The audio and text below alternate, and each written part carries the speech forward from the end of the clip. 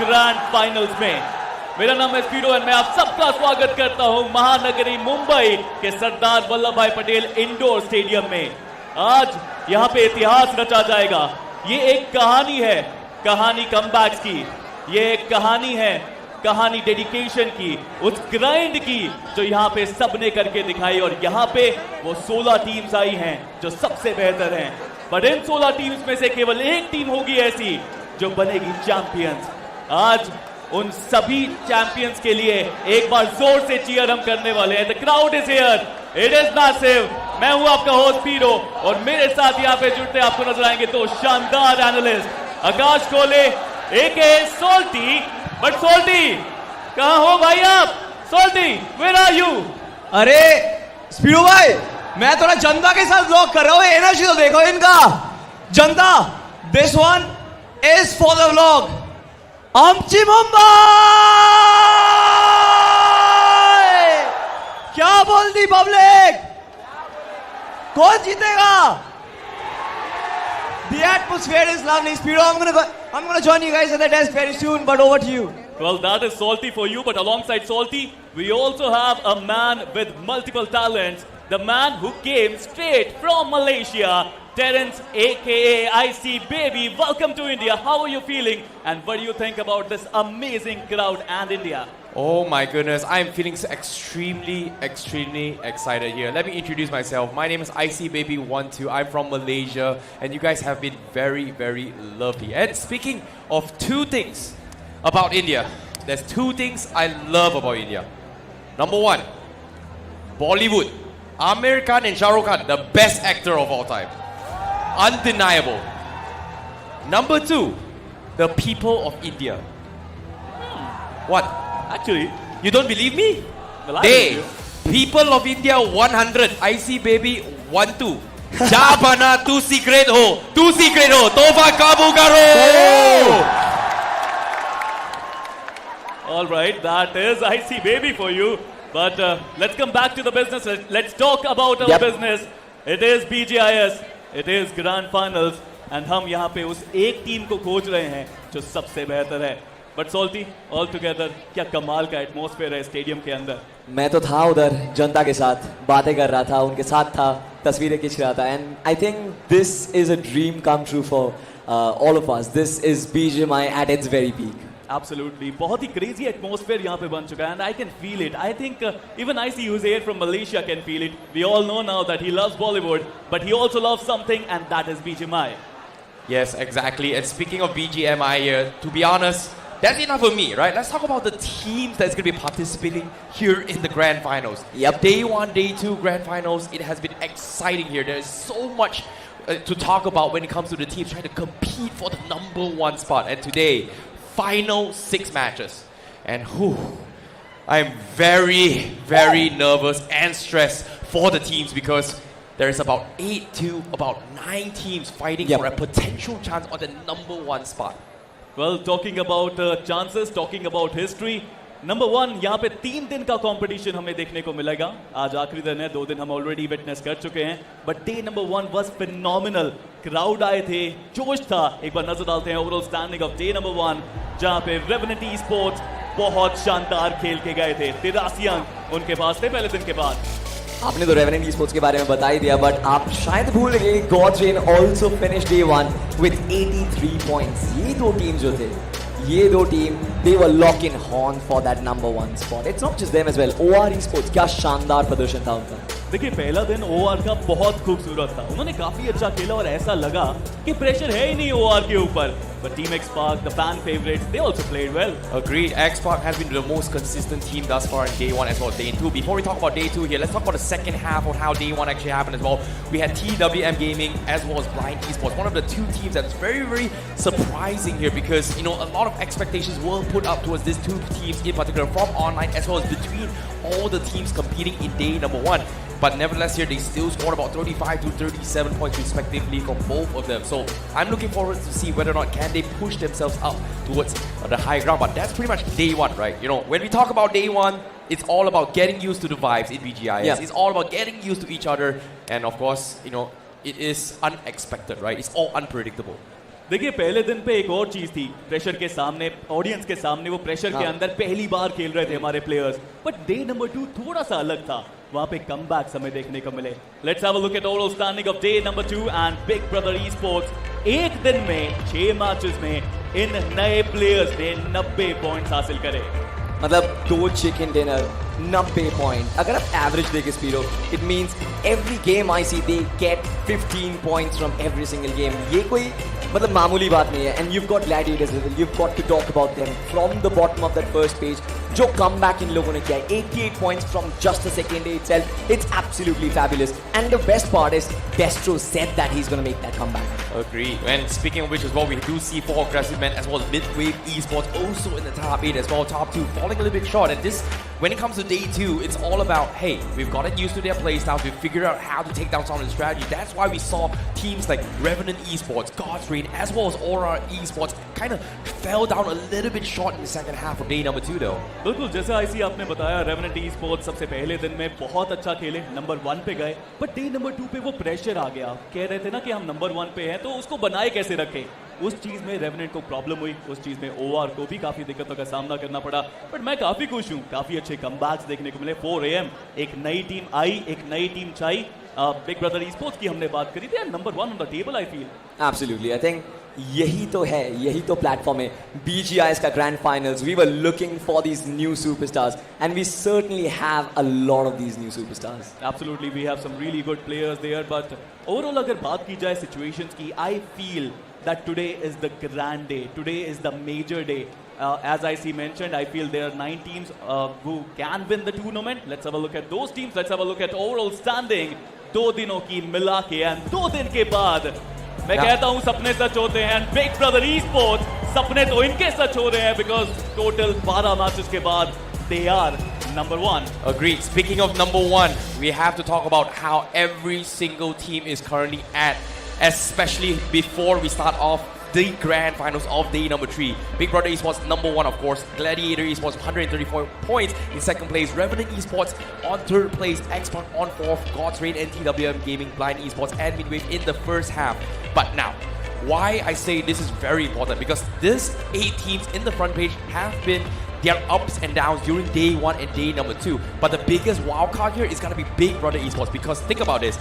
They are the only team that has scored the highest amount of points in a single day with 90 points, which was happened yesterday to get into its number 1 right now. Yeah, absolutely. I think, of course, we saw the first page, right? Big Brother Esports at the very top, of course. As we move on to the next page, यहाँ पे हमको थोड़ा सा disappointment देखने को मिलता है Speedo, because OR Esports from that number 3 position अभी 9वें पायदान पे है। यहाँ से OR Esports को ऊपर जाने के लिए बहुत ज़्यादा मेहनत करनी पड़ेगी। And I think that first chicken dinner in the first game, that is what makes a lot of difference. पहले गेम पे अगर OR Esports ने इधर प्रदर्शन कर दिया तो I feel like the journey ahead is gonna be a little simple for them. well absolutely, देखिए यहाँ पे हम बात कर रहे हैं चैंपियन की, बट चैंपियन के साथ में अगर देखा जाए 16 की 16 टीमों को कोई रिवॉर्ड मिल रहे हैं। जैसे जैसे आप पॉइंट ज्यादा लेंगे वो रिवॉर्ड्स भी आपके बढ़ते हुए नजर आएंगे। I really feel these teams they have to put up a show today because of the audience, because of themselves. They can feel the pressure but they have to play like that. It's true. The pressure is going to kick in, right? Like when it comes to competition, anything can happen. Think about this, right? The first place all the way to 9th place, the difference between number 1 to there is approximately about 30 to 40 points. So technically, mathematically, anything is possible. All they got to do is just win those chicken dinners, play very, very consistently in these 6 games, and they will rise to the top and be number 1. But for now, Big Brother is going to be the team to be watching out for here, because here, listen about this. Semi-finals, Big Brothers was on 14th place. Yeah. Day 1, they were in 6th place, and now they're number 1. That's crazy. That's crazy. देखिए वहां पे big Brother e sports ने तो बहुत अच्छा खेला, but आप consistency की बात कर रहे थे तो एक प्लेयर है जिसने बहुत बेहतर खेला है। पहले किसी सपोर्ट रोल में खेला करते थे, अब बने हैं अपनी टीम के IGL। Yes, I am talking about mid wave Aaru. जिस तरह से आरू ने अब तक यहाँ पे खेल के दिखाया है, वो DBS हो या फिर वो ARs हो, वो क्लचेस की बात हो या अपनी टीम को जोन के अंदर ले जाने की बात, Aaru has been phenomenal. Absolutely, I think Aaru की जब भी बात आती है ना, वो 1v4 clutch in the map of Virangal, actually वो याद आ जाते हैं मुझे, बिकॉज वो जो आइसोलेट किए थे प्लेयर्स, वो जो कूद के ऊपर से कूद के एक एक फाइट को आइसोलेट किया, this is the thinking of an IGL. Look at this, right? You got 16 finishes, almost 30% finish contribution. एक अकेले प्लेयर जो IGL है, who has multiple responsibilities but still leading from the front. I think this is what Aru represents. This is what Midwave represents. You know, the thing about Aru as an IGL is that before first day happened as well, I had a chance to actually interview him and talk through how the teams actually progress, and they told me that they are taking things very, very spontaneous. So it's all about, you know, processing what's happening, being a little bit unpredictable and calm. So choosing your fights is going to be the key winning factor for them. And guess what? Day 1, day 2, kind of low in the radar. They're still getting points here and there, but nobody has kind of figured it out yet. So we might expect a little bit surprise coming from Aru.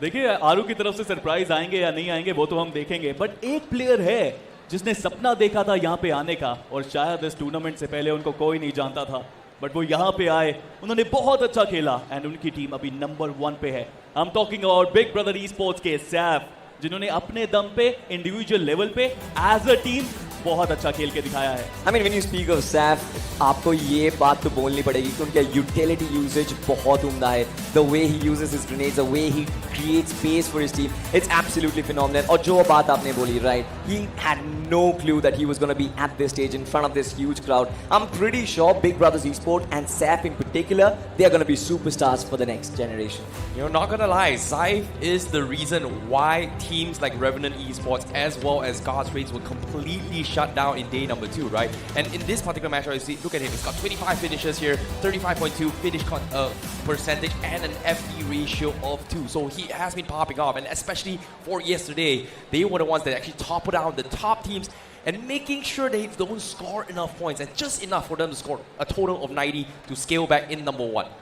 देखिए सैफ की बात करनी इसलिए भी बनती है because ये वो प्लेयर्स हैं जिनको हम नहीं जानते थे इस इवेंट से पहले तक, एंड वो आए, उन्होंने बहुत अच्छा यहाँ पे खेला, बट इनके साथ में कुछ ऐसे भी प्लेयर्स थे जिनके पास एक्सपीरियंस काफी ज्यादा है. आई am talking about middle e sports top dog, जिन्होंने अभी के लिए इस इवेंट में टॉप परफॉर्मेंसेस दी हैं. I mean, when you speak of Medal Esports, Top Dog हमेशा अपनी टीम को individually carry कर रहे हैं. I mean, Medal Esports as a unit उनका प्रदर्शन उतना भी बेहतरीन नहीं रहा है, but Top Dog as an individual, as a solo player, he's always been getting those frags. He's always been bringing his team out of danger situations. बहुत ज़्यादा experience है इनके पास, and I think this particular shot ये हम सबको चौंका दिया था इसी. One word for Top Dog: clutch master. He is a clutch god, not gonna lie. He has popped off multiple times for Metal Esports. But the thing about Top Dog is that, is he allowed to play himself? Because so far, he has been struggling to actually kind of adapt to the current meta in day 1 and as well as day 2. But if he's given the chance to play his style, he's gonna pop off and clutch it for the team. Absolutely top dog ने काफी अच्छा प्रदर्शन करके दिखाया, but मैं मानता हूं कि एक प्लेयर से काम नहीं बनता. एज अ टीम यहाँ पे मेडल ई स्पोर्ट्स को खेलना पड़ेगा if they want to make a comeback today. But indeed top dog is a top player. But top players की बात हम कर ही रहे हैं, बहुत सारे अमेजिंग प्लेयर्स हमने यहाँ पे देखे, और उनमें से एक प्लेयर है जिसको अगर मैं बोलूं कि वो कैप्टन करेजियस भी है, कैप्टन कॉन्फिडेंट भी है, and that is going to be the most decorated player in this arena. It is going to be Gladiators Destro. उन्होंने डिस्ट्रॉय किया अपोनेंट को, उन्होंने लीड किया अपनी टीम को, and he has been phenomenal. Now, speaking of Destro, right? When it comes to Gladiators, they are one of the teams that are looking to bully every single one in the team to make sure that they get the space, get those placement points, as well as get those finishes. But the thing about Destro, compared to any other in-game leader, is that Destro, he's the type to be in the front lines, not afraid to set it up for his team to trade kills, trade finishes. So that's something that I think Destro is just very unique compared to any other in-game leaders. Absolutely. I mean, मुझे थोड़ा सा मौका मिला था डेस्ट्रो से जाके बात करने का, and when after the first day I felt like उसके आंखों में वो अंगार है, उसके आंखों में वो उजाला है कि हाँ सेकंड डे पे हम कम बैक करेंगे. And what a beautiful come back it was. 88 points from that one day itself. And डेस्ट्रो की अगर हम बात करें, ऑलवेज जैसा आईसी ने बताया, always in the front lines, always getting those frags in important situations. It is his characteristics, and I am pretty sure Gladiators they are successful because of him. Absolutely बहुत ही शानदार प्रदर्शन किया है Gladiators ने, but as a team खेलना पड़ता है. अभी तो हमने बात करी इंडिविजुअल प्लेयर्स की, बट एज अ टीम एक टीम है जो आप सब में से उठ के आई है, जो पहले नहीं थी बट अब है, और वो टेबल टॉपर्स हैं. And I am talking about Big Brother Esports. Can we have a loud cheer for Big Brother Esports? Lovely, lovely. What a crowd, what a shout as well. Big Brothers, they deserve all the hype, they deserve all the attention right now because of their performances throughout semi-finals, throughout round 3 as well. Every single time Big Brothers, मेजी ने predict किया था कि ये team जीतने वाली है पूरी tournament right at the start. मेजी का हमको पता है पनौती तो लगाते हैं, बट बिग ब्रदर्स ने उनको गलत साबित कर दिया. And this is what I love about big brothers. Yeah, when Uzumaki formed the side of Big Brothers, really put up a very, very big time for them because of the fact that he understands the situation they are in and try to delay and annoy other teams in order to set up in a play where they get better positionings and then take the chicken dinner. So that's the thing about Big Brothers, right? They're controllers, and the best part about it is that when no one was looking at them and expecting them to do this, they pulled out a big one and then come in for the kill. Absolutely. देखिए 12 matches में 71 finishes निकाले हैं big Brother e sports की team ने. 138 इनके पास total points हैं और 2 बार वो चिकन निकाल चुके हैं. ये वो टीम है जिनको शायद किसी ने नहीं प्रेडिक्ट किया था मेजी को छोड़ के कि वो जीत के जाएंगे. But indeed they are doing well. But अब इनके सामने एक और चुनौती है. सेकेंड डे पे नंबर 1 होना, ये भी कहीं ना कहीं प्रेशर ऐड करता है आपके ऊपर कि क्या आप फाइनल दिन पे कम बैक कर पाएंगे, क्या आप फाइनल दिन पे वो कंसिस्टेंसी मेंटेन कर पाएंगे और नंबर 1 बनेंगे. एब्सोल्युटली. आई थिंक एक कहावत होती है कि ऊपर चढ़ना तो काफी आसान होता है बट ऊपर रहना सबसे ज्यादा मुश्किल. मैं जाके सैर के साथ अभी बात करके आया था and what he said to me is that they're only looking to be consistent right now.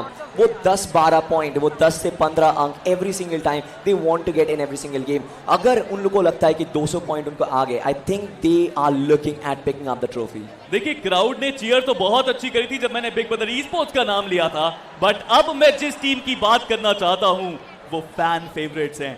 वो अभी तक यहाँ पे बहुत बेहतर खेले हैं. पहले दिन में पहला चिकन, दूसरे दिन में पहला chicken. Yes, I'm talking about Team X-Pac. Oh my God, look at that stadium, look at that cheer. This is absolutely amazing. X-Pac का नाम सुनते ही हर एक बंदा, हर एक फैन अपनी कुर्सी से उठ के चीयर करने लग जाता है. This is the aura that they have created. Aggression incarnate. हर एक मैच पे प्रदर्शन, हर एक प्लेयर. आप सारंग की बात करें, अब आदित्य की बात करें, फ्रॉम द फ्रंट लाइन, बुकार as an IGL. I think बुकार की बात करें तो फिर चीयर्स तो और भी ज्यादा बढ़ जाएंगे. But of course every single time I see they just want that one player to come on the field and that's going to be Scout. Do they? You know, speaking of Scout, I really, really want to see Scout play today. If he needs to do it, he will do it. But at the same time, for now, this current roster, Pukar has been playing really, really well in that position as the scouting in-game leader for Team X-Pac, right? So when he plays, he is always in a position where he tries to find the best way to rotate in the circle. And X-Pac has been consistent thus far in day 1 as well as day 2. They are there in the top 5, but it's now day number 3. It means that they have to take it all the way. They have to have good games in order to be crowned the champion. Yeah. जी हाँ, उनको यहाँ पे बेहतर जरूर खेलना पड़ेगा अगर वो चैंपियन बनना चाहते हैं. मुझे लगता है स्काउट जब भी टीम के सामने होते हैं टीम ऑटोमेटिकली बेहतर खेलते आपको नजर आती है. एंड मुझे अभी भी याद है स्काउट ने कहा था कि उनको एक ट्रॉफी उठानी है. मुझे लगता है कि यहाँ पे वो ट्रॉफी हो सकती है जो स्काउट एंड उनकी टीम उठाते नजर आएंगे. I mean, मुश्किल तो होगी स्पीडो बिकॉज ऑफ कोर्स जैसे आपने बात की बहुत सारी ऐसी टीम्स है. बिग ब्रदर्स हो गई, रेवेनेंट हो गई, ग्लैडिएटर्स हो गई. All of these teams they are giving them a very tough competition. X-Pac की अगर हम बात करें हर एक दिन every single day the first game has been a chicken dinner. But उसके बाद थोड़ा सा परफॉर्मेंस में डिप लग रहा है. आज अगर वो चेंज हो जाए तो मे बी आदित्य को अपना बर्थडे गिफ्ट थोड़ा सा एक दिन बाद मिल जाएगा. You know, when it comes to this upcoming competition, right? That's one thing I can say when it comes to Grand Finals. Why the Grand Finals is so important is because you don't know who's going to be the ones that get champion. You don't know what's going to happen. You don't know if who is going to be the champion until all the matches is going to be completed. And today, oh boy, with the crowd all cheering in and hoping to see who is going to be the best ones. Whew, I am extremely excited and nervous for the team. देखिए जैसा IC ने यहाँ पे बताया कि कभी पता नहीं चलता कि कौन से दिन कौन अच्छा खेले, कौन से दिन कौन खराब खेले. एंड मैं बात अब यहाँ पे ऐसी टीम की करना चाहूंगा जिन्होंने पहले दिन में बहुत अच्छा खेला पर दूसरे दिन आई डोंट नो उनको क्या हुआ. Yes, I am talking about OR e sports. उनका पहला दिन काफी ज्यादा शानदार था बट दूसरे दिन में आने के बाद एक अलग ही लेवल का डाउन साइड देखने को मिला उनके गेम प्ले के अंदर। आप देख ही सकते हैं पहले दिन में 24 फ्लैग्स निकाले और दूसरे दिन में केवल 11।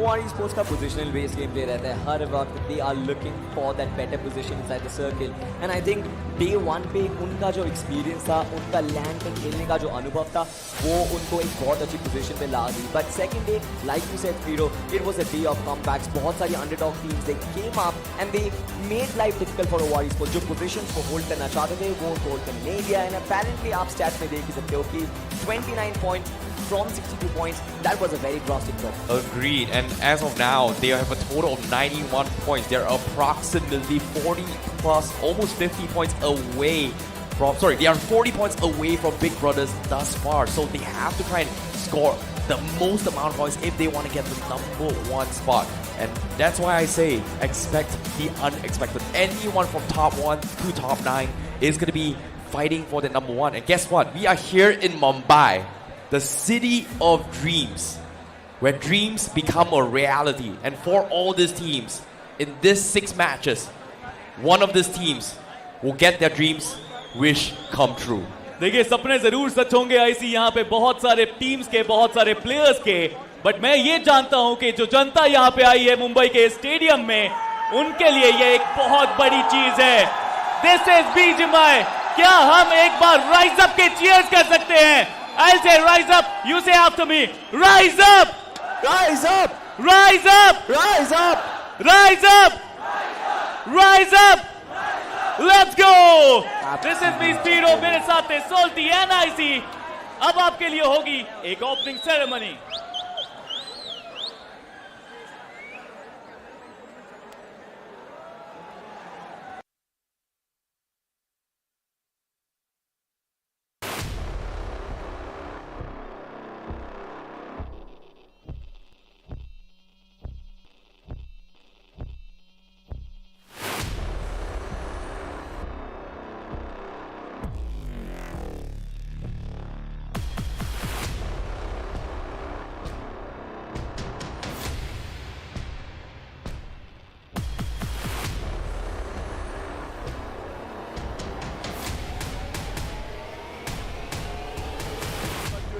प्लेयर को स्पॉट जरूर किया but he goes down as well.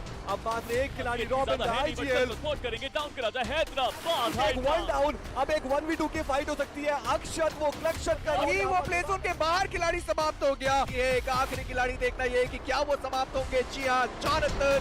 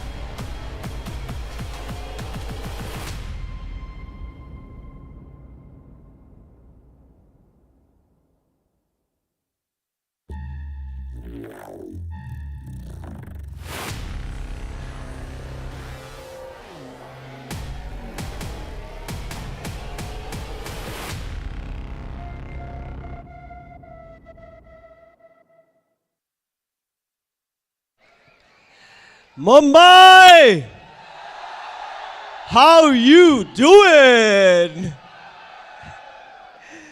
Welcome to the final day of the Battlegrounds Mobile India Series 2023. We had a brilliant break yesterday where we saw the Indian cricket team take on the Pakistan cricket team, and how fun was that? Can we hear some cheers for Team India? India, India, India, India! And while we wait to watch if they lift the World Cup, we are here to see this beautiful Champions Trophy being lifted today. Are we ready to find out which team is taking home this ultimate trophy? And a prize pool of 2 crores. More than 650,000 players ने register किया था. A lot of you must have played also. But यहाँ पे finally we have 64 players from 16 teams. Day 1 था pros का, Day 2 था undergods का. Day 3 किसका होगा? I love you guys. I mean, Mumbai has really shown up today at the NSCI Dome, and we are ready to meet the final 16 teams. Are we ready to meet them? But first, we need to celebrate the fact that these 16 teams have risen out of nowhere. So will you do the chant with me for Rise Up? Let's do it in 3, 2, 1. Rise up! Rise up! Rise up! Rise up! Rise up! Rise up! Woo!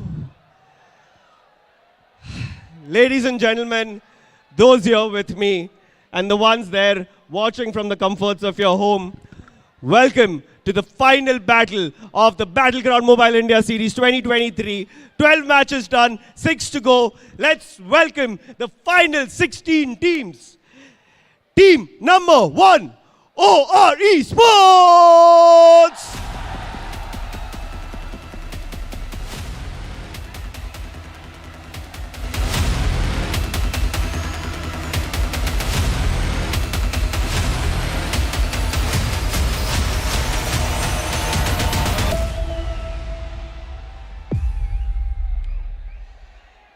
Team number 2, 4 Aggressive Man!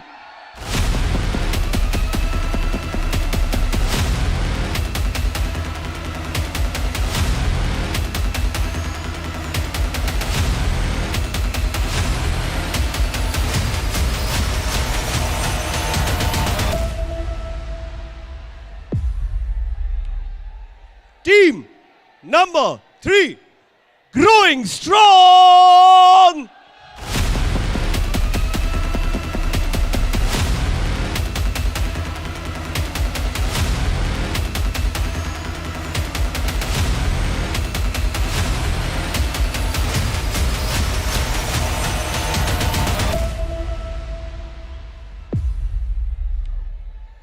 Team number 4, MICIE Sports!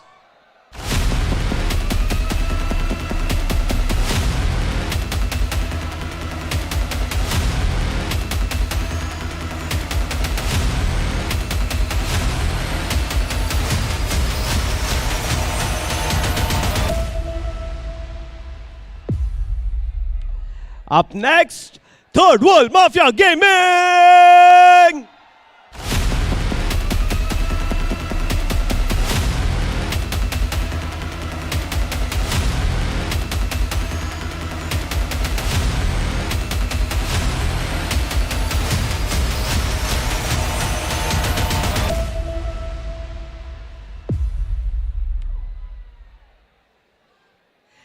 Glitch X Reborn!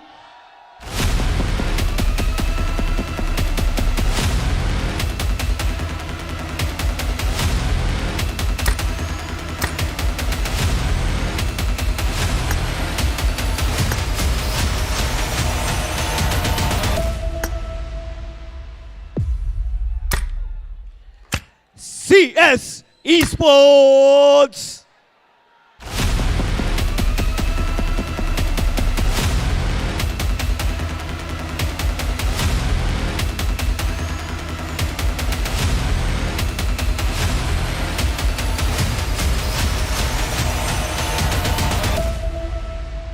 A team desperately looking for a comeback, Team Night Owl!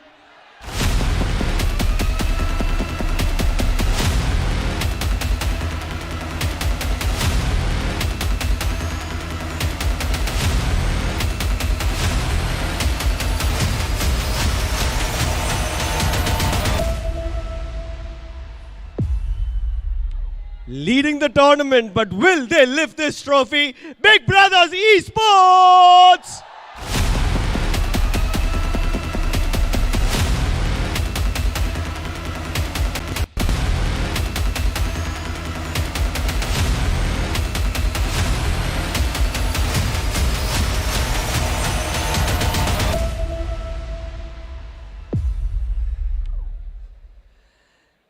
Not yet done. Midwave Esports!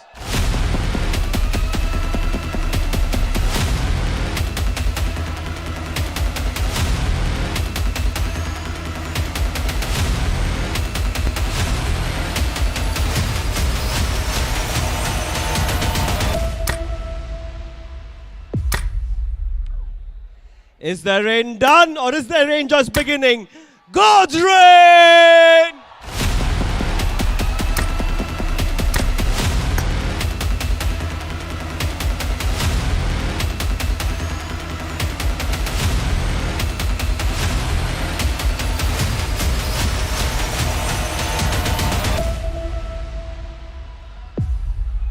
Will they take home the medal? Team Medal Esports!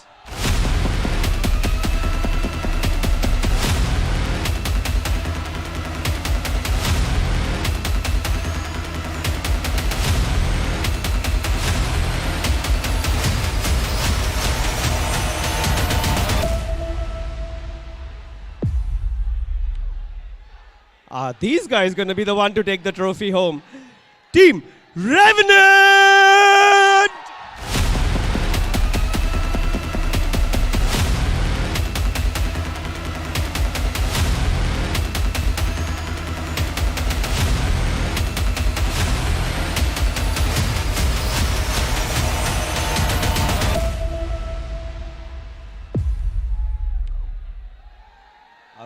I wonder if they're going to turn the opponents blind, because this is Team Blind!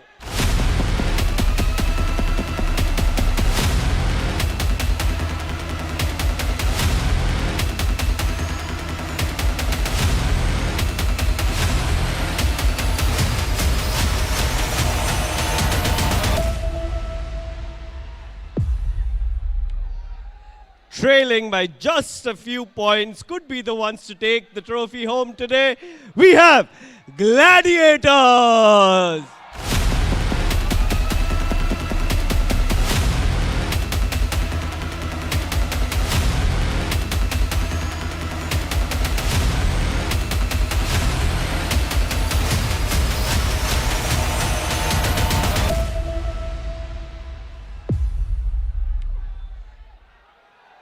Somehow I always have trouble remembering the final team's name. And you guys always tend to help. Kaun hai final team? That's right! Team X-Spark!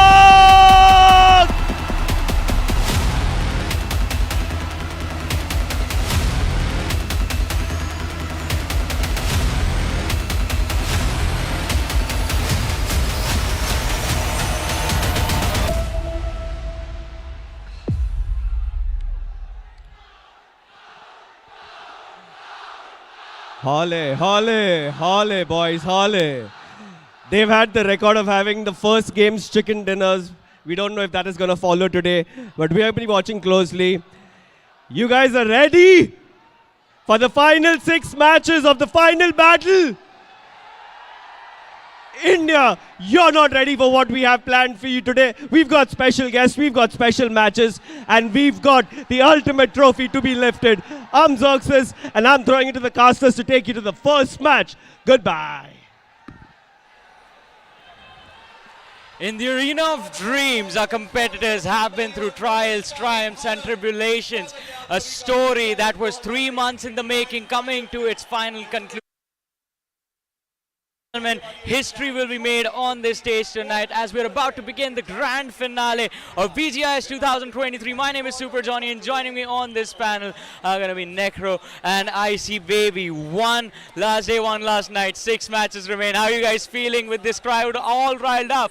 I mean, look, it's a feeling that cannot be expressed in the words because right now the arena is electric, the crowd's electric. But what about you, man? Man, I am extremely tired. And why I feel tired? Because I'm feeling the chills and the goosebumps in the arena where it's just so cold. And guess what?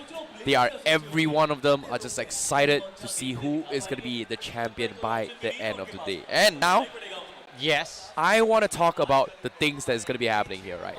Today, 6 games, predictions. Any teams you guys are looking forward to? That's supposed to be my question, I know, I want to ask you. Well, since Big Brothers are going to be leading the charge at the start of the day, I'm going to be rooting for Big Brothers because I know they're sitting at the top of the leaderboard, but you never know. With how our days have been in the past, anything can happen. Exactly, but you know what? I'm going to go with Gladiator Esports. That's the only team right now who's sitting on the top 3 with 0 chicken dinners, and they've got the most amount of elimination points acquired, 277 elims. They are untouchable so far. Agreed. But as of now, I don't really care about the predictions here. I don't want to get stoned because of the fact that I make a prediction here. But I want to see what the crowds think here because it seems like a majority of them are here for X-Park. Exactly. I mean, we all heard the chants when the crowd got riled up, when X-Park walked on the stage.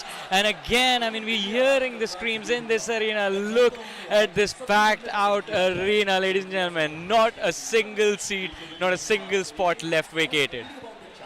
You know, it is just a jam-packed crowd, you know, all the way from 9 in the morning. Now it's like 1 p.m. People were queuing outside just to get into the arena, stand a chance to pick pictures with the casters, with the talents, with teams, any chance at all. And it's a full stadium. And to be honest, watching this 6 match, it is going to be truly an honor to be casting for you guys at home as well to tell you what has been happening throughout everything for today. And I know, my man Necro, I'm sorry, but today I'm going to give the casters curse. I'm going to say maybe there's going to be a team on the bottom that's going to come out on top. I feel this might be OR's chance. We all love that astonishing moment happening inside the overall standings. We all love a new team rising up to the champion spot because as we all know, in a couple of hours, we're going to be crowning the champions on that stage back right there. We also the trophy waiting for its rightful owner on the stage. And again, at the end of 6 games, we're going to have our answer. The first champions of BGIS 2023, ladies and gentlemen, who will be. You guys also let us know your predictions in the chat if you guys are watching from home. And in the arena, I mean, there's only one option. You have to make your voices heard. We have the who's who of BGMI with us. Amraj is here to watch the action as well. Of course, the VIPs coming in. Of course, some known content creators coming in here too. And it's always a pleasure. Even the crowds now chiming in as well. We saw the Undergods write their story for the first time in the pages in the history of BGMI. And finally, they have gained the recognition from the fans as well. Glitch Reborn is one of those names we see in the last few days. A lot of fans have been showing up to show support for Glitch Reborn. But still, can they climb up in the rankings? That's going to be an important question. Revenant, they're competing for the trophy here tonight. Do you think they have what it takes to lift it, Nick? Of course they do, but just look at the signs. There's so many signs in the audience hands. There's just so many cardboards. They've written some different stuff on every single card. At this point, it's just tough to keep track of all of that. Yeah, I agree, and you can see everyone, they bring the entire family on a weekend just to see how things are going on because, like we said as well, 16 teams, it has been 3 months, and now the final day, and one of these teams are going to be an absolute legend by the end of today. Yeah, I mean, it's going to be quite exciting to witness how it happens, how the story unfolds on the final day of the tournament, ladies and gentlemen. But I mean, we've had a lot to discuss for a while. You did go through a few important points over with Sparrow and Salty in the pre-show, but now let's again try and break down what is about to unfold and how this stage has been laid out for tonight. We have Big Brothers leading the charge, closely followed by the team of God's Reign, who refused to go out of the top 3. Yeah. Exactly. I mean, as you mentioned, Big Brother Esports, they made such a massive comeback yesterday. Hey. And now speak about today as well. Right, this is where we're going to be expecting that consistency from a team like Big Brother Esports. But you know what? I just can't really take my eyes off of the crowd. Yeah, these guys are me so neither. pumped up. No matter what happens, these guys will always keep on cheering for their favorite teams. Yeah, as you can see, family members, friends are also in the crowd to support the teams just to make sure that they will be the ones that actually take it all the way to the top here. But speaking of tops here, you can see Scout OP, the fans looking forward to see X-Park bring him out to the table. Will they do so? Because as of now, they are about 20 points away from the crown. In this case, it is going to be the chase to take down Big Brothers, Gladiator, and Revenant down. And maybe, just maybe, X-Park will take it all the way. I mean, we never know what's going to happen. I mean, the fans are non-stop supporting their team. They have been supporting their team non-stop for the last 3 days. In fact, not just the last 3 days, but for the last 3 months, they've been rooting for them. Yeah. A lot of teams who showed up with dreams and hopes to make it to the finale my did get goodness. eliminated. But look at this. They have a banner in their hands. We have fans showing up with artwork for their favorite players. But still, I mean, when's the match going to begin? Before we talk about the match, let's take a look at the crowd. Look at the amount of people here in the Dome in Mumbai. It is a full house. Everyone is here. And if I do recall, it's about 7,000 to 10,000 people live inside. And we also have people outside queuing up to watch the entire tournament as well. People have crossed borders, state borders to be here. They've traveled thousands of miles to get to this arena, to be in this stage here tonight and experience history in the making. And it is going to be quite exciting to see how the emotional journey, the emotional roller coaster is going to look like. Not just that, it's an absolute pleasure to be here as well, guys, alongside you guys to cast this entire event. Yeah. And considering with how pumped up the crowd is, everyone's just waiting for the upcoming game to start. Hey, man, do you know what it reminds me of? What? Yo, what is that? What does that mean? You gotta tell me what does it mean. No, you're not gonna tell me? Okay. You don't want to tell me? Alright, it must be something a little bit bad. But all things considered here, I want to talk about how it feels to be right here. If you've seen a Taylor Swift concert, this is not an esports tournament. This feels like a concert right here and then. When the lights go up, the chills, the suspense, the environment, the atmosphere is just phenomenal. And I want to get the match started as soon as we can because they are going to be preparing themselves and we are moments away from starting the first game. And whew, Hey man, my goodness, the heat. you said this is a concert. The rock stars are waiting with their instruments all set, all ready to step into the battleground to begin the action. But again, I mean, it is going to be a little while before we jump into game number one. Necro, what do you think? How are things going to go down? Look, game number one's going to be really intense. On the last day, usually the teams that are all the way in the bottom five in the overall standings, they always try to pull some sort of shenanigans. Especially even yesterday, we saw a couple of teams going for that targeting play because they already knew. They've given up. They've accepted the fate. I have a very difficult question for you. Day one, day two, we saw the same thing happen at the start of the day. It was X-Park walking away with chicken dinners in the first angle. Do you think the last day as well, when they are barely a few points away from the podium, they're going to kickstart off their final day in a similar manner? To be honest, when it comes to X-Park here, they have been low-key consistent for day one and day number two, right? Yeah. So when it comes to this game, in order for them to take it all the way, they have to have 3 big games to take the number one spot. However, the reason behind this is because of the strategies that has been involved. Because think about it, game one, it was Revenant as well as Godstream stealing the show for top 1 and top 2. But day two, they became the biggest targets of everyone to actually topple them down. But before that, here's a recap on how we started things off before the show happened. Yeah, I mean, an amazing performance being put on display for the audience in the arena, getting the crowd pumped, getting the energy, the vibes flowing inside. Everyone was dancing, celebrating, and these celebrations were there even before we began the competition. Exactly. It was absolutely electric. We had so many goosebumps with this entire show that was going on in the pre-show, if you'd like to call that. But Johnny, it's a feeling that can never be expressed in words. With what I'm feeling right now in my mind, in my heart, it's something that no one can experience in words. I mean, exactly. You have to be here to experience. You can watch the broadcast as well from the comfort of your home, as we have been talking about it, and also enjoy the experience along with us. I mean, it has been an exciting journey nonetheless, but it's not over. 6 games, a few hours remaining. 6 games deciding the fates of everyone. Dreams to be made, history in the making.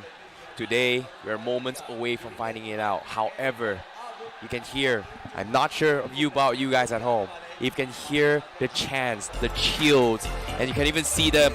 We're on screen for no reason. And I love this.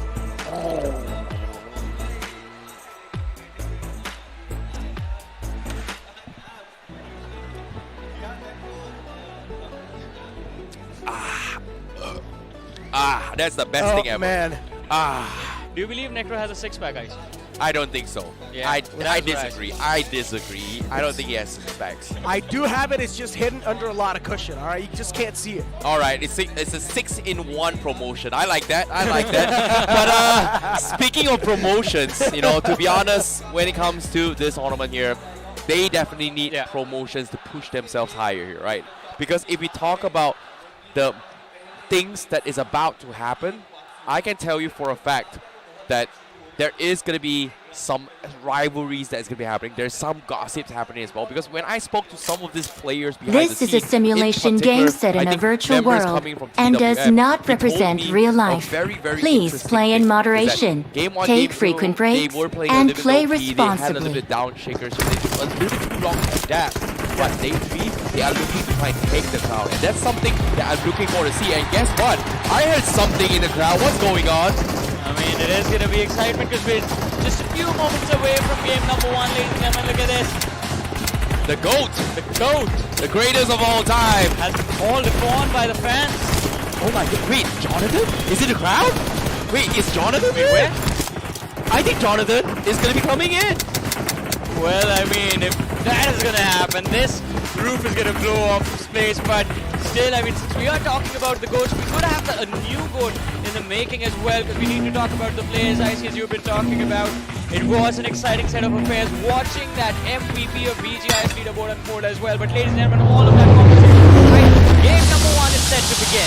Here we go, ladies and gentlemen. Game number 1 of the last day of the Grand Finals of BGIS. The plane's going to hit the skies once again as the plane is going to be in front of us. Johnny, my friend, my co-pilot, take it away. Well, it's going to be an exciting set of affairs. As you mentioned, match number 1, all kicking off, ladies and gentlemen. We start the flight path from Stalber Kameshki Hill, and it is going to stick to that eastern edge of Erangel, going all the way towards the military base. I see, we've seen this flight path before. What are your thoughts? Well, speaking of the flight path, you know, it all comes down to whether or not can they mix things up, right? We talk about contests coming in for the tournament as well. We've seen a couple coming in from day 1 and day number 2. So far, Night Owls has been the targets for a lot of all these teams, especially coming from day number 2. Yeah. They were able to fight back a little bit here, but I do see them heading towards Lipovka. Might be midwave, looking to try and score an early contest to actually take him out. This is going to be quite interesting. We have never seen them drop towards the eastern edge of the map.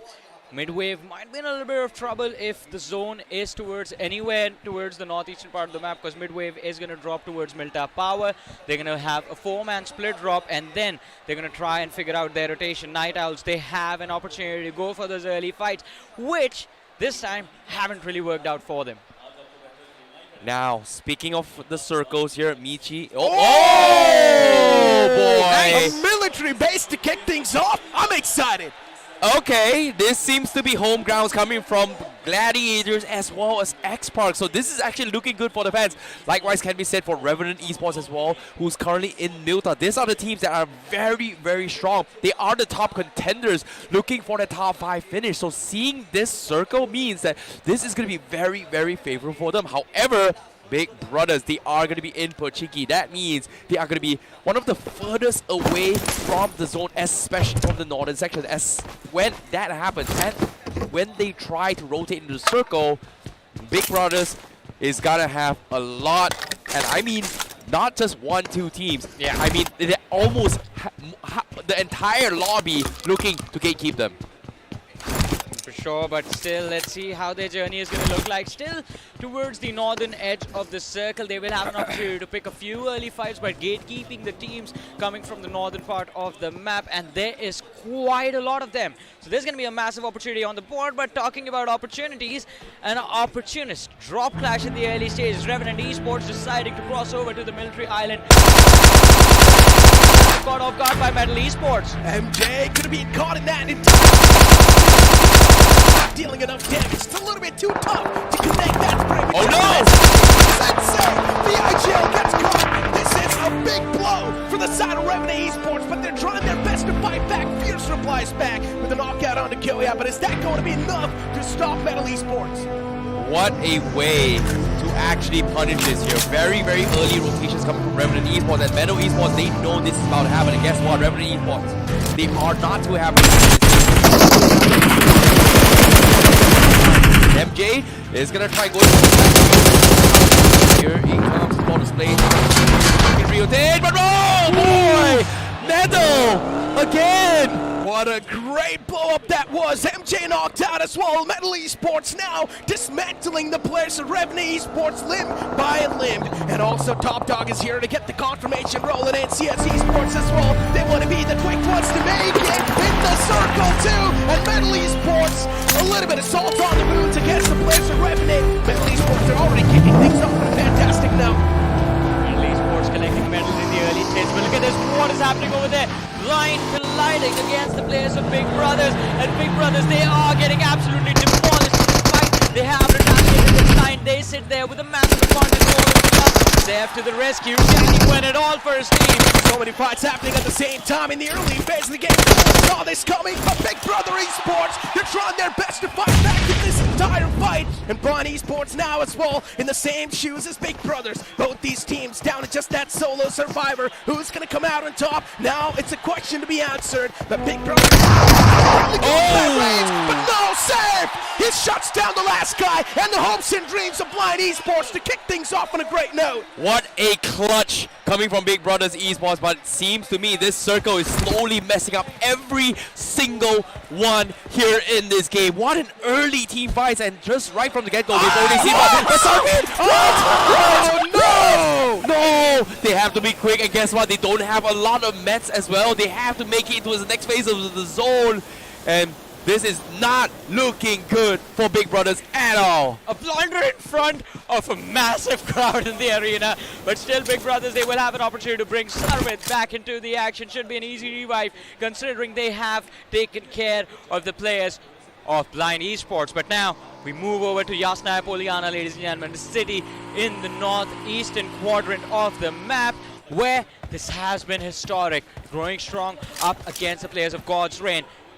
All this time, no fight has taken place, but will these teams fight it out today? That is true. I mean, God's Reign is one of the most legendary teams out there. But I want to speak a little bit about the past now. We saw the fight going on between the players of Revenant Esports and Metal Esports. Yeah. But I just like that quick adaptation from Metal Esports. Metal Esports did their research. Whenever it's a southern circle, even in the past rounds of the BGIS, they usually like to rotate that way. And then Metal Esports just caught them instantly. Yep, speaking of Metal Esports as well, this is pretty much a recap of what's happening right now. Very, very different fights that actually happened between the west side as well as the east side of the bridge vicinity. And what was very surprising was that the east side where Revenant Esports got caught off by Metal, CS Esports was able to sneak past the commotion and rotate safely into the next phase zone. So that's something that is a big win for CS Esports for now. We'll have to see how the rest of the game plays out for them. So far, CS has done quite well for themselves every single time they've had to play from the southern part of the map. But now, ladies and gentlemen, on our screens is a team whose name the crowd has been cheering for hours and hours now, Team X-Park. Yeah, the fans obviously looking forward towards them, and X-Park, they were one of the closest towards the next phase of the circle. And guess what? Yeah. Look at this. Every single team is just rotating so quickly, but take a look at the resources that they have. They don't really have a lot. And now, speaking of elimination, oh my goodness, look at the faces, man. Ooh. Yeah. What a way to go out. What a way to go out right from the get-go. My goodness. Blind was one of the fan-favorite teams to lift it all in the Grand Finals even, but the performances they have delivered till now have been heartbreaking. And I believe after that beatdown by the team sitting right next to them as well, Big Brothers, seems like hopes might have been shattered. Exactly. I mean, especially Blind Esports. That initial engagement that they had to have a good start to the day, considering they're sitting on the 7th spot in the overall standings. Yeah. Blind Esports needed to lay their hands on any type of the points they can. There's only 42 points separating them to getting to that top spot. But now that the first game already out, the chances even dialed down. But Midwave Esports, a unique rotation. As you say, Necro, big bird in the air. Yeah, this time it's a little bit of a small one. Yep, I did not expect this at all coming from Midwave. It seems like they might be looking to actually rotate from the south side to try and get it onto the high grounds of the military base. On the east side corner, I would say the radio tower vicinity is one of the highest points, and having that high ground is going to give them a little bit of an upper edge. However, by doing so, next to them is actually going to be Revenant Esports, who kind of made it through. So they have to be very, very careful where they land, because now look at this, Fierce. They do kind of scout this as well. Do they want to shoot them down though? Oh, he saw this, but looks like they don't really want to give information because Fierce, he doesn't have a backpack. And this is a big problem for Revenant Esports. That is true. Lacking on loot, lacking on resources, and that's why Revenant Esports, they just want to maintain that common piece, at least for now, inside the game. But Midwave Esports, soon enough, there's a chance. This might fight just erupt. But for now, OR Esports, they take a fight against the players. They're finding advantage in that one. And MIC has also players of Glitch Reborn. Jelly with a spray, managed to connect a few, but MIC had the sandwich. Finally is complete. Glitch Reborn stuck between a rock and a hard place, looking to face the early exit in this match. It's a little bit too far away, considering MICI Esports should have a free pathway to the safe zone. Yep, speaking of the safe zone as well, let's take a look at TWM as well, 4 AM. They're taking a little bit of a late rotation, and guess what? They're tanking the zone. They're able to get a lot of resources, and this is smart because of the fact that, considering the amount of ambushes that was set up near the bridge, taking it slow, waiting for other teams to take each other out is going to be a smart play. But the question remains, is the circle going to shift completely in military, or is there a little bit of room for the northern section? But for now, teams in the north, there is going to be approximately 4 to 5 teams that may clash head-on to try and make it towards the next phase. Yeah, and if the zone moves up back north towards the main island, it's going to be a different challenge for all of the teams that have crossed early. But let's see, Midwave quite close to the players of Revenant again. And Midwave, they've gone for a 2-2 split. Their split play has been cut in half by the players of Revenant Esports. And on the other side, where we saw the players of Midwave glide on the southern edge of the military island, they have a different set of players to deal with as well. Medal present just a little bit north of their position. It's going to be extremely difficult for Midwave to regroup now, unless they collapse on the players of Revenant from both sides, finish them off, and secure their spot on the southern shoreline of the military island. Well, this is going to be tough for them, considering that, you know, they have to play a little bit safe. You can see both Midwave, they're a little bit worried about the position, considering how split they are. But for Revenant, they're also equally worried because of the fact they've lost Sensei, the high-game leader, as well as lacking in terms of loot. They've been trying to scavenge all this outskirt building on the southern section to try and make it in the next phase zone. But like I said, if they don't have the necessary resources, means that when we head into the final zone, they are going to be pinched away in the open fields if the circle shifts to the south side on military base. For Gladiator Esports, it's a date with destiny, considering that is the drop location for them. They like to drop all the way down south in the military base, and they are going to be packed up with a lot of resources. And we did see a couple of teams, when they try to rotate down south, they were lacking a lot of them. But speak about God's Green, another one of those teams that is supposed to be like the legendary ones, but yesterday on day 2, they were a little bit deactivated. But I'm pretty sure on day 3, these guys will hit back stronger than ever before. Yeah, speaking of which, growing strong. They are going to be in a clash here. Like I said, everyone from the north is going to be going head-to-head. Max is looking to be a little bit probable. Jelly looking to scoot away from growing strong, but seems like they are going to try to connect this. And they do find Sparky. What a clown from Admito, the child prodigy of OR Esports, 17 years old. What a big blunder from the side of Glowing Strong over here in this moment. And still one more guys in the clothesline. Cyclic's OP trying to at least flip a couple of things, flip the script, flip it doesn't seem like it's going to be possible anytime soon. Even Eclipse goes down. OR Esports, this team is in fire. They can feel the nerves, they can feel it coursing through the veins, that no one's going to be stopping them from taking this squad down. Strong growing weaker with every single player that they lose. Against the players of OR Godbot waiting for him on the other side, but now OR Esports, they have a slight advantage in this position. An opportunity to just make sure the players of Growing Strong are going to be hunted down. But let's see, the shift of zone takes us to the military bridge. Now this is going to be a way to start the final day. Now, speaking of the teams here, every single team has been struggling in rotations and resources. But I want to talk about teams that did not struggle. That's going to be Team X-Spark, Gladiator, and TWM. They do have the necessary loot to play a late game circle. And guess what? X-Spark smack middle of the circle. They've got one of the strongest positions to hold with so many angles that it's so difficult to contest unless they fully commit towards a clash against them. Of course, X-Spark with the prime spot, but this circle is supposed to be one of the rarest circle in the entire BGMI, but now this circle has came into play, and that too in the first game of the final day. What a great way to kick things off, right?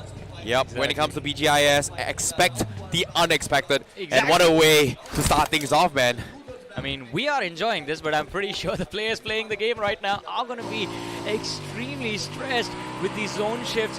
When you look at that, Glitch Reborn, they're down to the last player, and Roman only has one option. He's gone for Swan Dive in the river, but Big Brothers, they're off to a pretty decent start of this matchup. 3 finishes already secured. The early rotations towards the military island might have not been the decision. Yep. It's turned out to be an advantageous one, but it is the one they made, and it is the one they'll have to deal with now. Agreed. Speaking of which as well, Big Brother Esports, look at this side. They've taken so much damage, right? They don't have resources, they don't have helmets, they don't have utilities. All they have is a couple of vehicles, and even then, the places that they are scavenging has already been pre-looted by teams like X-Spark. So that's something that is going to hurt them eventually unless they are able to get a couple of freebies and then try to take some loots off them. And you know what, to make things worse, they are getting surrounded now. We see the players of Metal Esports closing in on their compound. CS is closing in on the same position from the south side as well. It's going to be an immense challenge for Big Brothers to survive from here on out. And every single move that they make can be a critical one today. Leading from the charge, there are only 2 options. Either they fall and lose their opportunity to be the champions of BGIS 2023, or they hold on to their position and well lift the trophy in the end. Look at the bottom right side of the circle. So many teams just accumulated in that same spot. Soon enough, there's going to be a lot of fights erupting. But right now, we've got Roman OG from the side of Glitch Reborn. He's supposed to be the star player for the team, and he's the only one left alive. Well, surprise, surprise, we've got a fish in the sea, and in this case, who's going to be one down hunting the fish? But for now, he's going to survive. But I want to talk about how there is going to be a disparity in between the team's play styles. We have at least a pack of wolves just looking to hunt, a pack of vultures looking for some dead bodies. In this case, it all comes down to see who is going to be the victors, because now the circle. What a day! The circle shifts down south and gives goosebumps to every single person playing that right now. Here we go. We already hear the sound of bullets being shattered against the vests of the opponents. Well, it's going to be quite intense now. A massive cluster of teams already forming towards that eastern edge of the zone. And of course, there are 6 teams waiting to cross the river yet. But this nade from the side of God's Rain. In fact, TWM secures the knock, but it's going to be God's finishing off Admino from the side of OR Esports. The opening finish for this team of God's Rain. And now, speaking of which here, God's Rain currently also looking to try and force their way through. But no, off the kill feed, we do see Jelly actually falling down. So he might actually lose his life. So they are going to lose a little bit of knocks coming in for them. But meanwhile, Circle going to be closing in. God's Rain still waiting for the next move. Do they rotate towards the west gate, or do they try and swim across? Because as of now, they don't really have the utilities. Aquanaut's one of the star players coming from God's Rain, so opening up one first aid kit. They are going to try and challenge this. TWM still thinking and lurking whether or not should they cross, and they don't really have a lot of time to work with. Metal against the players of Growing Strong now. They have the upper hand. In fact, blink it and you miss it. Metal wiping the floor with the players of Growing Strong. Well, they had only a few men left after their initial collision against the players of OR Esports, and Metal, they were kind enough to put them out of their misery in this game. 4 eliminations on this team already. Now, speaking of which, Metal Esports currently in a prime position to fight. But no, look at this. Metal versus BG, And now TWM is going to try and go for a push as well. He's going to get banged. Lobster gets the first knock onto Astoria to get the finish as well. Ninja providing a little bit of suppressive nades coming in. Flashes as well. Going to be going as well. TWM, but no! He lost the shot. And Lobster also getting traded off. Michi giving a very, very good defense. Now TWM, they have to play defense, but they lost members in this engagement. This is not looking too good. Just lining up the bodies left, right, and center. TWM getting shot at. Now Godfrey, they take the advantage of this fight, and they find a clear pathway to make it inside the safe lines. Yeah, a couple of bullets are being caught, and a little bit of damage is being caught, but still, for Godfrey, that's such a brilliant and a smooth rotation out of such a tricky spot. They literally pulled a CS in this case. They walked past, and guess what? They are in position to try and reap the rewards if they can, because TWM and Michi has taken so much. And speaking of which, your CS, they get. I think you just spoke their name and they're out of the game. They're out right what from did the you do, get-go? guys? Well, casters, because I'm sorry, but meanwhile, West Side Bridge still covering fire as well. East Side versus Godfrey. The Collides now finally fighting against each other. Gladiators versus Metal Esports. We're on course a little bit too low on the HP, but speak about Kyoya. This man's he's on fire. He's a little bit of return fire onto himself. Gladiator Esports, so much to live up to, so much to hold on, and they crack under the pressure. What a day for Metal Esports. Top dog, one of the stars, but this time he's gonna take a back seat because Kyoya, the berserker of the team, and now the circle is gonna shift them towards a mountain terrain north of military base. God's Rain right in the middle at the edge of the west side here. Easy rotation for the Metal, however, east side completely empty for them to take. That hill where the airdrop is can turn out to be the game-winning position for a lot of these teams, but you will need numbers to be able to control that mountain all by yourselves. Metal, although on the other side they've been fighting through thick and thin of everything, taking team fights early in the game, and this game has been quite rewarding for them with the shift of the zone as well. But it seems like the fight at the military bridge does come to a rapid frenzy with TWM fighting the dust and MIC having the defensive fights. Oh, that was risky. We do see on the radar 4 AM they have one player in the back line, and Big Brothers, which is 2 players surviving. How far can they go? Pukar here, we do see 4 AM trying to make a pike as well. Pukar, he's taking some serious damage. But at the same time, he's got the information, however, with the slowly edging in. This time, Team X-Park, the other brothers to put it was the next wave to go. Try to hold up Karan.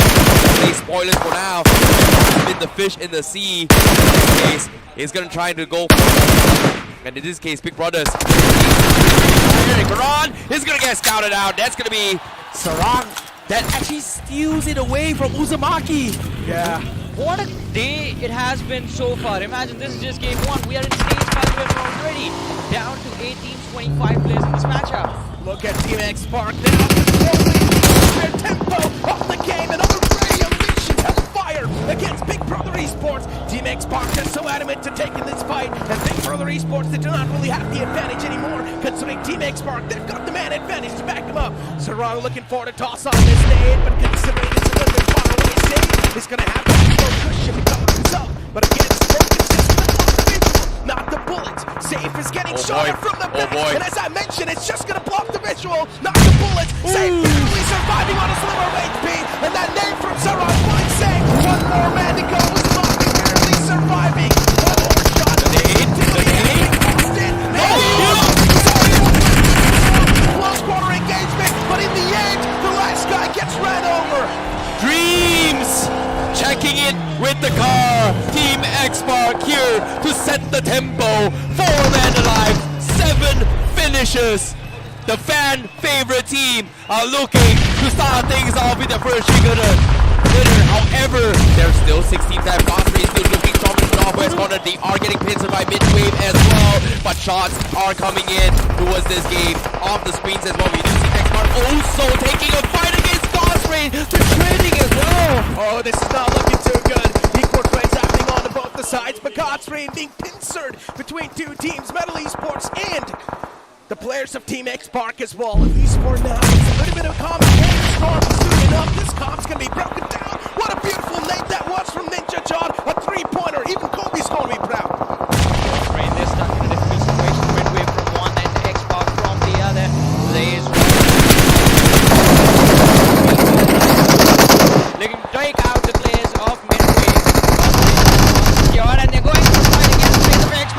It's over.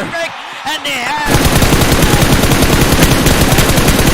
It's over for God's reign, but the circle is going to push them even further in. 9 hours has been annoying the heck out of them for the longest of time. And midway, they need to get out. No! They lose Week C. TX, they find another one. X-Park, they're denying people after people. Try to trade a little bit more. Open rotations being taken at this point in time. You can see desperation all across the board in this final circle. Even Aru's on the way. But let's see, while all of this commotion has been happening around Midwave, control of the circle, but finally Midwave, they're there to play and they're the night out. They are in this max center, but remember what I said in the fraction. And right now, Night Owls, they're just X-Park, the car from the top is shut down already. One of the players from the side of Midway, and this is looking fantastic. Along with 7 finishes, he's dominating the board. What a game for X-Park. They've got 12 finishes. They're still 3 men alive. They're going to go to the finish. They find Adinki Aditya. What a game coming in from X-Park. 14 now Pukar does know where Cleo is. He's going to look for the fight. We're down towards the 4 teams left. And Team X-Park looking so very, very strong in this first game. 14 eliminations wrapped up. Team X-Park looking for to name this nuclear team. Things off in a fantastic note. The momentum continues. They strike down another player of Night Owls, and that's it. Team X-Park, now they're going to be the rulers of the most of the part of this final zone. Finally down to the top. Performance from Revenant to follow.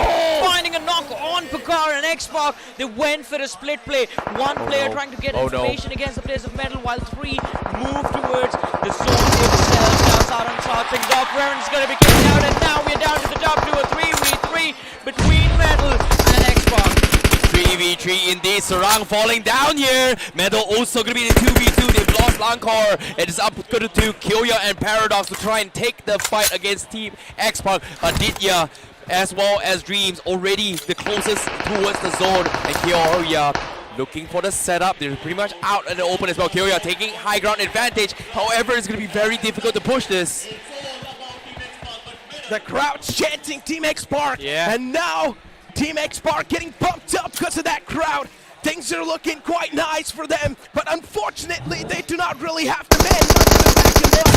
Pukar and Aditya, both of these guys playing together, playing like a well-knit unit. Utilities being tossed in the front. Team X-Park, they're finding the connections. They're finding the sweet spot. One down. Metal Esports now in a big state of discomfort, and both those players, they separate on up a little bit. X4 on the left, his teammate on the right. One more utility tossed in. Team X-Park, they're looking crowd cheering their name. X-Park is getting pumped up and stronger as every second keeps on passing by. Now, moments away. They are going for the recess here. Kyoya still has the days. He's got about 2. He's looking for the setup. Almost missed the angle. He's trying to try set it up again, but I don't think it's going to be enough. Dreams and Aditya regrouping straight through, but little did they know Aditya's got the buggy. And this is going to be able to push forward, but in this circle, it seems like Lankor, they do have the only cover left into his next phase. It is going to be a Mexican standoff between all these 4 players for now. The airdrop in the middle can actually be an advantage in the hands of Metal.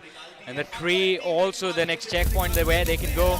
Encore still looking for the players. X-Park, if they peak, it's going to be the last mistake they make in this game. The wall of death closing in from the rear. How is this fight going to go? Circle closing in. They have to back off. They're rotating as well. Lankor scouts this out here. Team X-Park, they may wait for trouble. Team X-Park being pushed inside the circle, also outside the cover. Is out in the open now. It's taking so much damage by the blue. Metal Esports the advantage in this fight already, and that's it. Aditya gives his lives away to the blue, but with that game, Team X-Park, they put themselves on the first spot in the overall standing. That was a nuclear game from Metal Esports and even Team X-Park. Both these teams having such a big, massive performance in this game. Number 1, Metal Esports, of course, the impressive chicken dinner with 11 finishes on the board, and for X-Park, I've lost count. How many did they get? They've got about 17 finishes by game 1. And even then, they are just a phenomenal performance coming from them. But Metal Esports, they held on here. They won one of the strongest anchors in the starting of the game. But we talked about how Metal Esports needing a big win. And they've got it right from the get-go here in day 3 for the Grand Finals. Something goes on with Team X Park at the game 1. Usually in game 1, all the time, Team X Park performs. And once again, they drop a nuclear. They are going to be on the first spot in the overall standings. I was just about to say this. I mean, X-Pac, it seems like first game of every single day in the Grand Finals has just been so impressive for them. The only thing that's not been there from their side was the fact that for the first time in the last 3 days, they have missed out on the chicken in the first wrangle of the day. But look at this, we're going to have a look at the players themselves, what was going through their heads and the expressions that were there on their faces as the match was going on. Emotions of the fans as well as the players completely described in the scenes, whether or not did they do well or not, because as of now, with 5 more matches left, they have no more room to mess around. And I'm genuinely worried, because if they get tilted from just game 1, things are not going to look good for some of these teams. Speak about tilted, Blind Esports getting eliminated off the bat. It did not look too good. It seems like they've already lost the majority of their confidence. I mean, we saw them with their heads down, but hopefully the team can recover. One more thing, even though X-Pac just had a massive performance, Pukar, it seems like, was not satisfied. His hunger is still there. He's still hungry for the chicken. Well, there are 5 matches. One of them is a wrangle, which is going to be the last game of the day. Who knows? This is what X-Park needed to try and topple the #1 team. And that was Big Brothers as well as Gladiators. And guess what? Both these teams, Big Brothers as well as Gladiators, took a significant hit in this game rather early. Even though Gladiator had the circle in the middle, but things just didn't work out in their favor. I mean, the control of that northern hill in zone number 5 was so important for these teams. But ladies and gentlemen, we have the highlights of this previous game of Wrangle now. One of the biggest fights we have witnessed between Big Brothers and Blind. Now, speaking of Big Brothers as well, think about this, right? Big Brothers, they were hit by Blind Esports right from the get-go, and because of that, it kind of messed up their entire tempo, which resulted in them struggle to actually push forward into this next phase zone. And even then, we do see in this circle, because of how Military played as well, there was pretty much 2 options they could have played. Is one, push rotate early, or rotate late. In this case, teams that rotated early suffered the most. Yeah, I mean, late rotations, we saw that military bridge fiasco. Multiple teams colliding against each other. But Necro, I have a question for you. OR Esports, we have never seen them this aggressive in the early stages of the game. This time was different. They need to be aggressive. You saw the overall standings, right? OR Esports are not really doing too hot in the overall standings. The same thing was to be said for Metal Esports, but they have performed on the occasion. Metal Esports, they knew if you want to have a great journey today, if you want to have a chance to win, the first game matters the most. Dude, did you see what Saib did? Like, he was the highlight player as well, but he was going for a very cheeky play, prone up, used FPP perspective just to peek under the monster truck to get that kill. That was pretty sick. Oh, and the shot of Justin by Kyoya over there indoors was quite impressive as well. Just in the last place, surviving for the side of Gladiators, but still Metal Esports finding the weak spot and striking with all they've got. And of course, X-Park, you know, they were just going on the hunt as well. They were the wolves and vultures, seeing whoever is bleeding, they are going to go in for those finish. And what a performance coming from X-Park, right? Eventually, they were just choosing the right fights in every single time. And eventually, it came down to this final 4 teams. X-Park just being so aggressive, so dominant, taking that aggressive controls off the prime spot. First, when the circle formed right on top of the bridge, they went for the compound that was closest. Then later on, when the circle shifted down south, instantly, they went for that prime spot. Once again, all I want to make a point over here is that X-Park, they're quite assertive. And I think we forgot about this man from the side of Revenant, just like every single other team in the lobby. Revenant Esports was the first team to lose 2 of their players as they were crossing that No Rep Noya bridge. They lost them to Metal Esports, but still, with just 2 players, they did manage to make it in the top 3 of this match as well. Now, that was also quite impressive to witness. I'm not going to take the glory away from X-Park, but me and Ankit was pretty much the only one that kind of predicted that Revenant may take it all the way. Oh. And if we talk about the journey of how Revenant went in this particular game, they struggled so hard right from the get-go. They were one of the first engages that get completely messed up, and somehow, when they made it towards the south side with so limited resources, Apollo made it work and sneaked placement points all the way to the top 3. So when we talk about consistency, Revenant, despite all odds, figured something out. That is true. That is a pretty solid point that he brought up, right? Even Apollo in the end, he was spotted, just creeping and crawling, just struggling to make that inside. But now as we do have the MVP in front of us, ladies and gentlemen, it's going to be Kyoya from the side of Metal Esports, of course, with 8 elimination points wrapped up. Exactly. I mean, he was performing out his mind for his team and Metal. They had a pretty brilliant fun time inside this first game of Wrangle. 8 finishes, 72.7% finish contribution. But we will move forward and have a look at the top players from this game as well. And I believe there's going to be a lot of representation from the side of X-Pac, because almost every single individual was doing quite well. Yeah, and of course, Medal, Kyoya, he was the one that got the highest finishes, right? They were the gatekeepers on the east side, which caused a lot of problems. But I agree with what you said. X-Pac going to have a lot for themselves here. This is going to be your top 5 players of match 13 in the Grand Finals day number 3. And it's scary to see some of these players just completely dominating right from the get-go, as if they transformed and reborn into a different person.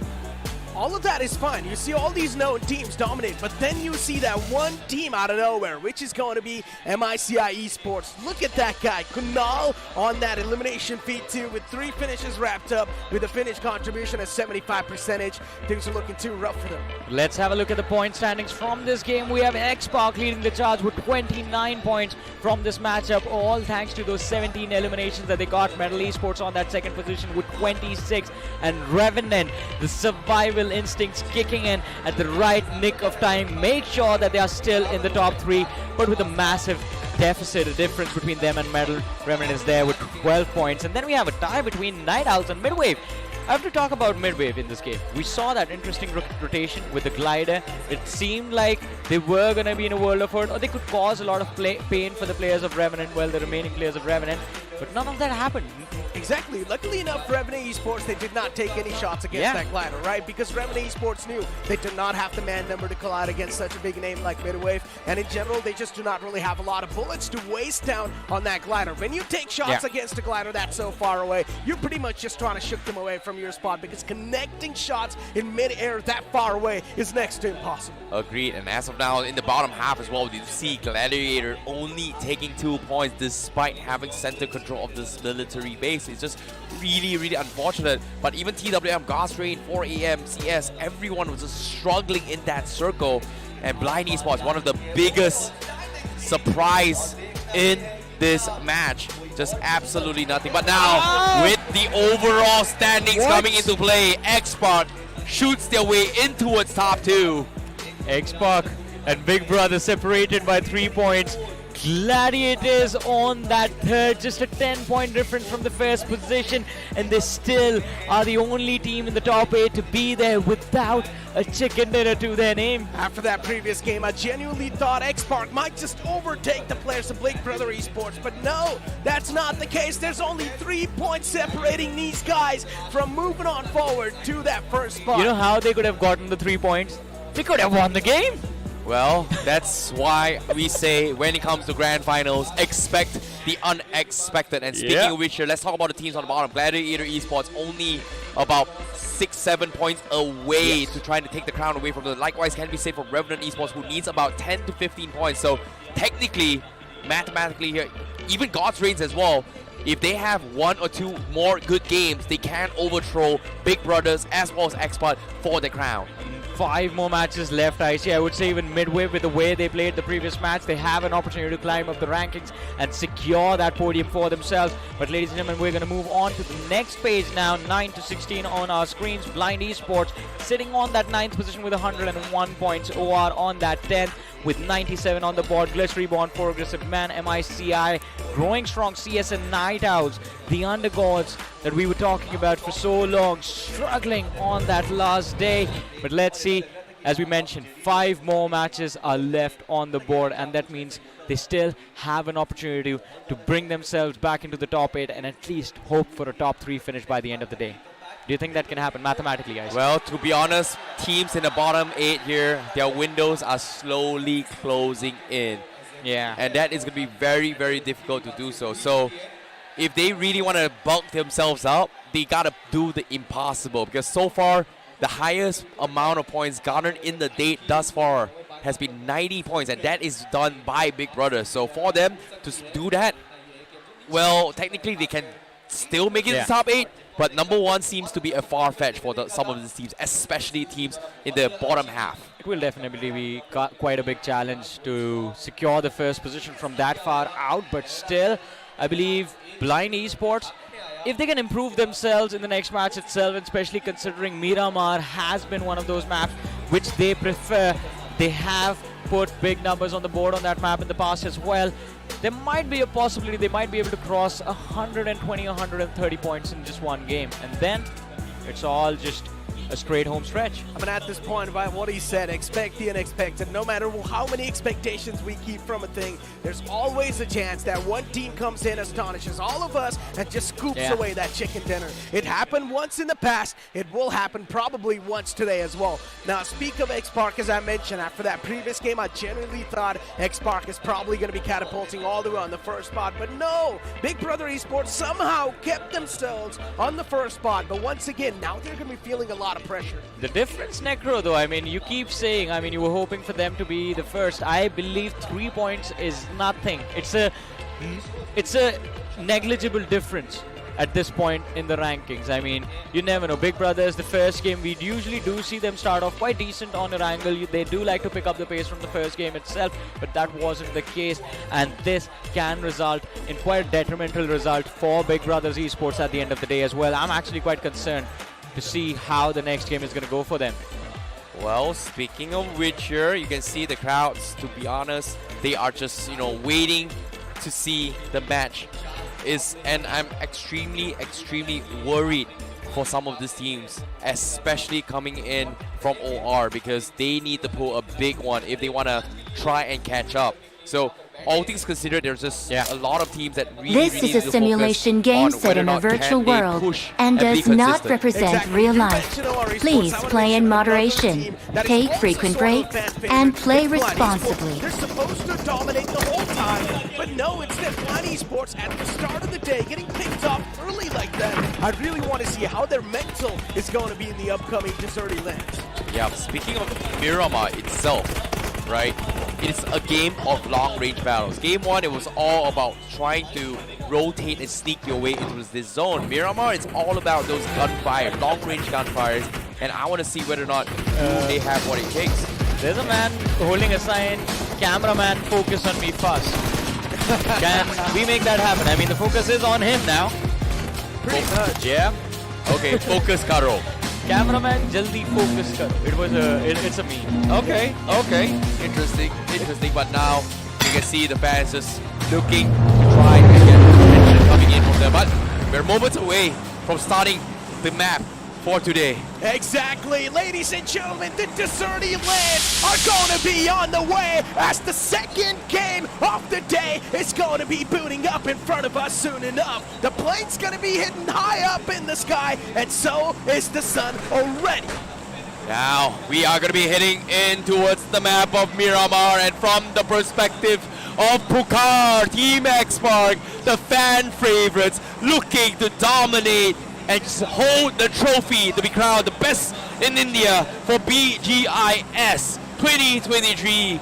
Ladies and gentlemen, to start things off, this is the flight path for Miramar for map number 14. It does start off from the southern side of Monte Nuevo over towards Minas Generales. Now this flight path makes things so much more interesting. I see we witnessed when the first circle was on towards military base, the entire game was forced onto the southern territory.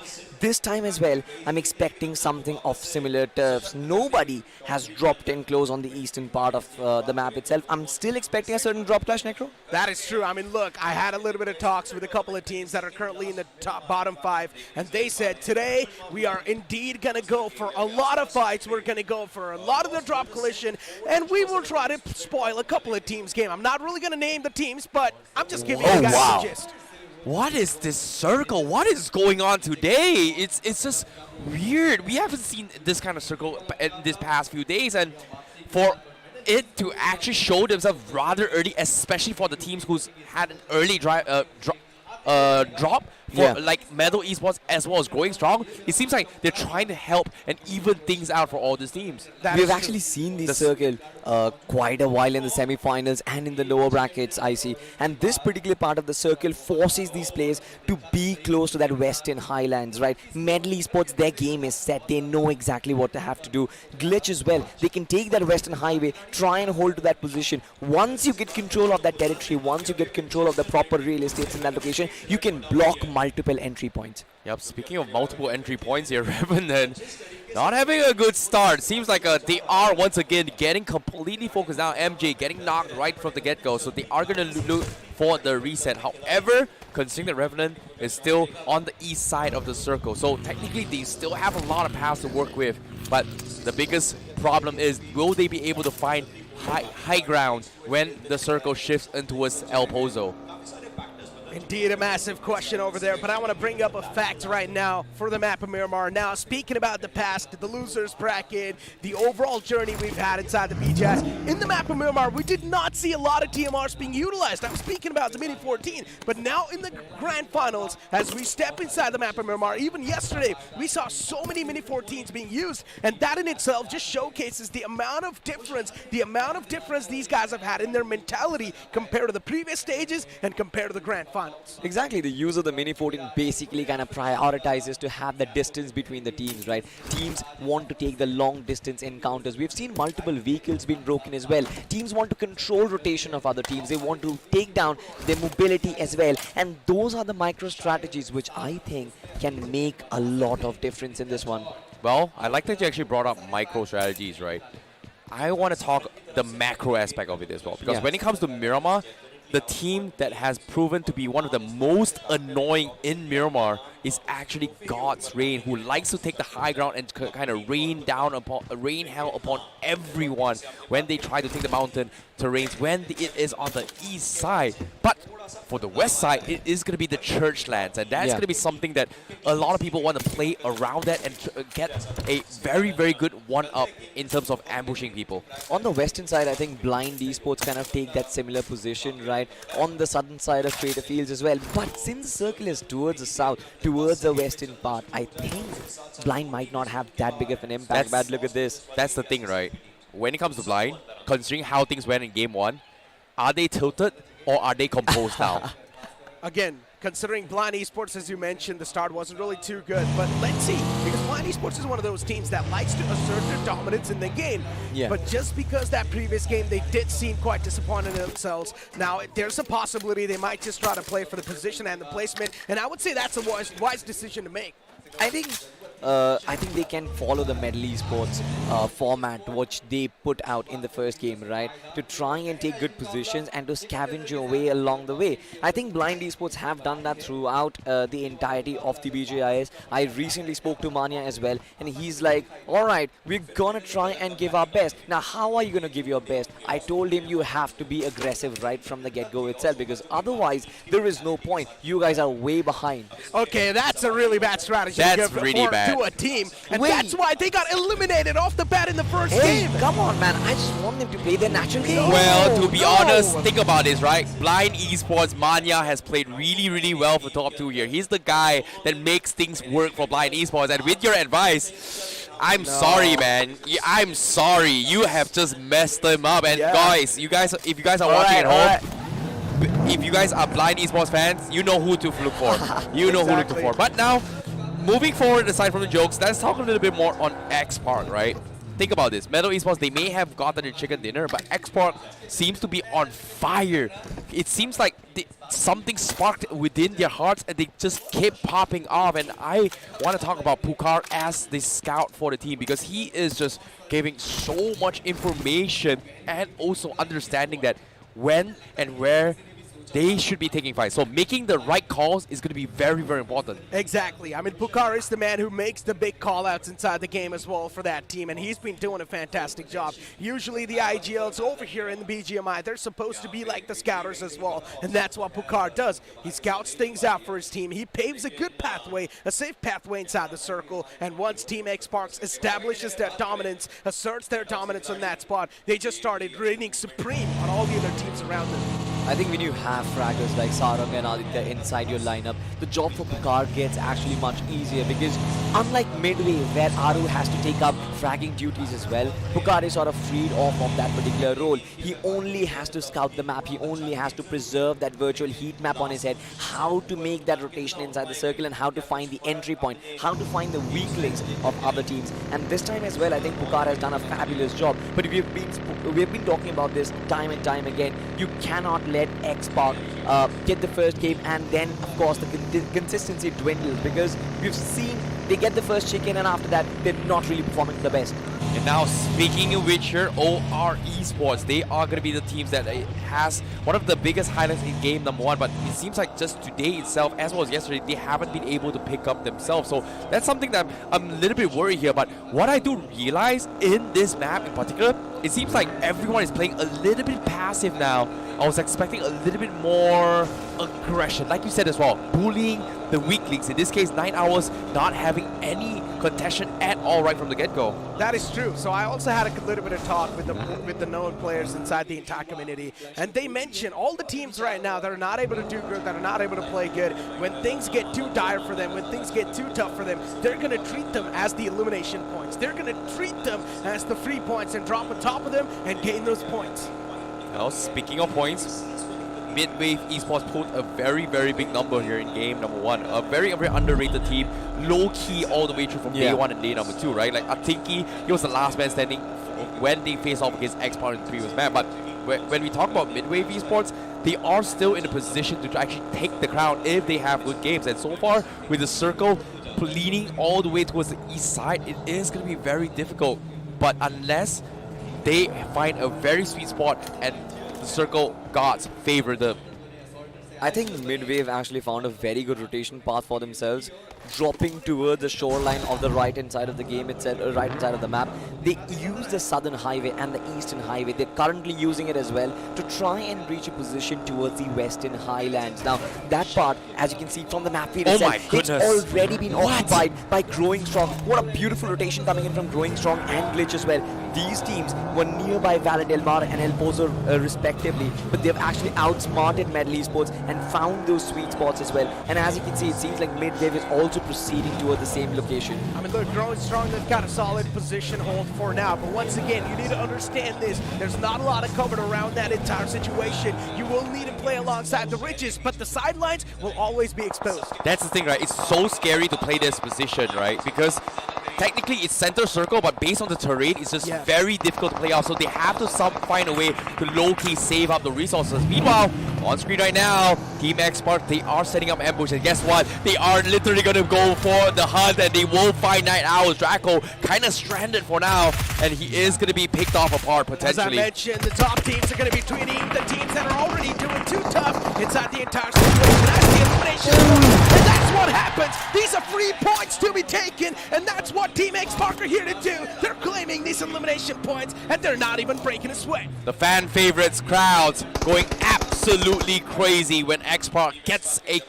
finish. In this case, that is going to be 1 point. Meanwhile, Cleo in the vicinity to try to go in for the fun.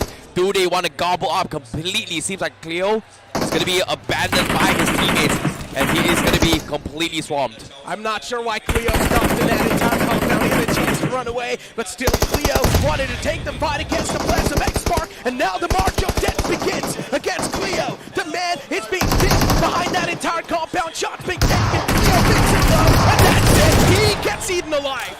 Absolutely, it was way too late. I felt like Roxy and Dreams was trying to go on a flank. They did try to make that early rotation, but that did not happen. Yep, at the same time as well, off the other side of the map as well, in the feed itself, there was a major fight between Big Brothers as well as God's Raid. These are two teams in the top 5 position looking to solidify themselves, and they are getting knocked in the feed itself. So I'm very, very worried here for them. Speak of God's Reign, speak of Team X Park, I once again want to go back to Growing Strong. Now, we mentioned they had a really good position, but even OR Esports from the sidelines now, they're starting to close in. God's Reign as well, getting eliminated this early off inside the games. They needed any type of points desperately. But yeah, things are tough. You know, I was about to talk about that fight, right? Like, God's Raid being eliminated, oh my goodness. Like, I know it's a very, very big fight, but for Revenant to completely crash into them as well, that's just insane. Shoving Co-op straight down is going to be a big major step if they want to try and push the top 5. Exactly. I think it's got one elimination point from that entire fight. But for now, TWM, oh, this is going to be so good. Destiny managed to escape at least for now. He's got no side of lines onto him, but still, things are looking a little bit too dire for the players of TWM. It's better to back away. It's better to play a little bit in more of a defensive stance. But TWM, they're adamant of taking this fight. The players are soft enough. There's a chance they can hit the players back of Revenant Esports. He's taking a lot of shots. He's trying to make a cover, but the shots keep on raining down. Sam, this man is not going to stop anytime soon. Yesterday, he was the pop-up for TWM. But now, speaking of fighters as well, they actually get the knock onto a Spheres. Revenant got in a little bit of trouble here, but at the same time, they are the furthest away from zone. TWM, they are going to go for the push in this vicinity. MJ getting picked apart. Destiny with 1 HP with the AUG. He needs to go for a reset. Apollo getting tagged up pretty low as well. But Destiny, his health is dropping very low. He needs to heal up. The zone is slowly chipping away. Sam's looking to salvage the situation. He runs some Sensei over. And now Revenant in some serious trouble. And just like that, TWM, they eliminate Revenant in this map. Big Goliaths, they get eaten alive, they get devoured instantly. A lot of the known names, they're getting eliminated so quickly inside these games. First, it was the players of God's Reign, now it's Revenant. The table toppers from day 1 and day 2, they've massively slipped up in today's day, and now it's TWM. It's their time to shine. How beautifully they did that. They had the edge of the circle. They knew that Revenant were being pincered by the blue zone as well. Lobster was in a flank position. He was the one who initiated contact, and then of course the rest of the 3 players, they made it happen. The positive trade was always going in for TWM, and now they're on their merry move as well. Well, speaking of another team here, going strong now, going to win again mid-wave. Sparky right now just got Dionysus. What a shot coming in from Growing Strong. And mid-wave is gone, it's over. Growing Strong, they wiped them out. Within a flash, mid-wave, they evaporate into thin air. Things are looking way too tough, but even somewhere else on the elimination feed, you'll see the players of OR Esports taking a fight against CS Esports. I mentioned this, all the known teams, they're going to be treating the teams that are currently in the bottom 5 as the elimination points, and they're not shaking away, they're not shying away from taking those fights against them. This circle sort of forces everyone to go into early battles. There's not a lot of real estate to actually work with. Growing Strong, using these ridges to their advantage. They literally have the best spot, the best seat in the house. But right from behind there is OR, who is coming with their red hot horns. Well, speaking of horns here, let's take a look at an instant replay of what exactly happened, because this was the fight I was talking about as well. Big Brothers going against God's Reign. We finally have the replay of what exactly happened. It seems like Big Brothers, they were just contesting and they were able to pick them all apart. So, I don't know. Like, I guess as soon as they got the knock and realized who it was, they just decided to go for the Ego Challenge. Yeah, I mean, unfortunately, we weren't really able to catch that fight live on air, but still, man, such a big name getting eliminated off the bat like that. Big Brother Esports being able to establish that dominance. Things are looking pretty nice. I think Gladiators have also a good position. They are on the edge of the circle. This is their natural habitat. They have multiple teams, and they have that little bit of a hill which covers them from the positions of Growing Strong as well as TWM. Now, if they can play across this hill, I think they will get multiple teams. Look at the circle shift once again, just favoring the likes of Growing Strong as well as 4AM and Team Night Owls. The others will have to make that blind move onto open territory that I'm not a big fan of. And look at this, Sarang. He knows that he's been pinned down. Big Brother, such a massive advantage, I see. You know, I think Sarang is just going to play as a safety net from the side of Team Xbox, right? He's going to be there to try and delay them, while the rest of the teams are going to try and rotate the next phase of the zone. So they are looking for a very risky angle, but considering how far they are from the circle, it's just not worth it, I guess. Considering that if you talk about the next phase of the zone, growing strong, one of the strongest positions right now, right from the get-go. Growing strong, they seem like they're quite pissed. And this is why they're just getting so many elimination points against the foes. They're disrespecting them with the amount of domination they're showing in this entire moment. Sparky single-handedly is in the front lines, delivering it for the team. And then the players on the high ground in the back, they're providing that essential cover fire. OR Esports is right next to growing strong. Considering TWM, then one more. Barely alive, and I think so. Sams has been eliminated from the game. That's it for TWM. What a shot coming from Godbot, and growing strong. They're playing the edge mountain as much as they can. They're trying to air shots everyone here, but that is a M24 coming from Eclipse. All right. I'm a huge fan of how Growing Strong has actually split themselves up.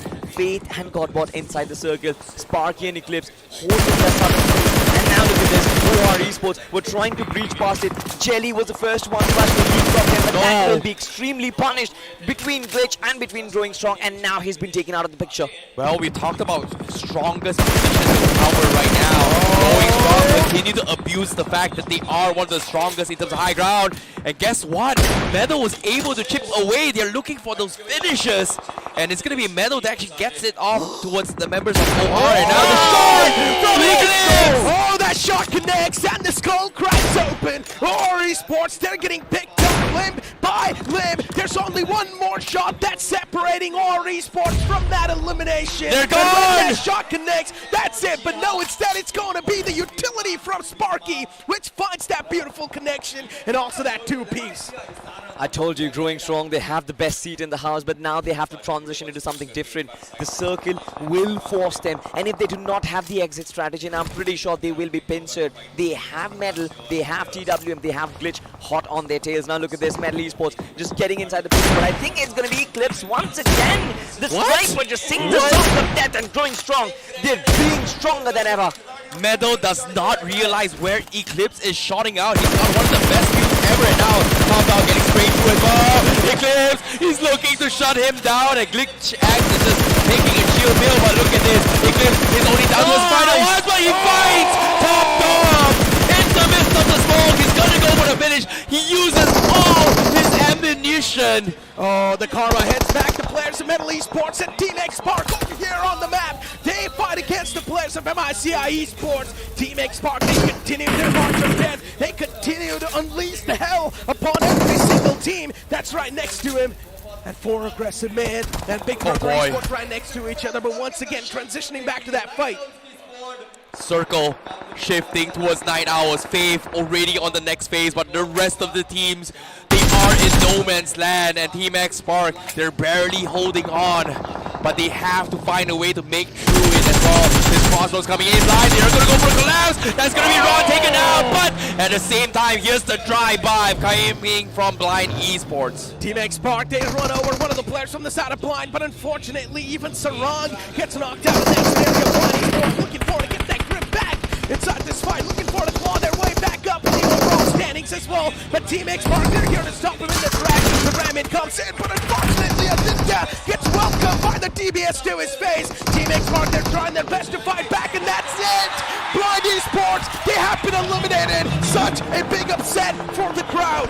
Tick-tock, time not in their favor, because sneaking behind them is going to be Gladiator Esports. Do they want to push them or do they want to back up? But it seems like they're bailing for the zone, so that's going to be a safe life for Team X Park as they abandon Aditya for the next phase of the zone. Dreams and Pokar making that big run, but they've been spotted by Destro and its Gladiators. We talked about how beautiful the position was. They were in the natural habitat. They were waiting for their time to pounce, and now they find their play with their backs open. And now look at this. Destro taking a big climb. He's got a skillful right in front. Reinforcements coming from 4 AM, and now this is not good. He's gone. It's dead.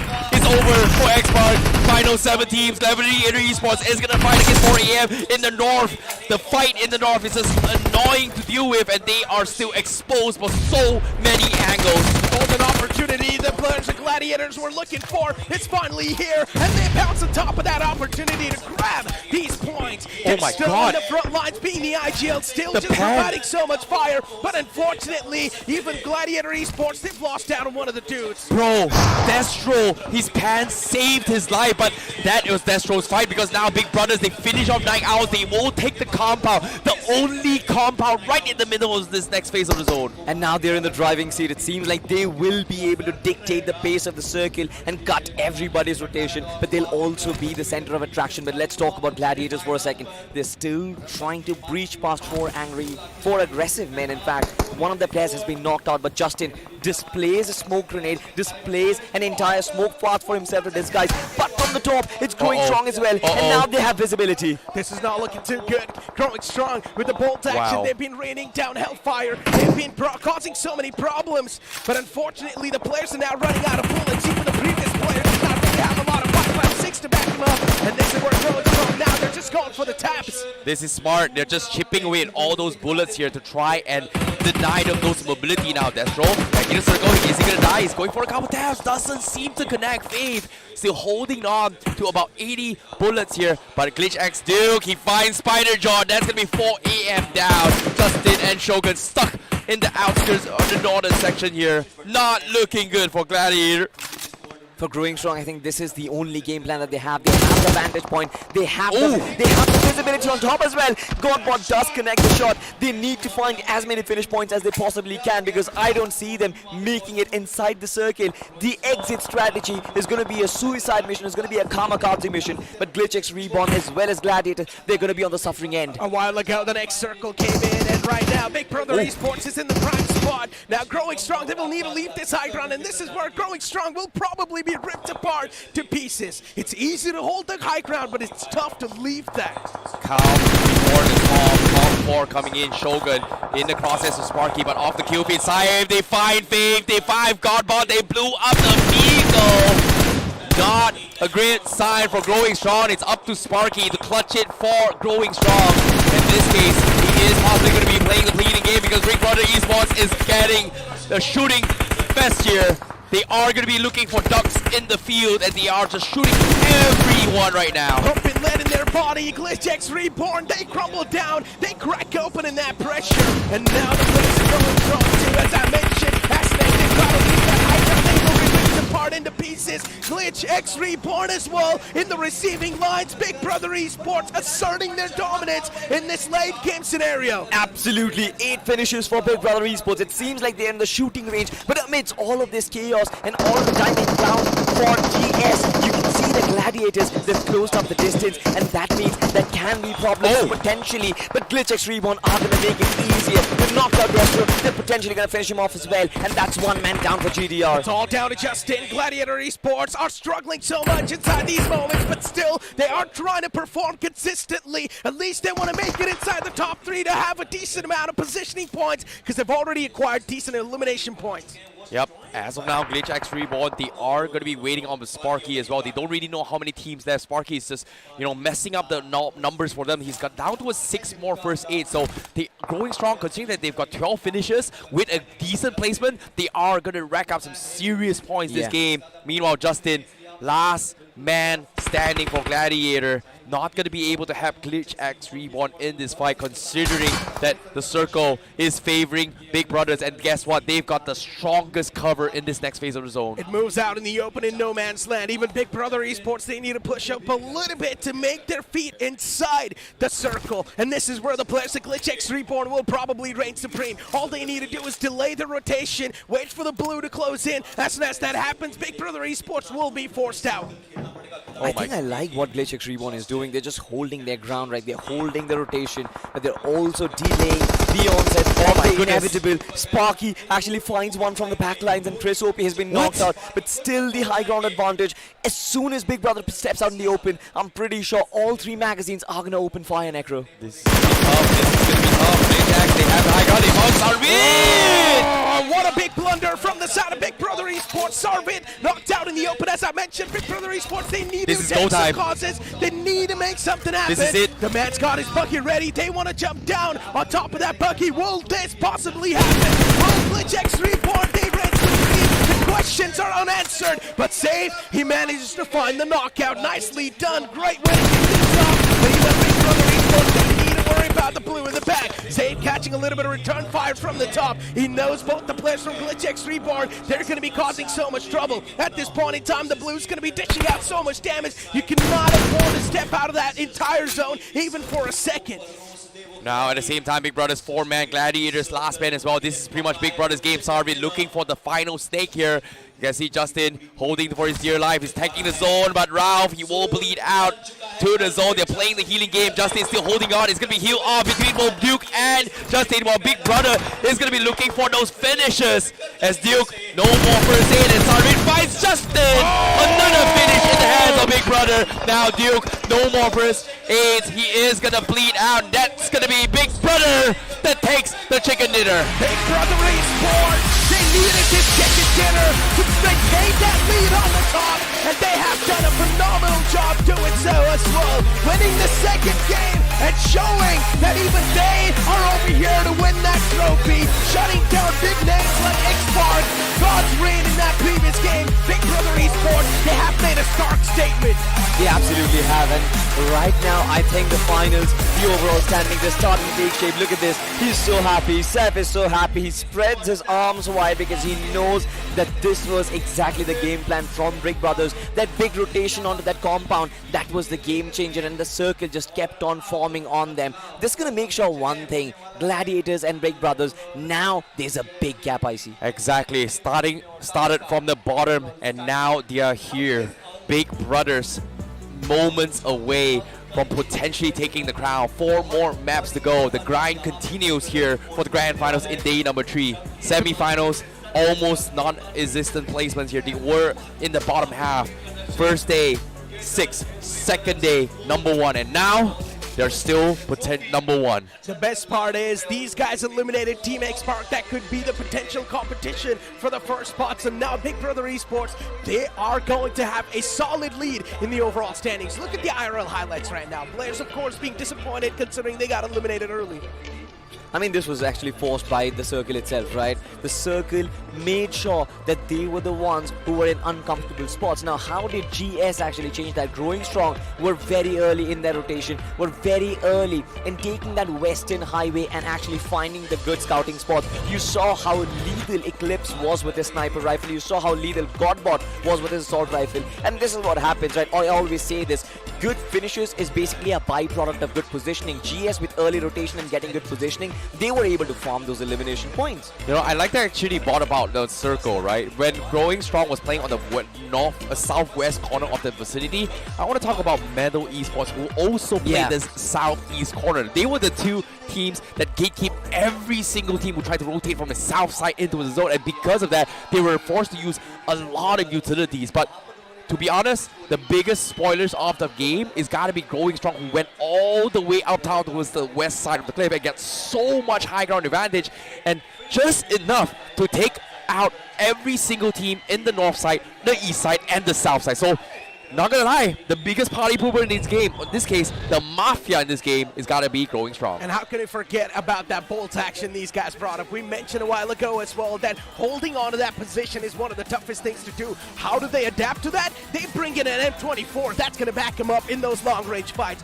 Beautifully done, magnificent stuff from these guys. But then as we move on forward to the highlights of the previous game, we saw some incredible stuff. Godstream being eliminated by the hands of Big Brother Esports, a big shocker to the crowd.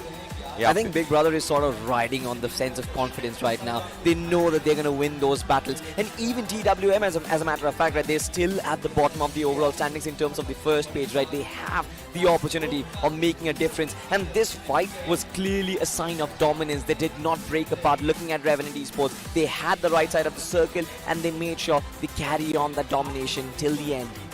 Yeah, and you know, this was the shot that you're talking about, right? Yeah. You know, they are just completely dominating every single team that passed by Growing Strong, and Metal just got completely messed up. And eventually, when Metal has no choice but to push away from their advantage zone, Growing Strong was just picking them one by one. And like I said as well, the north side here also going to be another big problem, because if you pay attention towards the crossroad, right, this is pretty much no man's land from Nuevo all the way throughout as well. And if you want to cross those crossroads, you have to commit a lot of vehicles into that fight. And because of that, if you pick a fight and get caught out in this, you are going to get picked apart by every single one. In this case, Blind Esports and Expert, they took heavy fire, and it resulted in other people just capitalizing on their demise. Exactly. I mean, it was such a scrappy fight, right? Things kept on going back and forth, back and forth. In the end, they just started running over each other. Big Brother Esports asserting their dominance on this compound. As I've mentioned over and over again, it's understandable that you want to capitalize on the center spot in the late game, but if you're going to be on the center, you better pack a lot of punch, because you will also be the center of attraction.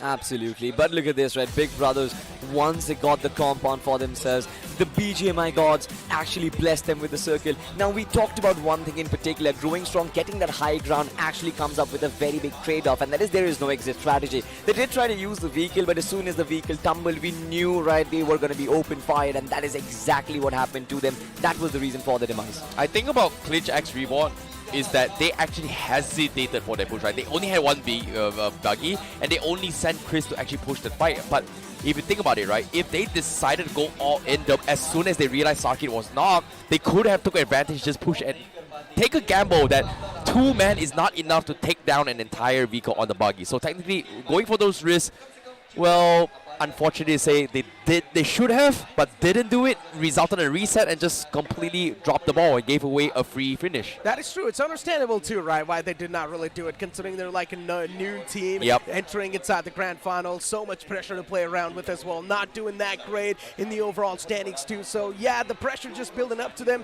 not being able to think freely, that was probably the problem. Yeah, I agree. But speaking of this fights here, Big Brother definitely trying to reach for the stars from a very, very long journey. 4 more maps to go, and if they somehow find the grind to push forward through, we might see a new legend in the making.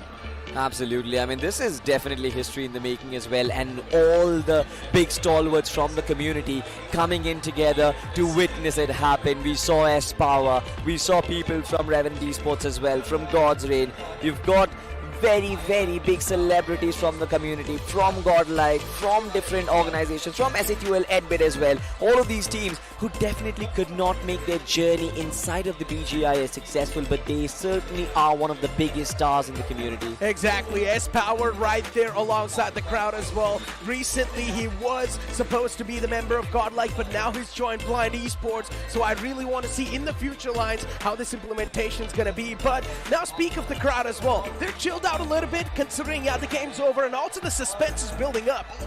Well, they're just all very, very excited to see some good old-fashioned shooting. In this case, Battlegrounds Mobile India, one of the best games out there.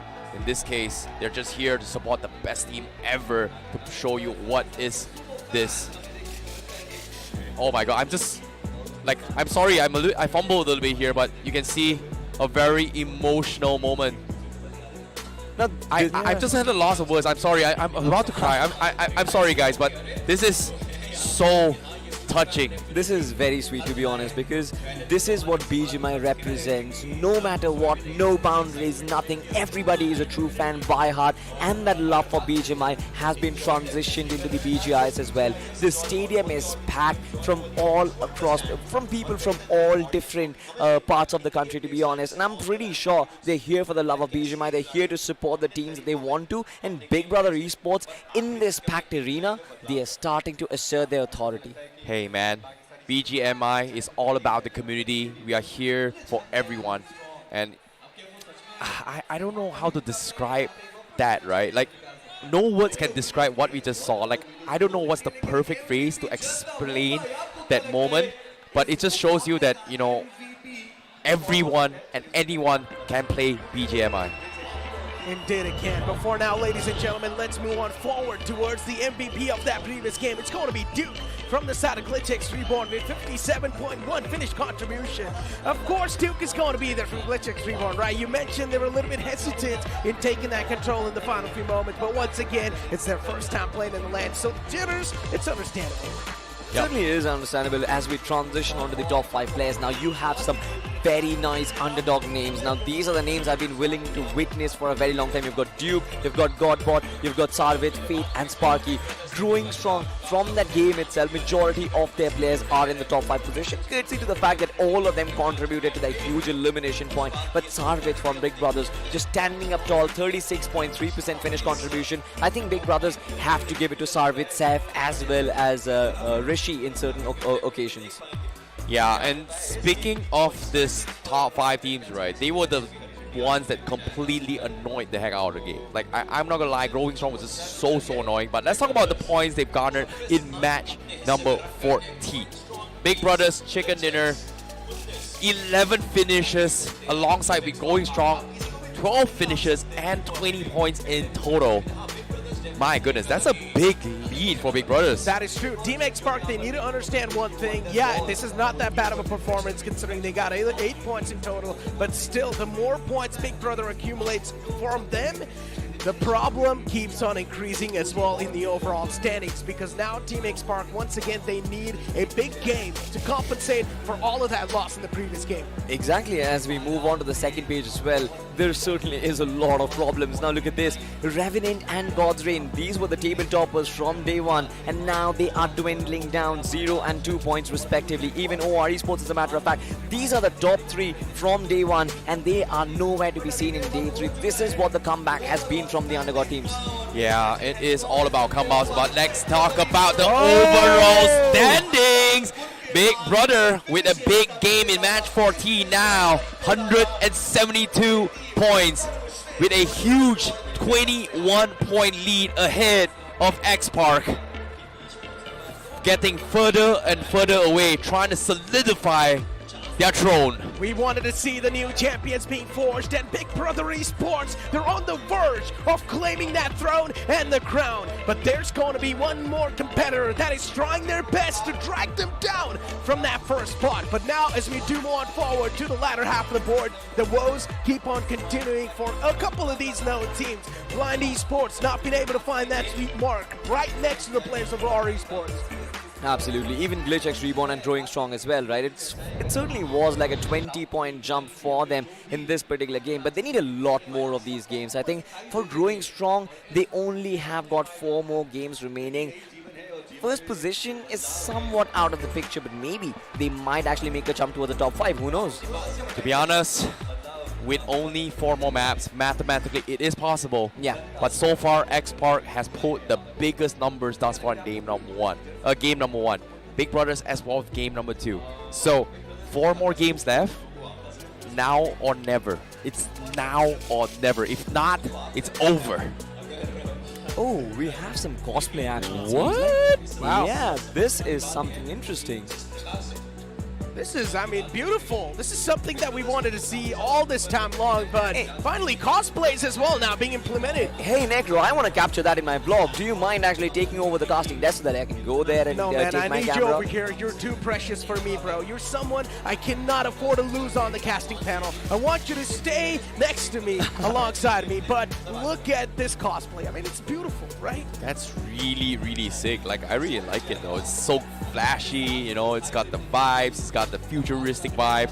It feels like I'm about to head into a music festival. And guess what? The stadium itself here in the dome in Mumbai looks like a concert. Not gonna lie, especially when we do the Rise Up chant. Exactly, especially when the show did not even start. In the pre-show, there were a couple of songs playing and everyone was just vibing to the songs.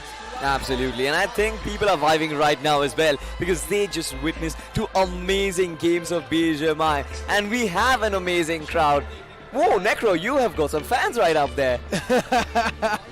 I mean, I do have those fans over there, but unfortunately they cannot be captured in the camera. But basically they were just asking me to speak in Hindi, which I will be maybe later on when we finally have the last game rolling in. But speaking about the entire crowd, of course the vibes are quite electric, everything's feeling quite nice, but the players are definitely feeling quite pressured. The more the crowd, the more pressure the players will be. Well, speaking of the pressure, as the games are slowly dwindling down. Oh, wait, What's up? What's up? Salty, they're calling for you.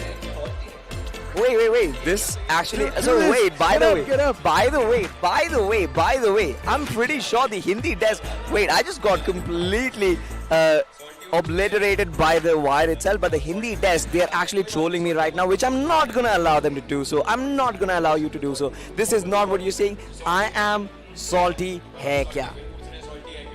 Yeah, that's just us giving you guys love, man. Like, I don't know where Johnny is. Oh, Johnny's jumping in. Hi, Johnny. What's up? What's up, Johnny?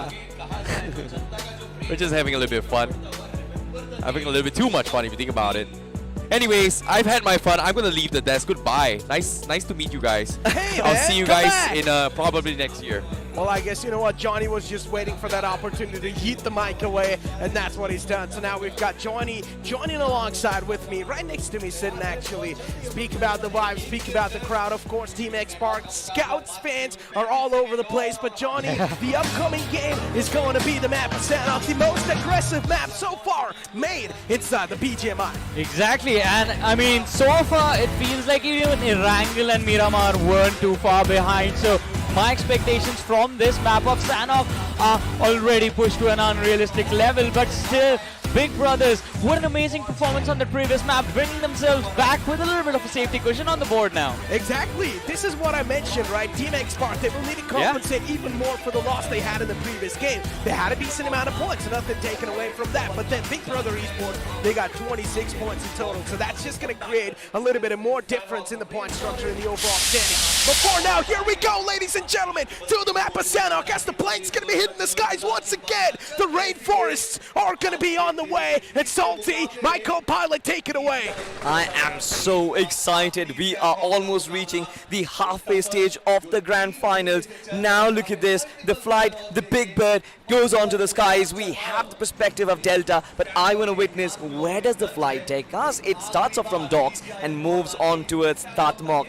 Does have the central part of the map itself. We know Sanok, Johnny, is a very small map. Majority of the teams will be going to their desired drop locations, but look at what Kampong has actually brought for us. Yes. Growing Strong and Night Owls, they're dropping in together. We're in for some fight. I mean, you're talking about Kampong, look towards Sami as well. We have TWM dropping quite close to the players of Revenant, who have gone for a 4-man split drop. Camp Charlie in their control along with the city of Bantai. Fierce dropping in the middle of nowhere, but this is going to be the first fight of the game. Night Owls taking on the players of Growing Strong. Growing Strong right next to him as well. This is going to be an interesting fight. Growing Strong, they're definitely feeling that momentum. We were speaking about Godbot. We decorated this player so much. Yeah. We hyped this player up so much, but he wasn't really able to perform in the Grand Finals in front of the crowd. But finally, in the previous game, Godbot got that elevation that he needed.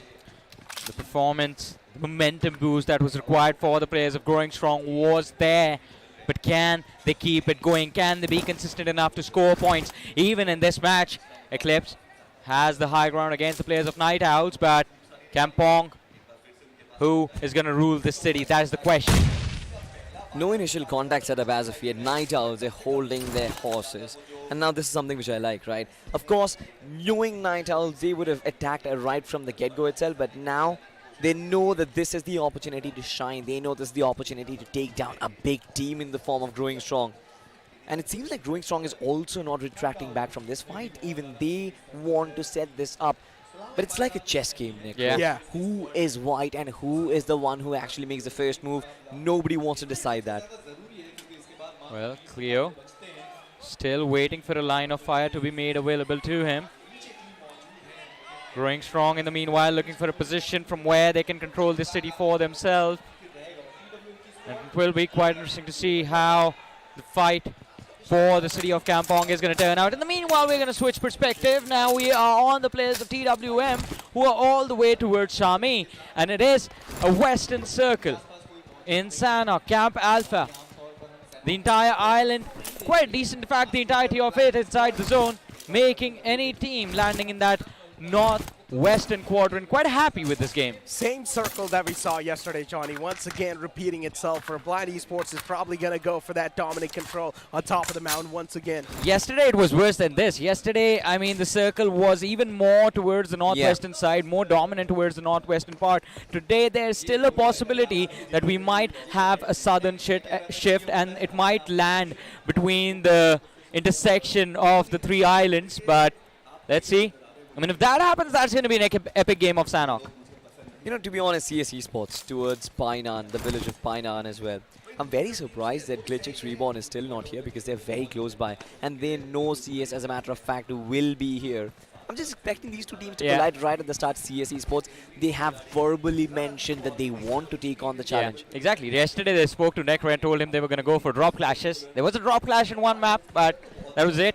Also, while you guys were breaking down the previous match, I was just with the audience just looking at the big screen. And you know what? During the highlights, even the players of Big Brothers were watching themselves perform on the big screen in the center of the stage. And their reaction from their facial expressions, it was like they weren't satisfied with the win. They want a bigger win. It's good. As a professional player, you should never be satisfied with your performance, because once you get satisfied with your performance, this is where the complacency starts kicking in. When complacency starts kicking in, that's where your demise also starts kicking in. We've seen a lot of the esports athletes in the past where they get too complacent and then they end up destroying their careers on the way. Absolutely. I think these, of course, it's a very new thing for Big Brother Esports as well, right? Being at the LAN, performing in front of such a huge crowd as well. And I think this is where they want to give it all. They want to give it their best. And especially after that double chicken dinner yesterday, I think Big Brothers, they've definitely found their mojo. They've definitely found their rhythm as well. And now they only want to perform their number 1%, their best, their absolute best. Glitch Reborn. Yeah, I mean, Johnny, this is one of the teams whom I had very high expectations from, especially because of their performance in the semi-finals. They were extremely consistent. Exactly, it wasn't just you, it was me as well. I mean, with the way Ralph, Roman, Duke and Chris played in the semi-finals, it looked like this team had the caliber to fight for the trophy and lift it at the end of the finale as well. But with how things have gone for them in day 1 and day 2, now that dream, it seems like that is all it will remain, at least for this year. I mean, might just be it, but I'm pretty sure GlitchX as an entirety, as a team, they have definitely impressed majority of their fans. They have satisfied so many people in the community that I'm pretty sure they're going to be coming in hard next time as well. For sure. But let's just come back to this game, and the first circle has been very calm. The fight towards Kampong definitely did not break out. Night Owls and Growing Strong as well. They are quite comfortable, but now look at this. Shots being fired between GlitchX and MICI, and it seems like Chris OP will be the first one taking down Necro. Exactly. This is not looking too good for the players of GlitchX Reborn.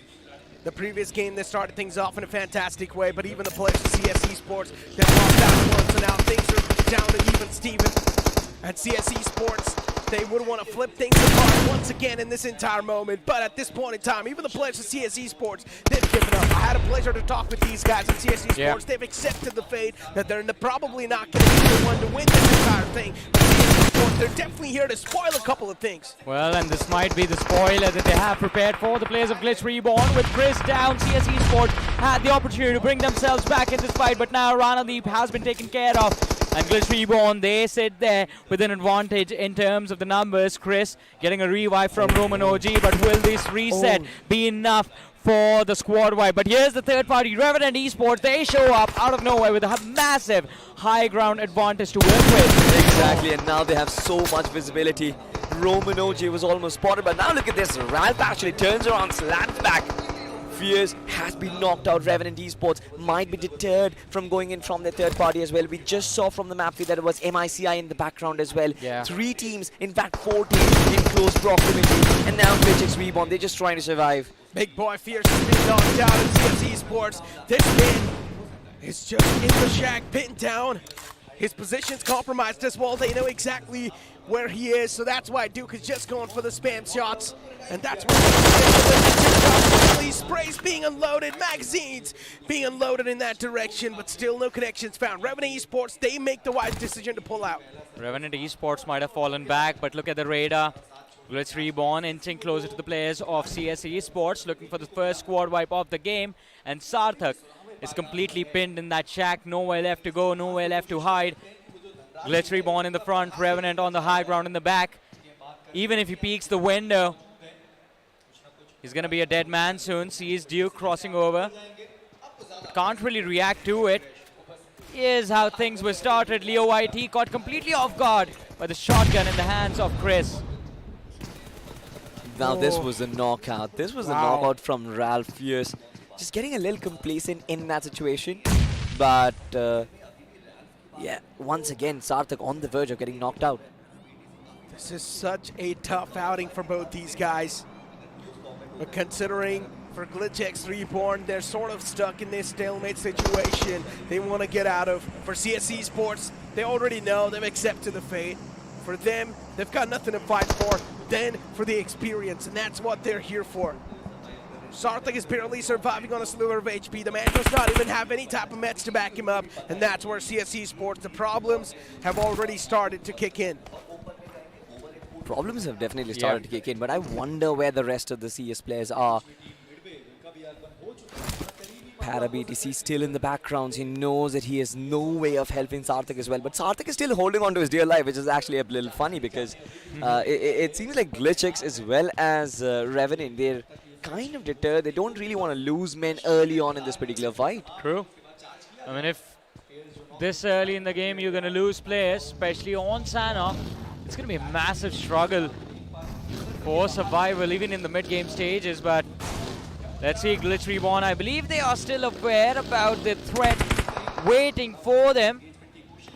But Roman OG wants to go for a white flank. Might be a risky decision, has taken a lot of damage from the back lines. Is going to fall back and regroup with the rest of his team.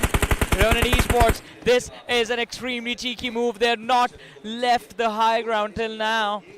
Still waiting for an opportunity to strike. Still waiting for those finish points in the early stages of the match. The next circle strikes in and kicks in and still maintains that anonymous aura. We do not exactly know where the upcoming shift's going to be, and that's why even teams are just trying their best to close onto the shorelines, because that is the center of the circle. Now this is why I like MICI and their positioning, right? They've got the right port of this particular Delta region that I always call it. Revenant Esports, GlitchX Reborn, CS, all of them will start eventually huddling up on that particular position. But the fact that Big Brothers and MICI, they've already captured that territory, I think this is going to be a very, very hard task for others to actually breach forward. On the other side, TWM, they have a very nice bridge to their advantage. They have complete access to it. So I'm pretty sure their rotations are going to be cut very simple. There is an opportunity for them to actually rack up a lot of points with that. It all depends how the fight towards the southern edge of the circle are going to turn out. In the meanwhile, X-Park on our screens. Switching over to the players of Growing Strong, who are in fact still outside the zone. And they have gatekeepers in the form of 4 aggressive man waiting for them right on that southeastern edge of the zone. Skillful, constantly peeking and checking the surroundings, needs to be careful, because if he can see the opposition and if he can shoot and dish out damage to the opposition, they can do the same to him. Eclipse spotted out. What will the reaction from 4 AM be?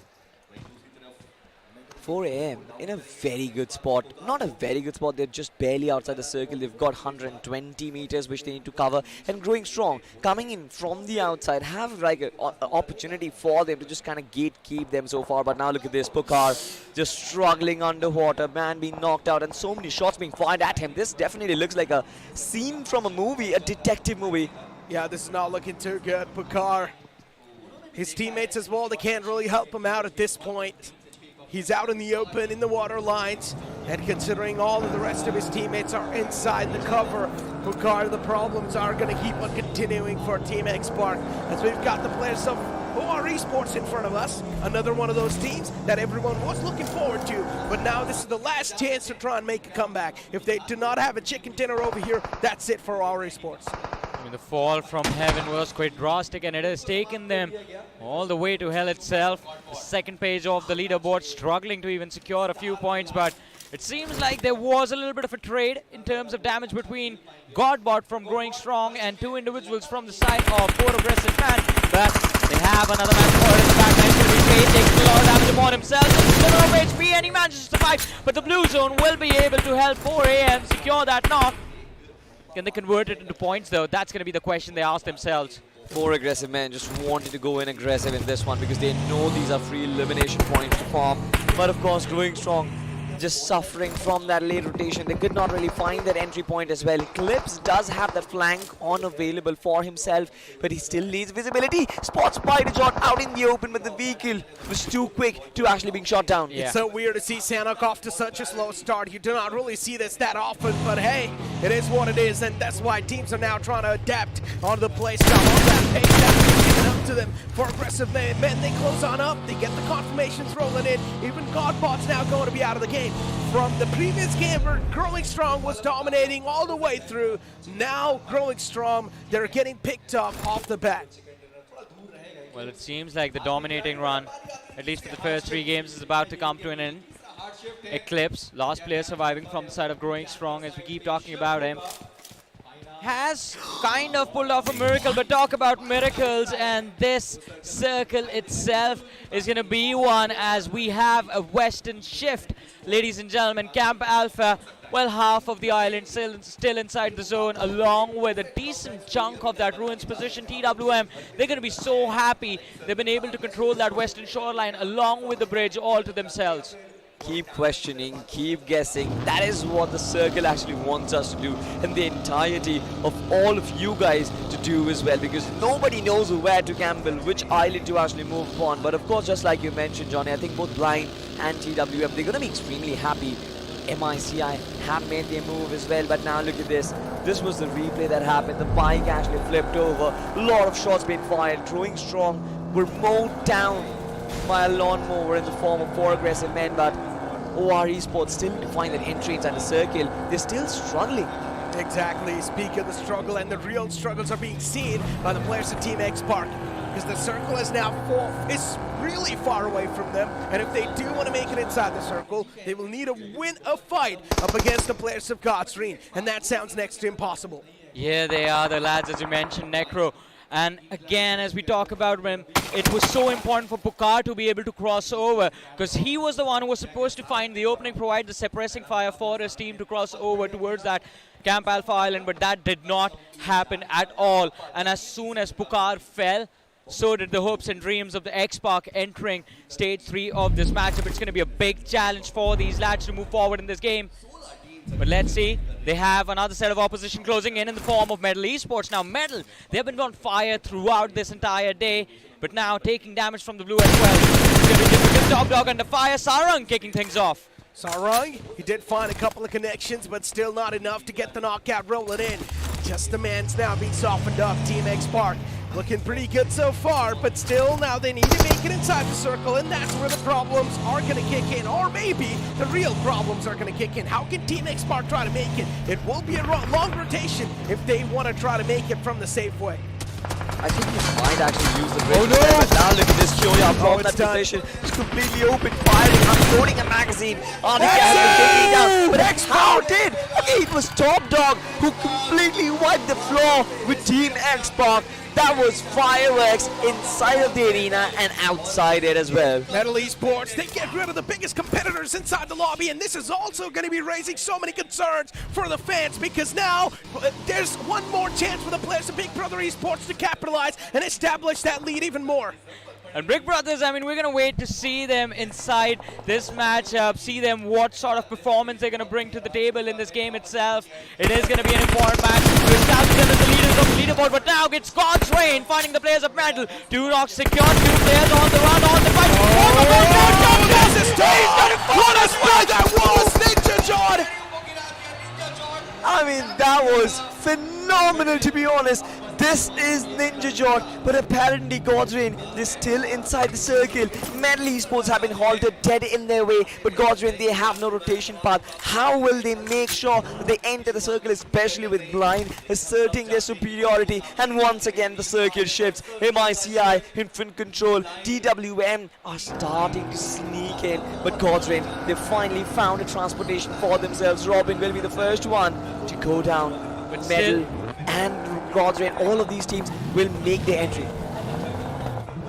Camp Alpha, we know the rulers, Blind Esports, they're waiting inside the circle, but still, as we were talking about that ruins break, it's going to be net save from TWM, finding the players of OR Esports. He needs to secure the knock, but it's going to be him on the receiving end, and OR off to a decent start in this match. They've dealt with the initial threat, And now it seems like the bridge is going to be open for them to cross and make it towards the Camp Alpha Island. But more teams waiting for them on the other side. But the biggest threat for anyone crossing over, it's going to be Blind Esports, who always manage to control that Temple Hill. And that's going to be a massive high ground advantage for them to work with. This is going to be a frag fest for OR, to be honest, because they are holding the bridge. So many teams from the ruins position still yet to cover. And now look at this, Night Owls in an aggressive spot. They know they're on the open end of the circle. They have time to prepare. And Midwave Esports, they are slowly crumbling down. Exactly, indeed, they're crumbling down from the back now. Are the players of Night Owls as well closing in? Midwave Esports in the front. Night Owls clearly spots him out, but out of nowhere, it's an all-out brawl breaking out in the players of Gladiator Esports, and even the trades are starting to happen back and forth. 4 aggressive men in this receiving end, at least for now. And Gladiator Esports, they've got Destro alive, but as soon as they say that, even Destro gets knocked out because of the blue. It's all down to Delta PG. Can he hold things off against the players of 4 aggressive men? Because even Gladiator Esports, they're losing out on the man number. Being all down to Delta, he can feel all of that pressure. And here comes the third party. It seems like the players of TWM have heard all the commotion. They've seen the bodies drop. But Midwave completely unaware of OR Esports, it seems. And Admino, the young prodigy, making sure the punish is going to be there. Whiskey finds the trade back in the back line. Jelly coming in from the flank as well. Midwave nowhere left to run, nowhere left to hide. The Swan Wife is going to be the only option for them. He's on the hunt in the water. He definitely is on the hunt for the water because he is a fisherman, Johnny. You don't recognize him. OR Esports, they know they are going to be guarding this bridge up until eternity. A few years ago, Necro came up with an impressive invention.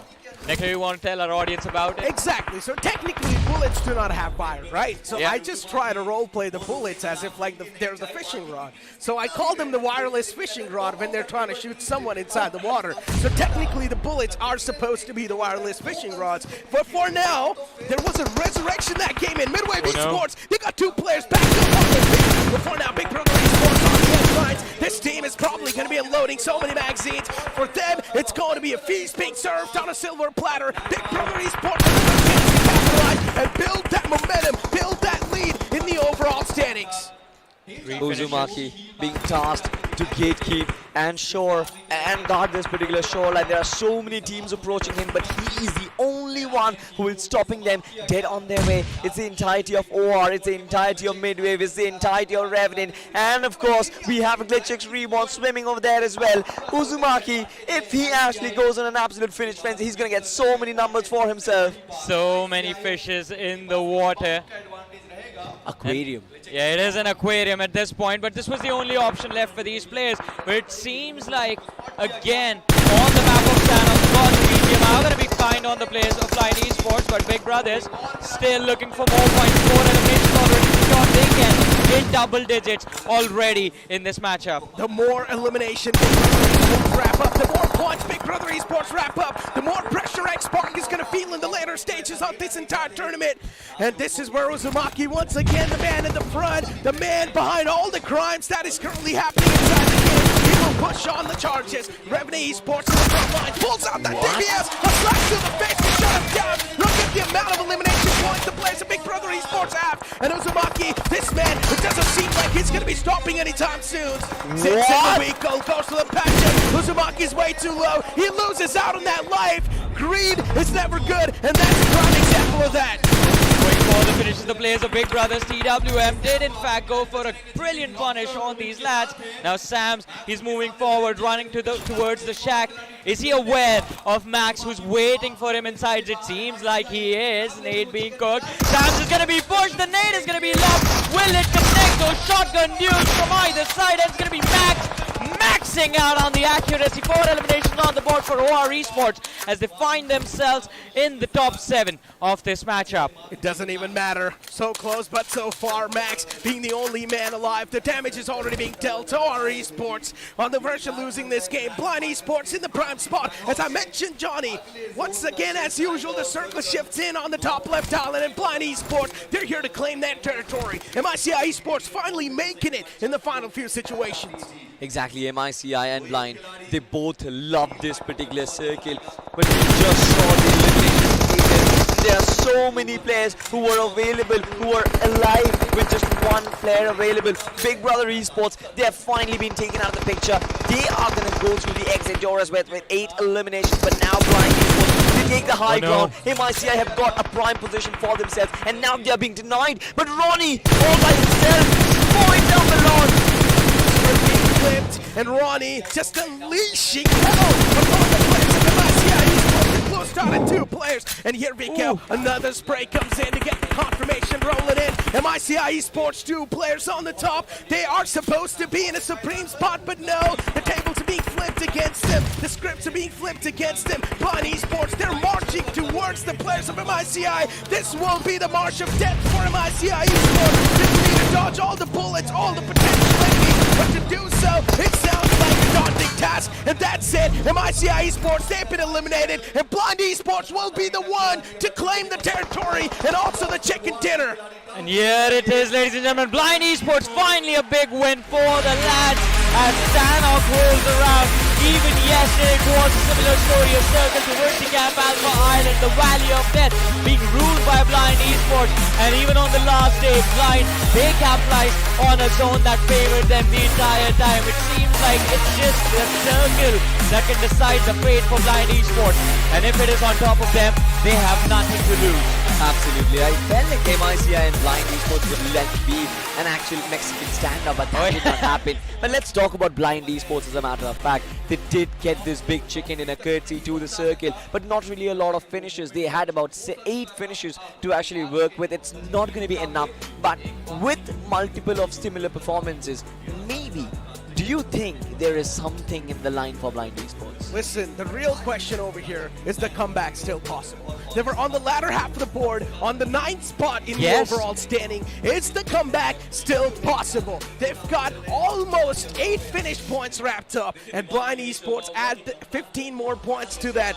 That's a decent amount of points, but I highly doubt to make a comeback they will need at least 2 more chicken dinners. Exactly, Necro. They need more chicken dinners, and they need to be massive itself. I mean, 8 points along with the chicken, that's not going to be enough. At this point, you need to hit double digits in form of elimination. But you know who was able to get close to those double digits?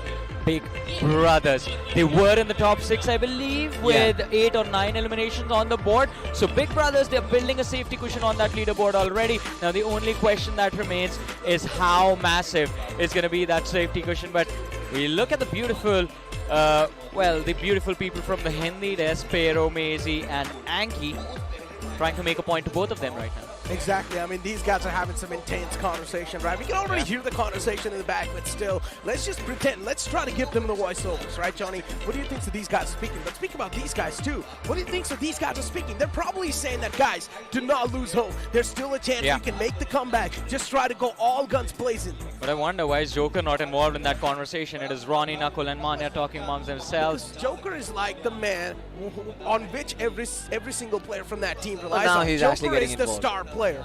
Yeah, I mean, he is the star player. He was considered one of the prodigies when he started. He made his debut, but let's see what this team can do. Where can they finish up? I mean, when we began our journey in the BGIS, there were 2 top contenders, Blind and Gladiator Esports. And now both of them, it seems like hopes and dreams are fading away slowly and steadily, game by game. I'm actually very concerned about Gladiators, to be honest, because Gladiators, they had the position for themselves. They had the spot on the overall standings. Even for X-Park, as a matter of fact, in this game, they're slowly fading away as Big Brothers. They continue retaining that advantage. This spray down from Ninja John, it definitely surprised every single one of us because nobody expected him to track a bicycle. But you know what? We've been speaking about all these teams. We've been speaking about the potential comebacks, the potential rise-ups from the second half of the board. One team that has slipped past under the radar is going to be TWM. They had 4 elimination points, and they also managed to secure the 2nd spot in the previous game. So that's a decent amount of points being wrapped up. That's going to propel them somewhere in the top 5 or maybe also in the top 3. I do agree with you, but I think, I mean, that big of a leap for TWM, it's going to be a little bit tricky considering now even more teams from that second page of the leaderboard are making a bounce back. And of course, I mean, elimination numbers, that is going to be a massive point of the concern, especially for the teams in the top 5, because we do see those massive eliminations being brought on the board always by the teams on the top of the leaderboard. And even in this game, it wasn't too different. Big Brother start kicking things off. I mean, they were there. Revenant Esports, they're trying their level best. I want to talk about Revenant.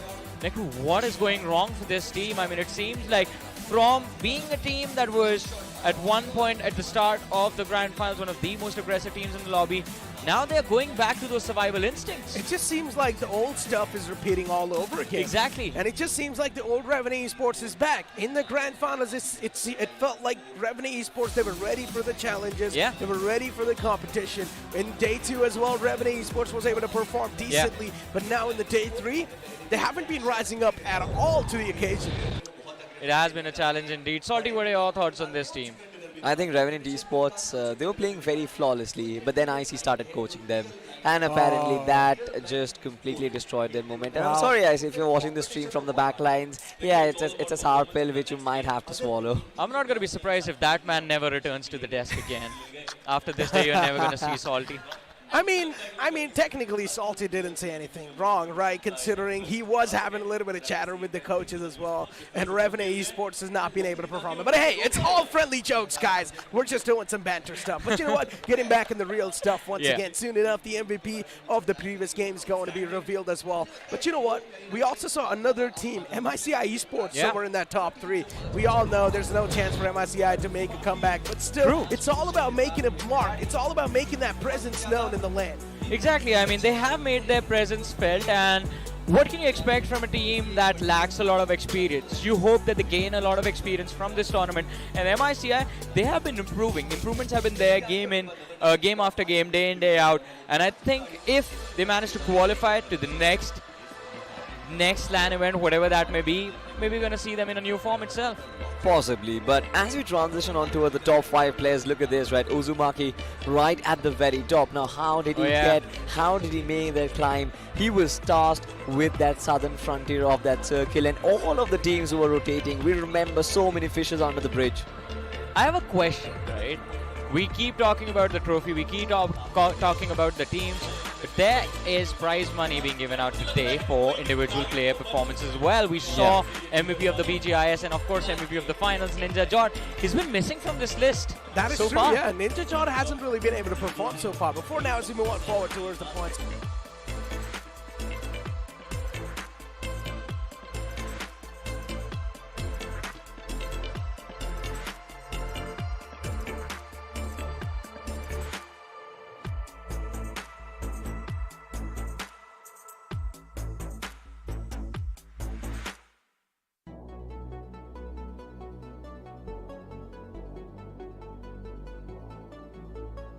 Now, for God's sake, slowly and steadily, they take downhill curve. They are not definitely in a good position with 5 total points. They're not helping the case as well. Ladies and gentlemen, as we have a look at the overall standings, Big Brother Esports once again at the tippity top. 182 points for themselves. Gladiators with 159 points. 1 chicken in a necro for Gladiators. They might be coming back. But once again, Big Brother Esports is just consistently maintaining that lead on the first spot all the time. They're consistently performing in every single game so far on the final day. One thing is for sure, they've cracked some type of code. They know how to perform in these type of lobbies. They know how to gel up with the momentum. They know how to gel up with the vibe. Hey, the code is simple, Necro. I mean, all they have to do is just go for those finishes, and as long as they have the finish numbers on the board, it is going to be quite exciting. But we have the overall rankings now.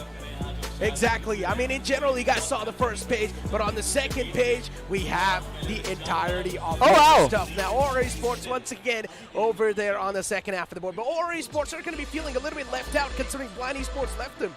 Yeah, absolutely. Even midway, as a matter of fact. Look at this, right? 2 chicken dinners, but still at the 108-point mark. This is what I've been talking about. The consistency has been lacking. The same goes for Glitchix Reborn as well. They're yet to get themselves a big chicken, but still on 99 points. I think these are the teams who could have actually banked on a couple of big games. Maybe they could have propelled themselves at the tippity top. You never really know. I'm still waiting for that big Gladiators chicken, Johnny. Don't you think something like that is going to come throughout this entire Grand Grand Finals? I think we are due for one. I mean, we are owed one at this point. I mean, I've heard the fans screaming for Gladiators to secure that win for the last 3 days. I'm going to include today as well. They've been hoping for this team to give them a massive game. And yeah, Gladiators have delivered every now and then. They've gotten so close, but still that one win is missing. And imagine this. With a win, they can bring themselves back on that fighting position, fighting for the trophy. And if they win again, that pretty much puts them on the first position. But Big Brothers, that is the reason the aggressive performance is coming out from their end, because they want to have a safety cushion. That is true. There's just so many things to discuss, right, Salty? But as usual, the time just keeps them passing by. But for these teams, as the time's going to keep them passing by, the pressure's going to be increasing, especially for Gladiators and X-Park. Yeah, absolutely. But ladies and gentlemen, we're going to throw on to a very short break. Don't go anywhere. We'll be right back.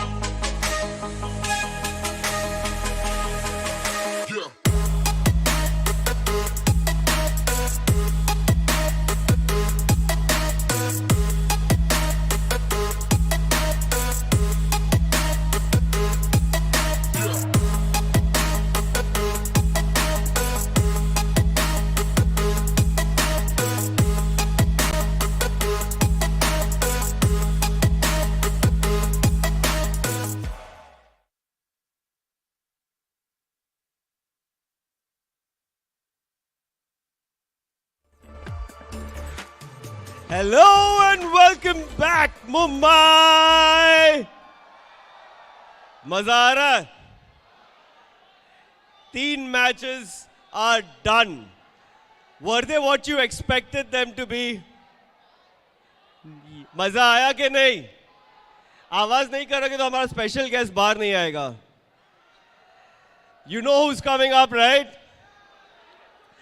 But first, let me welcome two very special people from Crafton. We've got Sean Son, who's the head CEO of India from Crafton. Make some noise for Sean.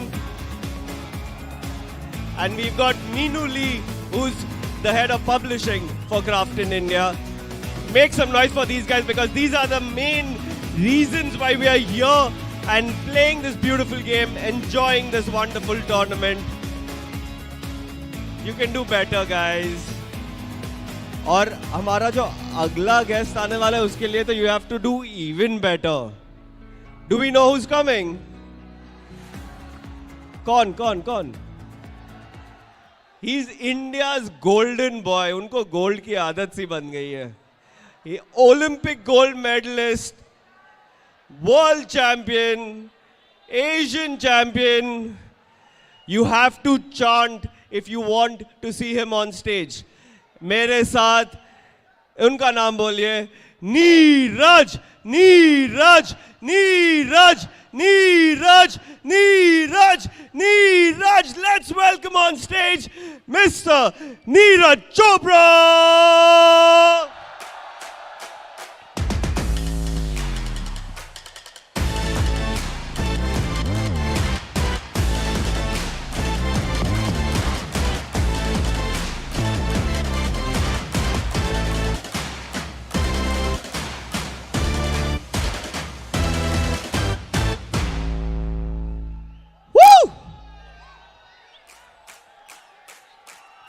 Keep those chants coming.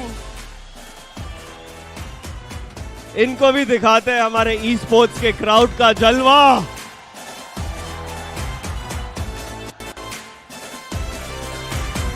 Welcome to BGIS India 2023. One and only Neeraj Chopra. Neeraj, आपने इतने सारे stadium देखे, इतने सारे arena देखे from around the world, और आज मुंबई में you are seeing history happen with the very first BGIS India 2023. वो क्राउड और ये क्राउड, कुछ फर्क है या सेम सेम? कैसा लग रहा है? नमस्ते. सबसे पहले तो बहुत ही क्राउड ये बोल सकता हूं कि अभी जहाँ पे मैं खेलता हूँ स्टेडियम बड़ा होता है, आउटडोर होता है, 80,000 के करीब लोग होते हैं, लेकिन यहाँ पे कम है, लेकिन जोश उतना ही है. बिल्कुल ही जोश इतना है. और जोश की बात करते हैं, द अमाउंट ऑफ मेडल्स और जो prizes, keep that coming, keep that coming. ये प्यार बस आप ही के लिए. इतने सारे मेडल्स, इतने सारे प्राइजेस जो आपने जीते हैं, आपको जीतने की एक आदत सी हो गई है. और हमारे सब ये जो 64 चैंपियंस अभी बैठे हुए हैं, उनमें से एक बनने वाला है चैंपियन, और उनको आदत पड़ने वाली है जीतने की. उनके लिए कुछ advice as to how to keep your head high but expectations low? बिल्कुल, बस मैं यही एडवाइस दूंगा कि जिस जुनून से खेलना शुरू किया था वही लास्ट तक लेके जाएं. और बिल्कुल, मुझे तो लोग सपोर्ट करते हैं, लेकिन यहाँ पे चैंपियंस बैठे हुए हैं, यहाँ पे जो भी जीत के जाएगा या जो रह जाएगा उसको भी सपोर्ट करें. और मैं कहना चाहता हूँ कि स्पोर्ट्स की दुनिया में ई स्पोर्ट्स एक नया उभरता हुआ स्पोर्ट है. एशियन गेम्स में हम थे, बहुत खिलाड़ी आए थे, बहुत लोग सपोर्ट कर रहे थे, और जिस तरीके से ई स्पोर्ट्स उभर रहा है, आप लोगों के लिए बहुत अच्छा मौका है. अच्छी तैयारी करो यार, मेहनत करो. All the best. और आपको पता है, ग्रास रूट्स लेवल से आप आए, you've risen up, these guys have risen up. पहले इनमें से कितने प्लेयर्स को कोई लोग जानते नहीं थे, मगर आज वो यहाँ पे बैठे हैं इस वर्ल्ड स्टेज पे, रिप्रेजेंट कर रहे हैं अपने फैमिली को, अपने आप को, अपने शहर को. उनके लिए आप क्या एडवाइस देंगे? Primarily because you know how it is कि जब आप भी कहीं से आए, आप कोई आपका नाम नहीं जानता था, और अब हर एक इंसान आपका नाम जानता है. सबसे पहले तो मैं कॉन्ग्रेचुलेशंस बोलता हूँ सभी को जो जो अपनी फैमिली को, अपने एरिया को, स्टेट, डिस्ट्रिक्ट सब जो आए हैं रिप्रेजेंट कर रहे हैं और बहुत अच्छा लग रहा है। शायद से आपकी फैमिली को और आपके आसपास के लोग आपके ऊपर प्राउड होगा। और बस मैं ये बोलूँगा कि यार ये शुरुआत है और जो आगे एक रेवोल्यूशन आने वाला है इस स्पोर्ट का वो सभी को पता ही है। बस आप मेहनत करते रहिए, ग्राउंडेड रहिए, अपने रूट को हमेशा ध्यान में रखें और आपको मैं ऑल द बेस्ट बोलता हूँ। अपना अच्छे से मेहनत करो और अपनी फैमिली का, अपने कंट्री का प्राउड फील कराओ। नीरज हमारे साथ एक चांट करेंगे। हम यहाँ पे राइज अप को बहुत इंपॉर्टेंस दे रहे हैं क्योंकि ये लोग सब कहाँ से आके राइज अप कर रहे हैं। ऑडियंस, हमें राइज अप का चांट पता है, एक साथ करेंगे नीरज के साथ। Let's do it right now. चिल्लाइए, rise up, rise up, rise up, rise up. Excellent. हमारी क्राफ्टन की टीम आपको एक कमेमोरेशन के लिए स्पेशल मोमेंटो देना चाहते हैं। So you can give them the special लूट box and a javelin. Keep the applause coming, keep the cheer coming, guys. This is a historic moment for all of us right here, witnessing the rise up of new athletes. Let's go! अभी indoor है वरना मैं आप सभी को throw करके दिखा सकता था। यहाँ पे खतरनाक है थोड़ा। Correct. The champion Neeraj Chopra is going to be right here with us. Please एक photo opportunity के लिए trophy के साथ sir. Guys, you guys can keep chanting. Jai.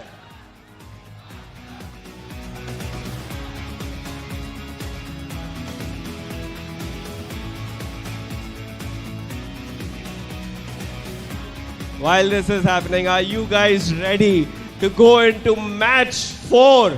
What a historic to find moment out for कौन the बनेगा Indian हमारा esports, ladies and gentlemen, champion. a man who has made the country Then proud let's at throw to the multiple casters for match occasions. 4. Thank you, team Here captain. Thank to you, motivate Neeraj Chopra. these lads sitting He's gonna right be behind around. us. We're about gonna be around. how they can You also guys will make be the their wonderful dreams audience. come true and how Let's they see what could be the action ones awaits making for us on this the other nation side. and their Over to you, families casters. and their cities proud on those big stages. But it's not all over.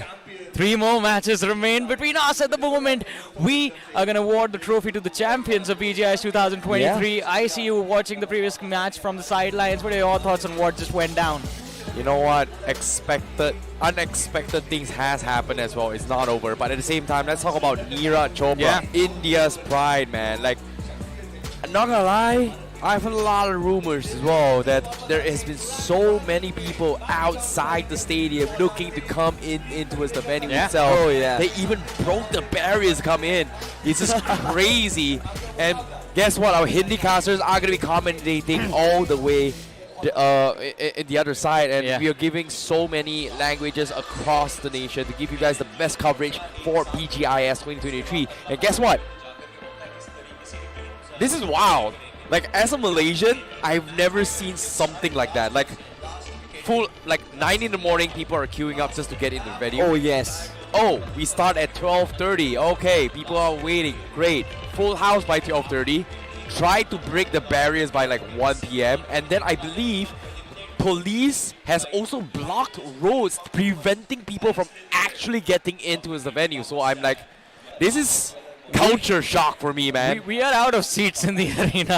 We don't have any more seats remaining. I mean, I do see all around me, even in the background, you guys can see people leaning on that railing right there, and everyone just wants to see India's golden boy. I mean, gold after gold. This man has just won it all for this nation. And of course, now someone on this stage of BGIS is going to win it all for themselves, and this could be their very first win, considering Big Brothers still are leading. Yeah, I mean, definitely, right? I mean, Big Brother certainly had that very big advantage, just like we saw, right? Neeraj Chopra came out of nowhere. He had very humble beginnings, but then went on to become one of India's golden boy, one of the ultimate pride on the Olympic stage. I think for Big Brothers, the story is somewhat similar. The story is somewhat similar as in they came in, nobody knew him, and right now at this stage, they are dominating. They had that very big of a shock. 2 chicken dinners in day 2, and in day 3 they start off on a phenomenal note. Well, speaking of phenomenal notes here, 3 more matches to go, where we crown who is going to be coming up with the trophy. In this case, there's just so many things that we can talk about as well. Teams are here and prepared to show you one of the best BGIMI performance ever. And you can see they are going towards their final battle to try and reclaim the throne. In this case, Big Brother's one step closer to be immortalized in a LAN event here. In this case, the first ever LAN esports in a while for India in particular. I mean, it's been a while since we were allowed to be with our audiences, but now all of them have showed up together in massive numbers. We see players praying to the gods of BGMI, praying for a win, desperate for that win, and especially the teams competing within the top 6. In fact, anyone can walk away with the win, anyone can walk away with the trophy. The gates are still open for these lads to secure those points for themselves, but 3 matches remaining, one of them, the next match itself, is going to be played on the map of Wakendi, and then we move on to Miramar and Erangel. I think in the next game onwards, like Weekendy will sort of set us majority of the information. It will tell us who or where they are going to end up on the overall standings. For sure, comebacks might happen on the map of Miramar and Erangel. And personally speaking, I would love that to happen. I would love the ante to stay up until the last game, and we wouldn't be able to predict who the winner is going to be. But considering latest trends, considering how mobile Tingly has been, I think that's not really going to be the case. Was there something jumping? Yeah, a lot of people are jumping in the crowd, Salty. There we go. This is the energy that we like. This is absolutely buzzing. The atmosphere is brilliant. Everybody loves the camp, don't they? Exactly, and speaking of which as well, there's just so many people. And I wouldn't be surprised if we make an earthquake later on by the end of the day. But all things considered, let's focus on what's about to install here. The teams are prepared to jump in towards Weekendy, where it's going to be very, very cool. It's just like cool. You, just like me. But I've heard rumors that we are about to begin. Ladies and gentlemen, without further ado, the match about to begin here for BGIS 2023 in towards the map of Weekendy for one final time into the icy cold plains of Weekendy. And we are heading off with a bang. Ice on the map, ice on your veins, and I'm pretty sure the players are geared up. Ladies and gentlemen, the big bird takes it to the skies, and I am excited. I'm pretty sure my co-casters are excited as well, but the flight path, where exactly does it take us to? Starts off from the sides of Krichos, ends towards Vinery as well. Does have a central cut towards it, or what do you think about it, John? On Weekendy, it does not really matter, but let's see how this one is going to go. I mean, this is a map that's, I wouldn't call it the smallest in the game. I mean, that is Sanhok, but this is not that big as well. You will be able to glide towards your preferred drop spot. And of course, one major advantage on Weekendy is the time taken from the flight path to the first circle forming. You have an idea of where the zone is going to take you in the very early stages of the game itself. And that is such a brilliant opportunity for all those IGLs to plan out the moves for the next 20 minutes of the game. Now look at this, the circle forming once again. This is interesting. No way. But we have a little bit of a fight already. Night Owls and Big Brothers, and Night Owls want to spoil their game. They want to take the challenge to the Big Brothers right at the get-go. Well, they have to make it quick though, because right now Night Owls trying to play the party favorites, trying to deny them that throne, and this is exactly what the other teams are looking forward to as well, because if you think about this, if Big Brothers bow out rather early means everyone else stands a chance. In this case, playing spoilers, Night Owls gonna be looking for a third party. Uzumaki looking for a safe play. He's got a level 3 helmet, but aside from that, he's also got the DBS, so that means he's trying to mask his footstep in case Night Owls looks to try and flush him out. I think this is going to be extremely, extremely important. Night Owls might play the Robin Hood of the entire lobby, and they might actually open the floodgates for everyone to make that cut. That is actually true. I mean, if Big Brothers, they are taken care of super early in this game, and Night Owls are the ones to do it, who are in fact at the bottom of the rankings. Then any team from the top 4, the top 5 will have an opportunity to take that threshold away from Big Brothers. And Night Owls, compound by compound, they're clearing out the city. Well, speaking of which here, seeing Night Owls, looks like they're not going to try and contest this. They are going to be grouping up together with Cleo and Roxy, but I'm a little bit worried for them because as of now, they have no information coming from Big Brothers, and Big Brothers are slowly starved and deprived of their resources, while Night Owls is casually just running around, denying all of their loots there. So Big Brothers, they have only time will tell, because as of now, they're just waiting for a reaction from Night Owls. Dreams leading the charge for his team. Seth in the distance. One of the problems for Big Brothers is going to be the spread that's going to be there from the team. Night Owls, if they run in for a trade, they're going to have an advantage. But Sarvit can find the opening. Sarvit looking for the shots here. He will try and clip Roxy. Roxy down towards low. He will back off. Narrowly escaping as well. But Uzumaki getting naded off. The crowd chanting for this spoiler. As Night Owls looking for the reset as well. Dreams getting tagged out a little bit more. Roxy getting traded off. So it's going to be a 3v3. Sarvit once again holding a very nice angle, but he doesn't have a helmet. So any stray headshot is going to be able to take him out. So Night Owls still looking for those flank Drango. Looking for a long swing here. Rishi is there to try and provide the assistance. Roxy getting picked up. Uzumaki in a trap position, unable to be picked up as Draco is looking to try and punish anyone from the side of Big Brothers to try and save him. But Night Owls, they've managed to bring their man back into the fight. It's not even going to matter from the flank. Seth starting things off yet again. Draco is going to fall. Night Owls again down to their 3 players. Dreams is going for a push. He's going to find his way indoors while Cleo holds the outer line. Seth, he's going to try and pre-fire, expecting a peek from the opposition, but that's not going to be the case. Now, looking to secure the finish point before Night Owls get their man back into this fight. Well, looking for the reset. Uzumaki slowly bleeding out there. They need Rishi to try and push forward to try and fish him out. But at the same time, Night Owls is at a stalemate. Draco, half HP as well. Big Blinds looking to try and go in for the push, but they finally picked up Uzumaki. So that's good for Big Brothers. Meanwhile, Night Owls, they're trying to regroup with Draco. Do they find the finish? Roxy barely catches the glimpse on Sarvit. But aside from that, they are wasting a lot of time. Absolutely. I think Night Owls, they know as a matter of fact Draco and his life has been lost. Cleo, if he tries to cross on this passage, I'm pretty sure he's going to be open fired, but Big Brothers, it was a great setback with Uzumaki being knocked out, but now they have reset. Now they have resurrected back into this fight, and they have reinforced vigor. Will they be able to take down the Robin Hoods, or will Robin Hoods open the floodgate, Johnny? The trades from either sides have been reset, but now Night Owls looking to kick things start yet again for the 3rd time in this fight. They're going to have to find a better opening than getting a long distance knock. Well, speaking of knocks here, they're looking for the flush. Sife's got the DBS, but he doesn't have a helmet. Night Owl's going to be 3-man pushing his way through. Nades come in. Oh, barely catching as well. He's got the Molotov on Draco, but big boy Sarvi is going to be backing them out and provide the assistance. Molotov forces Sarvi. He actually clips him. He's going to be in trouble. Uzumaki having the high angles, but seems like he doesn't have a lot of work with him as well. Zayek looking for the push. He gets the pump. There's one. There's two. There's one. No! They're getting destroyed. Roxy last man standing. It's over.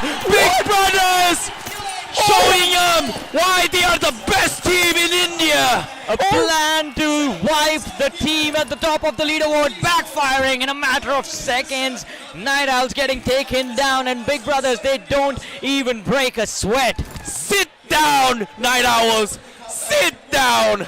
That's what Big Brothers say. I'm gonna be #1. They're sitting right behind us. The stadium, the entirety of the venue just erupted as Saf open-fired with his DBS in the close corner. That was so beautiful. That was patient play. But now we have another fight. We have 4 aggressive men and Team CS Esports building up.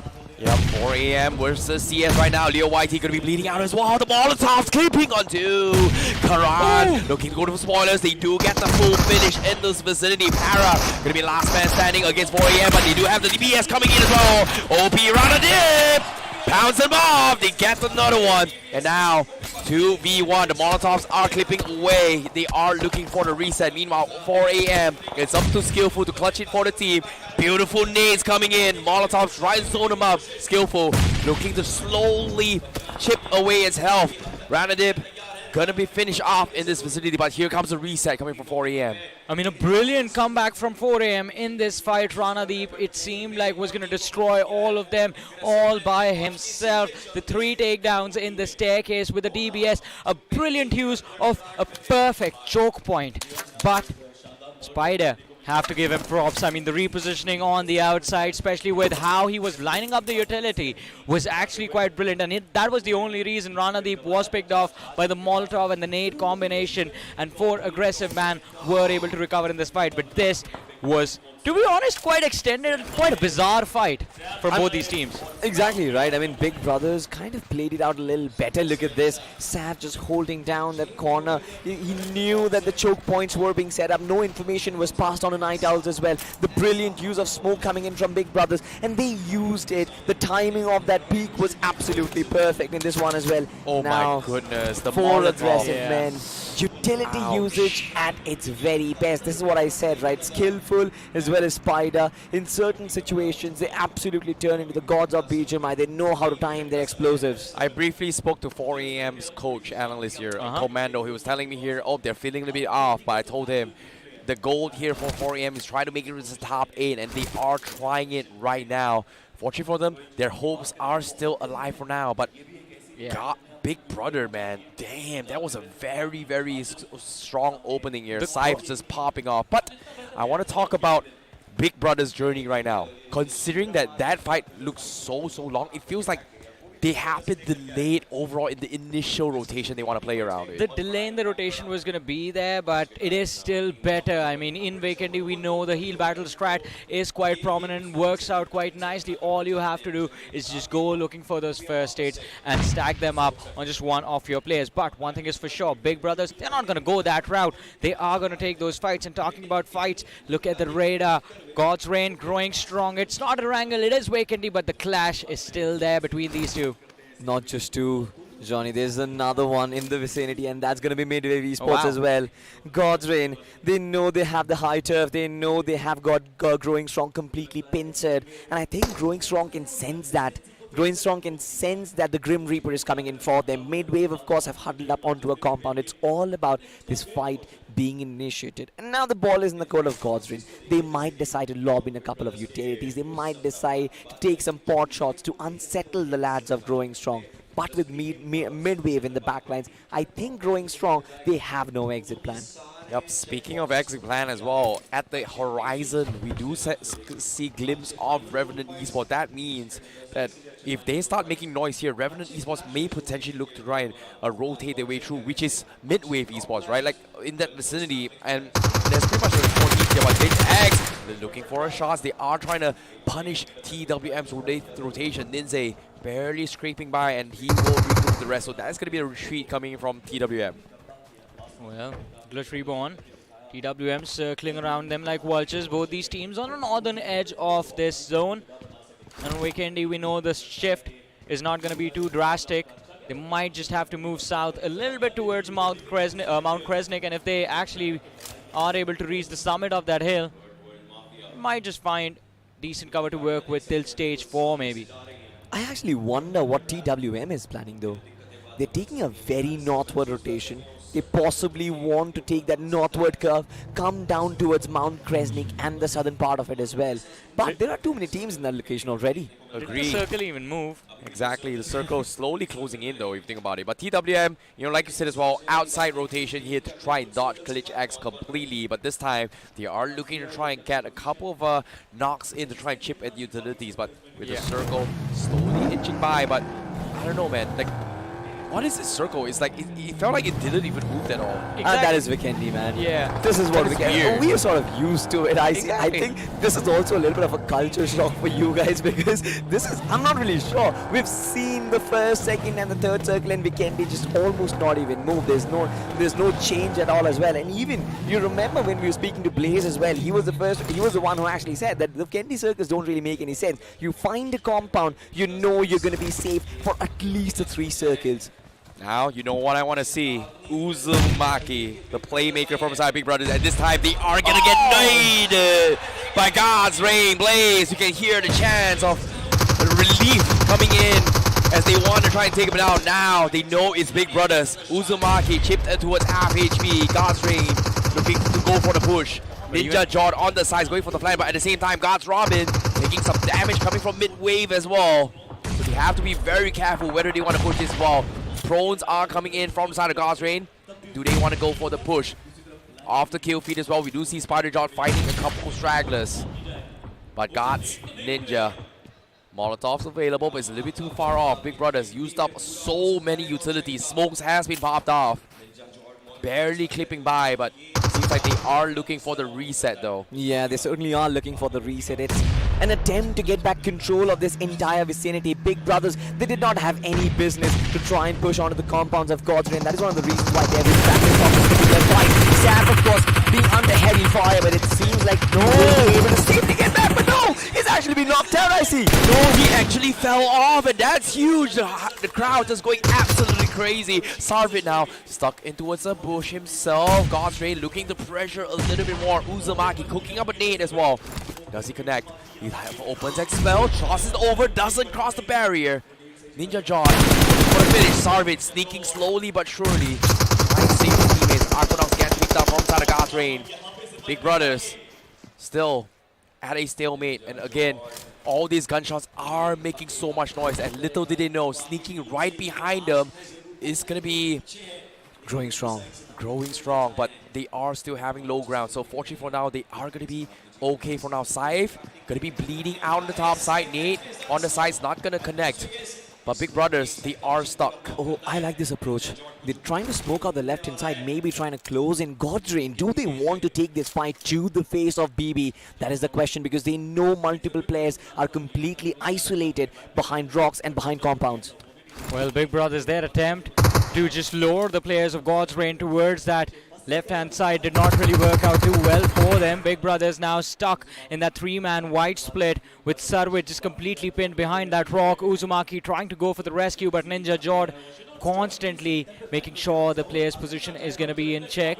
My goodness, they are smack in the middle, and with the circle closing in, oh boy, they are going to be in a very, very long stalemate here. Midwave hurt all those gunshots. Likewise can be said for growing strong. That means Big Brothers and God's Rain is going to be having a very, very long time here. But at the same time, for how long do they want to be here? Because literally, you know, utilities are going to be bleed out as well. But Sarvit, he got picked off, and Blaze gets the knock onto his Big Brothers.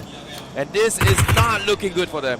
Well, he found the angle out of nowhere, and this allows the opportunity for Ninja Jord to go for a push.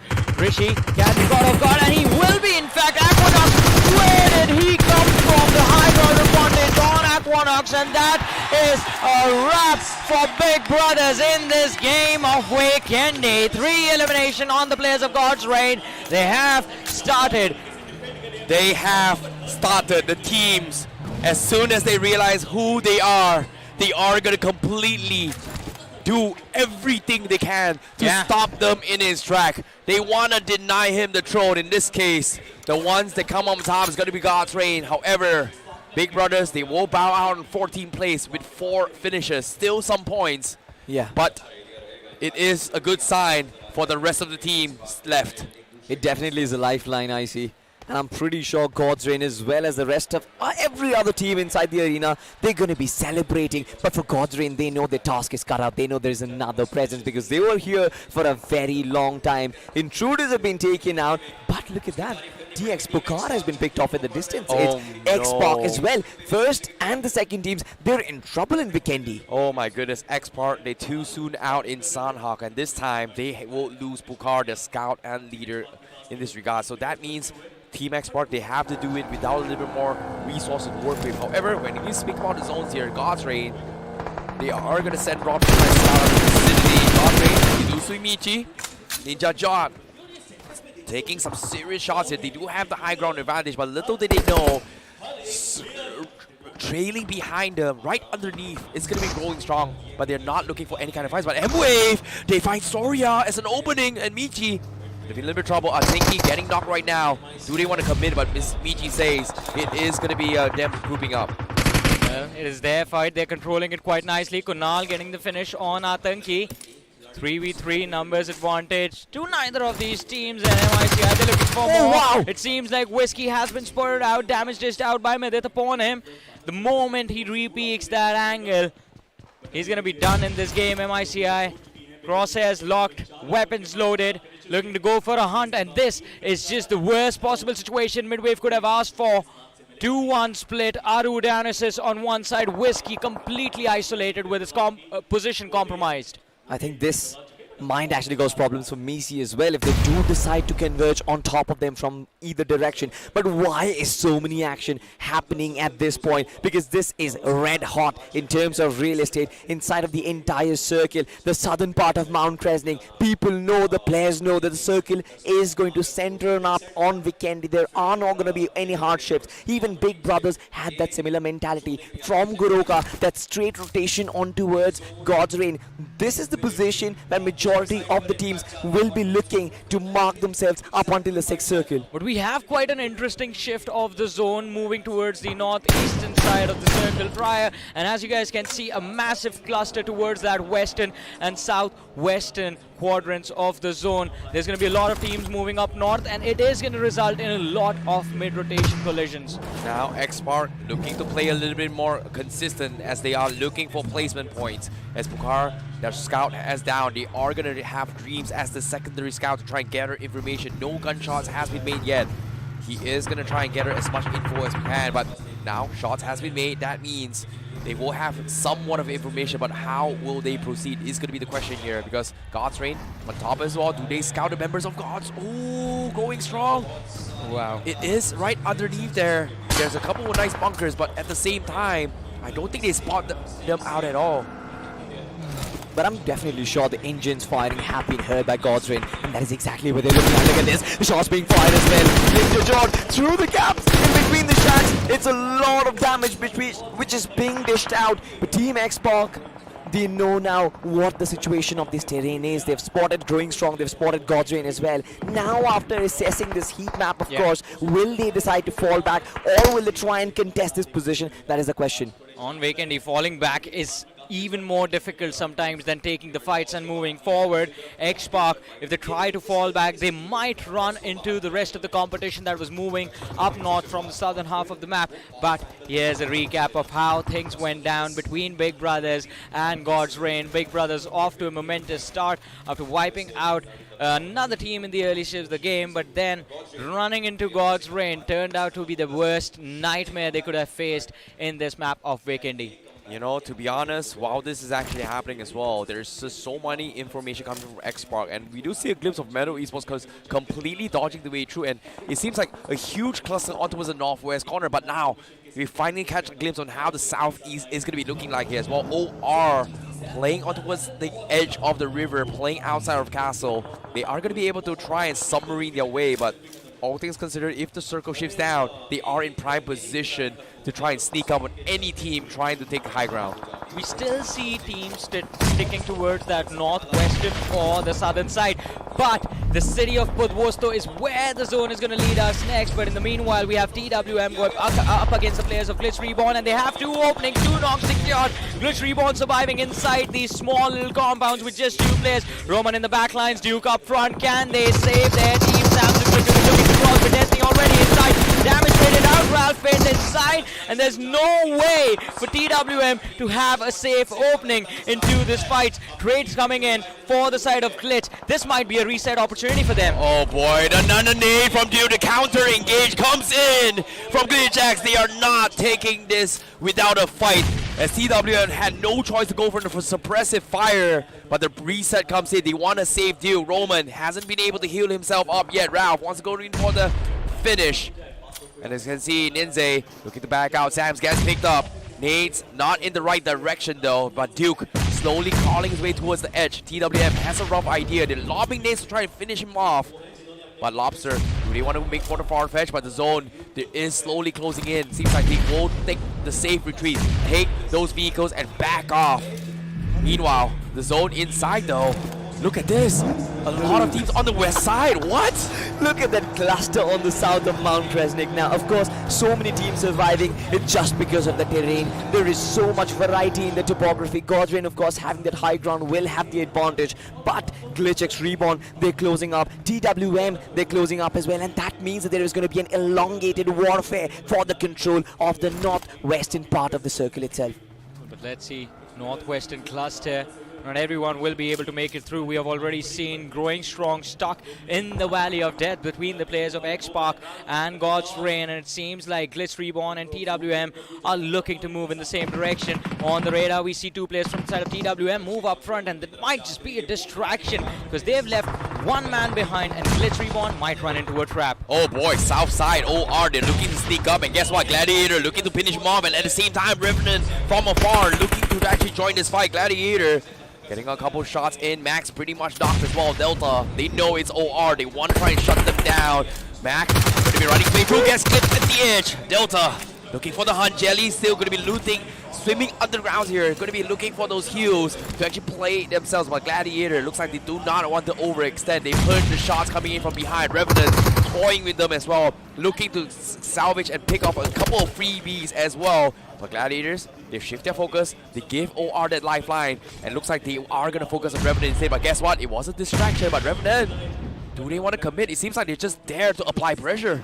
Gladiators, the scavengers from the edges of the circle, how beautifully they are juggling between two juggernauts. On one side they have OR Esports, on the other side they have Revenant Esports as well, and Revenant Esports have been held back. Gladiators, they knew as a matter of fact the amount of pressure that they were providing against OR could have given Revenant the space to move forward and could have potentially taken their compound, but now they are reset. Nades tried to be lobbed in as well, and Revenant Esports, they want to make this invasion happen. Now shots already coming in. Revenant slowly inching away towards the south side here as well. They have sent one guy over. Gladiator getting denied those information here. MJ using those names to try and mask those footsteps or information to try and go in for the flank. They've got a very nice flank position on the west side here with Apollo slowly creeping in. Fierce as well. They want to go in for the fight. Sensei already inside the next phase of the zone. They're calling in for the cavalry, but with the rest of the team of Revenant pressuring the south side on Gladiator, that pretty much sums up the south side. Meanwhile, top west corner, what is that?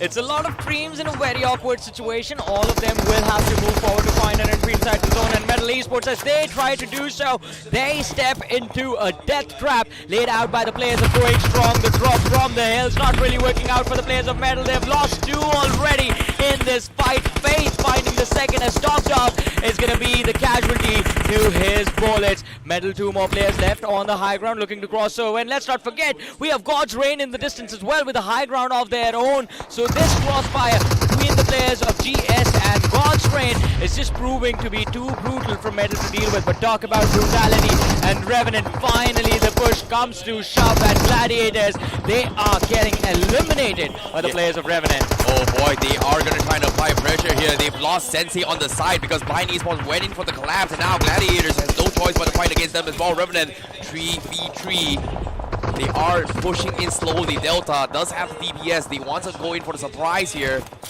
but there's just so much smoke. 10 teams left, 26 people alive across the map, and you can see the kill fit Michi taking jabs onto what's going strong as well as God's Reign.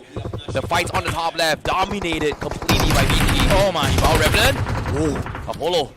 Very, very close here. Slowly inching away. They've lost Sensei, right? MG pretty much. Oh, no! A pixel of his head exposed, and Gladiator gonna push forward now. Do they want to? But the zone slowly inching by. Gladiator afraid that maybe people are gonna try and capitalize on the situation. Gladiators, they're being blindsided by Team Blind Esports from the back lines. They're also taking shots, and that just gave Revenant Esports enough time to actually get back into this fight. Fierce, up close and personal. He's trying to 1v3 against the entirety of Gladiators. But now look at this. From the backlines, MJ has been taken down as well. And this is Blind Esports. They just gave Gladiators a lifeline. It's over for them. It's over, but at the same time, Gladiator, they are going to get reset as well. Blind Esports completely knows what's happening. They are going to capitalize on this situation. 4 finishes for Blind Esports, 7 teams left. Gladiator trapped like rats. And in this case, Blind Esports, they do have a little bit more hunker down on the south side. And in the middle of all that is happening right now, Midwave in the middle, not making a single sound at all. They're the only team that's inside the circle at this point, and even the climb uphill from Gladiators can in fact give them a detrimental result. It's going to be uphill fight. Midwave, Blind will have no information while they're going to approach it, but the only advantage they have to work with will be the fact that Blind has the numbers. It will be a 3v2 situation if they charge forward. Absolutely, and you mentioned about Gladiators. We know that, look at that radar, right? As soon as Gladiators make that northward run toward the circle, Blind Esports will open fire. There's a little bit of that ridge to come into play as well, but you mentioned about the numbers advantage. I'm pretty sure Midwave, they're sort of trying to stay away from the action as long as possible. No worries, Esports in the middle of collision, and TWM, they're charging up. Now with the circle closing in, TWM going to be dodging the way through Mark Jelly. Oh no, Jelly got picked off at the air. Justin securing a finish, and as soon as they go for it as well, they are going to try and push out forward as well, but now Blind Esports, they're going to go for the pressure. There's a lot of shots coming in. They're crashing up onto the base, onto Midwave Esports, but at the same time, they survive. They find an edge, and they are going to be A-OK for now. But from Manya, the man, the myth, the legend, the complete Kobe Bryant of BGMI. Manya does it again. Gladiator completely shut down. Meanwhile, on the edge as well, look at this, going strong under the shack of TWM, and I don't think they realize, Sam. Oh wait, they know they are gonna go for the Molly, they are gonna flush them out. Sam's gonna go for the juke around as well, rings around Roses, and they take them out. Beautiful stuff from TWM. 6 eliminations on the board, but it still feels that Blind finds themselves in a position to win it all. Ronnie spoiled out, Lobster going for a spray. He's not going to connect on his mark. And Blind, with this 3-man widespread with ridges for cover, can actually pick off the players of TWM. TWM, the circle is on them. Midwave, they still have the edges as well. But Blind, the numbers and their gun power is under their radar. They will have to turn into Super Saiyan mode to actually get back in Delta. With the heal battle, he's not going to survive for long, is he? Exactly. Now, speaking of heal battles here, Midwave not making a single sound here. They still have one guy left. That's going to be Aru. Try and play some placements here. TWM in this exact same situation yesterday. This time, trying to claim themselves as the kings of Vikendi by the end of this match. In this case, Blind, Manya, and Ronnie still alive. They are going to push for as well, 3v3, and they are going to try and clear the houses. Aru not making a single sound. Has a DBS though. Waiting. Aru is going to try and make noise. Oh, he made a noise. They know he's up there, so it's going to be a little bit stalemate. He's going to use the smoke here to try and get some sort of cover. Looks like he's going to go for the potion. Oh, Naku finds him. Aru, big mistake. Trying to pick down here with his legs. Unfortunately, will get scouted out first. But that does bring us towards the top 2 teams of this game of Vikendi. TWM taking on the players of Blind. And Blind, they're still looking for an opening. Sam's, Ninja, and Lobster holding off this opposition. Manya has taken a lot of damage. One more lead. Landing even close to him. He's going to be down on his knees. And it's going to be extremely... Oh, the vehicles are flying. Now, this is the same thing that has happened yesterday with TWM. This time, it's going to be up to Blind Esports. Manya going to be in the ones in the front charge as well. TWM Gaming going to be zoning them out. The circle slowly closing by as well. They're sending Ronnie, potentially going for the healing game, but looks like they want to call all hands on deck for this 3v3. Naku, Manya, not in the bestest of condition, but Ronnie, they know exactly where they are. He's cooking up the nade. He's trying to lob it over. It looks good. Ninja, does it connect? Ooh, barely. A pixel off, and TWM, they will drop down. That will buy Blind Esports a little bit more time to slowly creep up on TWM. And now the counter days comes in. Sam's getting tagged up pretty hard. Still alive though for TWM. Can they get the heal off? But Sam's, it seems like he's not healing up. Oh, he got the first hit out. But Blind Esports Now looking for the shoot as well. The nades from Naku. First start from Blind Esports, but Naku counter nade as well. A second one comes over and it connects. A lobster. Sam, last man standing for DWM. 1v2. Blind want to play the numbers game. Sam's, he has to make a play. Does he push forward the nade? Oh, he claps him here in HP. Ronnie looking for another one as well. He might be over DWM. Blind, they're pushing forward. It's over. It's done. Blind Esports. Winner, chicken dinner.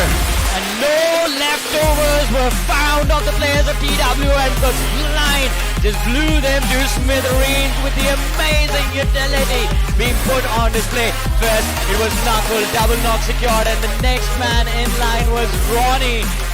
Oh my goodness, what an impressive game from this team. And again, the climb today has been impressive. I wonder how close they are from the podium. What do you think, Salty? I mean, I have no words, to be honest. 2 back-to-back great games for Blind Esports in the final day of the Grand Finals, ladies and gentlemen. Blind Esports are riding on top of a surf. Or they are riding on top of a tsunami, to be honest. And now they're making the big climb. They're trying to do basically what Big Brothers did yesterday. And I'm not even sure if they have done half the job. At the same time, you can see the faces of disappointment coming from TWM. True. But nevertheless, what a clutch coming from Ronnie. Kamikaze his way, got 2 nades, got 2 knocks to set the tempo for Blind Esports. And now, Blind Esports no longer blind in our eyes as they try to kind of climb their way to a better position. Have you taken your hands off their eyes, Icy? Well, I definitely have. All right. I definitely have, because they are in the spotlight in one of the greatest, biggest stage of esports in India, here in the Dome. But look at the disappointment of God's Reign as they were forced to take an early exit. Revenant as well. Quite frustrated after their early wipeout in this matchup. But Blind, an impressive run from this team. Although I do have to say, I found this game of Vikendi extremely weird. Usually the strat is alright, as soon as the hard shift of the circle happens, you're going to try and make a run for the center. Not this time. This time teams were fighting for the control of the edge. Yeah, I think majority of that happened because teams tried to huddle up on the southern part of Mount Cresnik right at the very start, and that just forced these teams to stay in that position. The topography, there was one team at the very bottom growing strong, God's Reign up top, you've got Midwave, you've got MICI chiming in. That pressured all of these teams in that only one situation. Now, exactly, of course, in case you missed out on the action as well, this is pretty much the highlights of how things began in Vikendi. Big Brothers had a very, very early visit coming from Night Owls, and guess what? They proved themselves why they deserve to be #1, because even if everyone comes in, Saev pulled some very, very big shots coming in. Yeah, also have to give props to the man on the right-hand side. The crossfire that was there through the window was actually quite impressive. So, one player sets up a bait, the other man hides in the bathroom, and the prey just runs in. Yeah. Well, perfectly. It was all planned out. It's a beautiful crossfire by Sarvit to actually assist him, right? So at the same time, even that happened as well. Big Brothers, they had to overcome another Titan. So it feels like everywhere they go, they have so many to worry about. They certainly had, and TWM, of course, from the northern part of this entire map itself, initially they were trying to duke it out against Glitchix, Reborn, but they knew, right, this is one of the toughest compounds to actually fight, courtesy to the fences which separate the inmates and the outsiders, and TWM knew that this fight was not really a good one. They decided to shift their focus on that Mount Cresnik battle, and having the high ground, they could take control of Glitchix, Reborn, as well as every team who were underneath them.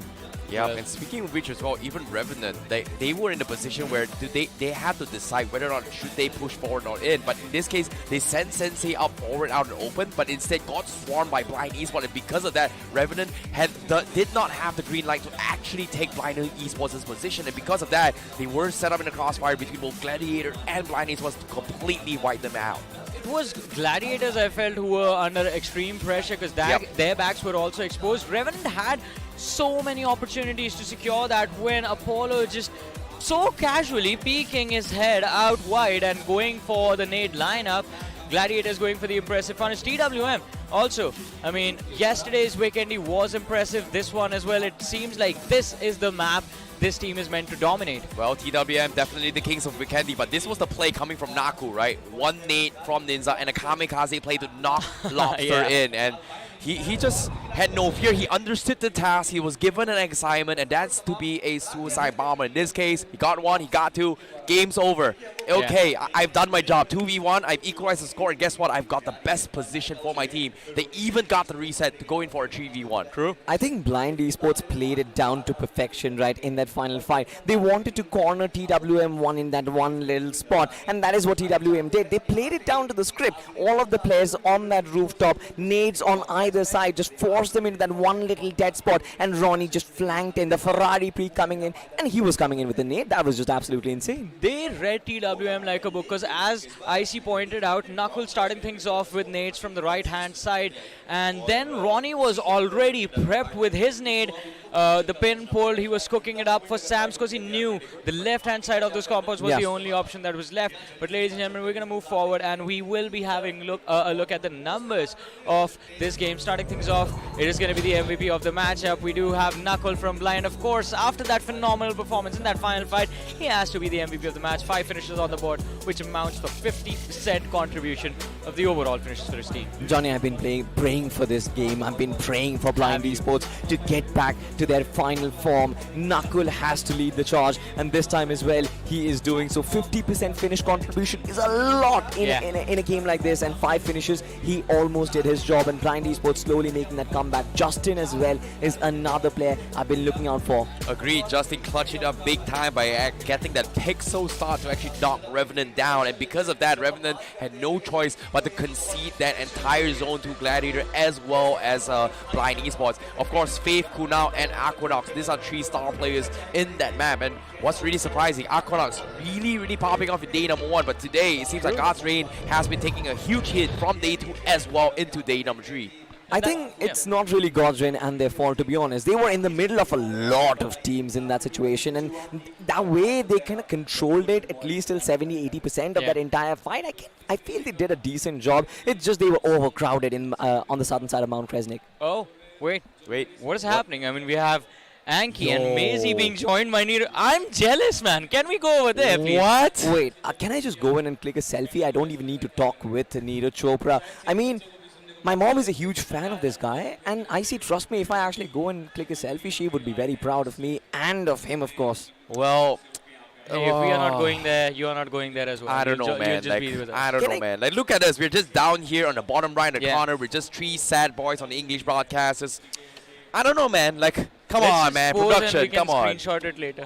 Okay, fair enough. Will my phone be able to get the Yeah, we're gonna screenshot. Try. You gotta try, man. What are you doing? I don't know. I don't really have 100x zoom on my phone, but maybe somewhere down the line I can actually frame. But it's not really gonna happen. Hey, it's us. Look, we are in the back. We can see ourselves between Maisie's head and Mr. Neeraj. Wait, we gotta see. Wait, hold up. Yeah, We do on the top right on corner. Top right corner, we do see him. Okay, that's a good sign. That's a good sign. I think we have to also listen. I have no clue what they're saying though. Yeah, you gotta explain it to me, man. So, I mean, a lot of back and forth between Anki, Maisie and Mr. Chopra over there about his journey, what motivated him. Because, again, I mean, when you are coming from the grassroots with no support, no clear pathway in front of you of how you actually want to succeed, want to be the best of the best, want to have that gold medals around your neck. I mean, sometimes things can get lost, right? You can lose direction, you can lose motivation. But, I mean, this man who has done it time and time again, and of course, I mean, winning in the Olympics is not easy. I mean, you have to be an absolute god to make it happen. And he has done it again and again and again. So, I mean, of course, a lot can be learned, but... We've got fans just here to support him as well. Now, you please translate for me. What's going on? You gotta open one ear and tell me what's going on. Sorry, English broadcast. It's going to be silence for now as we try and figure things out. Talking about the values of players coming from grassroots, how important family values are to them, how important their family's motivation is to them. Speaking of families, so I see there's a very interesting thing. Blaze's mom is actually in the stadium. She's in the front row. She's supporting her child with a poster. Like, that is one of the sweetest thing which we could have witnessed. I spoke to her very briefly, and she is so excited about it, like the entire esports industry. Hey man, it's all about support. It's all about family, man. Sometimes family makes everything. But Also, of course, not forgetting your roots. Yep, Not forgetting your roots, where you come from, what your journey has been like, the struggles, the hardships that you've faced, always keeping them in mind. And of course, I mean, if you've fought against those hardships once, you can do it again. You can do it again, and you will eventually come out on top. I mean, I find that to be quite true. Inspiring words coming from him, and at the same time, the crowd's absolutely cheering for their favorite teams. But speaking of the crowds, you can see they're just extremely excited as they receive words of wisdom from the man, the myth, the legend, India's pride. You know what's even more exciting? I mean, we are seeing all these lads in the crowd, in the stands right now. You never know. The next year they come around, they could be on the stage. Hey, my job to translate. Yeah. I mean, it potentially might happen, but what is he saying right now? Yeah, if you let me listen, I can... Believe in yourself. As long as you keep believing in yourself, you can always make a comeback. Go on. I'm waiting for the translations. He's telling about his story about when he was going through hardship. He always believed in himself, and that is why he became the best of the best. Wow. And now Anki's asking him questions about BGMI. This seems important. Okay. Okay. He says he used to play. Oh? Yeah. Nina Chopra plays BGMI? I mean, I'm very surprised, to be honest. In between his practice and everything, he still finds time. This is what unites every single one in the community. This is a game which is... Okay. Go on, go on. Give me some more. Yeah, I mean, he's quite impressed by athletes as well. And as Salty was saying, he used to play in between practice sessions. We used to play BGMI quite a lot. Was in love with the game. Neeraj Chopra is also like us, right? Whenever we get time in between broadcasts, we're like, all right, boys, let's just fire up a TDM. I mean, that man is built like a god. Yeah, I mean, unless and until I actually start gymming very seriously, I definitely wouldn't be able to get to his level, but... I wonder if he can get him to practice with one of those teams one of these days. It's going to be so exciting. And whoever it is, first of all, I mean, I can't believe, I know there's a little bit of a distance between us and the Hindi desk, but never in my life I believed I was going to be under the same roof as an Olympic athlete. As an Olympic gold medalist. Yeah, gold medalist, yeah. You know what? Never in my life would I have thought be in India as well. You think about it here. Like, I've been casting for 9 years. It's first time here, man. Hey, guys, at least we were on the same frame on the broadcast, right? Yes. We were on the same frame. We shared the stage. It was lovely, to be honest. But let's just transition on to the point standings. Blind Esports at the very top, 25 points. I see. What are your thoughts about this? Now, Blind Esports definitely really popped off in that particular match. I want to shout out towards DWM, though. This is really, really unfortunate, even though it is a disappointment for them with the top two. But DWM has consistently gotten himself in the top two finish twice now in both Weekendy maps. So I wouldn't be surprised to call them as the kings of Weekendy of India for now. But of course, in the bottom half as well, let's talk about Big Brothers, 11th place with only 4 points, alongside with Revenant is 4 points as well. That means these are the top contenders getting slowly shoved down. And I don't know, man. As the games close by, X-Park also getting only 1 point. This is very concerning. There's a lot of concerns on the board at this point. I mean, as you mentioned, X-Park, Big Brothers, Revenant, the constant downfall is there from their side. But still, I believe after this game, the top four, the difference is going to, well, they're fading away slowly. I think the conclusion from this game itself is going to be the fact that Big Brothers and all the other teams who are at the very top, they didn't really move much. They didn't trouble the scorers. But Blind Esports made a very massive comeback. And ladies and gentlemen, overall standings, Blind, Big Brothers, they have won 86 points for themselves. Oh my goodness. Big Brother, a very, very huge lead for now. They are only 13 points away from Gladiator Esports. So it might be a fight between both Gladiator as well as Big Brother. Gladiator still does not have a chicken though in their hands. And imagine position. If they're able to secure a chicken dinner, they're going to take a massive lead. But look at that, Blind Esports, they were on the second page when their journey began on day number 1, but they have fought through the struggles and are now in the top 3 with 153 points to the board. X-Park, a close chase coming in with 152 on the 4th position. The competition still can go in anyone's hands, and we have 2 maps remaining, Miramar and of course Erangel. Of course, right, the basic maps, we go back to our defaults, but look at this, Midwave Esports and OR Esports, both of whom have been pushed down. It seems like their dreams have been crushed, and I don't see any opportunity for them to actually make a comeback. 2 more games to go, and I'm pretty sure it's only going to be a battle between the top 4. Agreed. And speaking of which as well, 2 more maps to go. And the highest scoring we've seen thus far in a map is 26 points. So technically, 2 very, very good games by anyone on the bottom mid to half of this race is going to be able to upset and deny Big Brothers that victory though. Well, is anyone going to rise up to the challenge? Or is Big Brothers just going to drop a massive, massive bomb in the next 2 maps to secure an easy win, an easy trophy, and are going to walk away with the prize pool, 75 lakh rupees in the bank as well. The fans all right up. Yep, and as you can see, there's just so many people just looking forward to see how the match is going to be happening as well. The final 2 match decide India's best BGMI team ever in the first land in a very, very long time. This is the Revenant crowd, and they've actually gotten a lot of purple gang with them as well, but majority of the crowd, with the support that they have, X-Park might just be able to pull off something magnificent. Because imagine this, if X-Park in the middle of nowhere in the last 2 games, if they manage to find a comeback, what is going to be the atmosphere like? I mean, but let's see how this game is going to go. Ladies and gentlemen, the map of Miramar all set to begin, and the second last game of the BGIS Grand Finals is about to take place. Ladies and gentlemen, 2 more maps remain for the BGIS Grand Finals day number 3. 2 more maps. And this is going to be map 17 as we head into the hot desert plains of Miramar. Teams looking to fight for the trophy of being called the best of the best India team. And the journey of a very, very long 3 months journey. Slowly but surely about to end.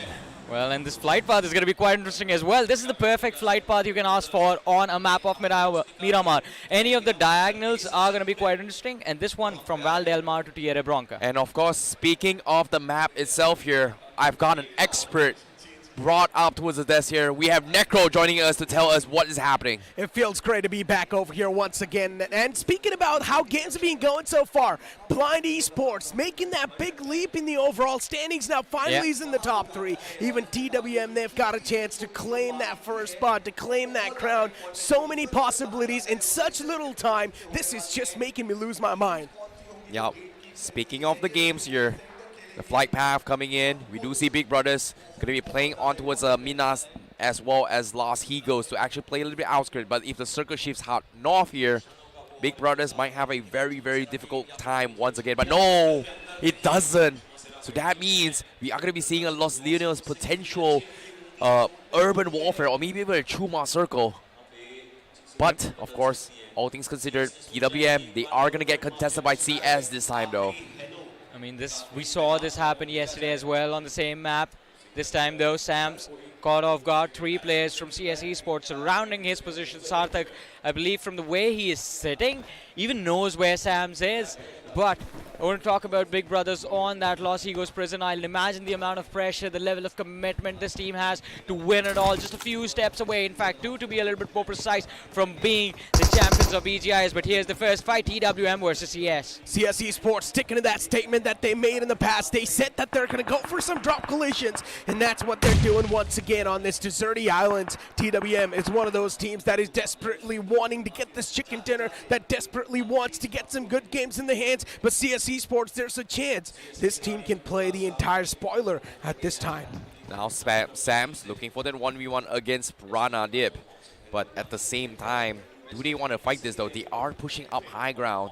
In this case, Destiny does have A little bit of M4 as well as SMG to push forward, but it is still a very difficult uphill battle considering that DBS one pumps are going to completely shred through those level 2 armor, or in this case, level 1 helmet. Yeah. But still, I mean, the distance can be a concern sometimes. Destiny needs to stay hidden because a lot of information due to footsteps, if that is given to the players of CS, they might have the opportunity to just isolate him from the rest of his team. Try and see if he can take him down with a low toss nade or a Molotov. You know, at the same time, 6x scope to try and stop CS's exit path, and CS has no choice but to play this save here. Potentially look for an opening to bail out, but for now, Ranadip slowly checking every single corner.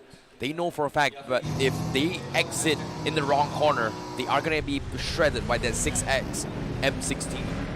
I mean, at this point, CS Esports, they do not really care of being gate blocked. All they want to do is just spoil the game for a couple of these teams. And right now, on their radar is going to be the players of TWM. TWM being the underdogs, they desperately need to win that fight. And also this entire game, as I mentioned, to stand a chance this tournament. And for now, TWM, they're just looking to find that initial contact, that initial connection. They know exactly where the players are too.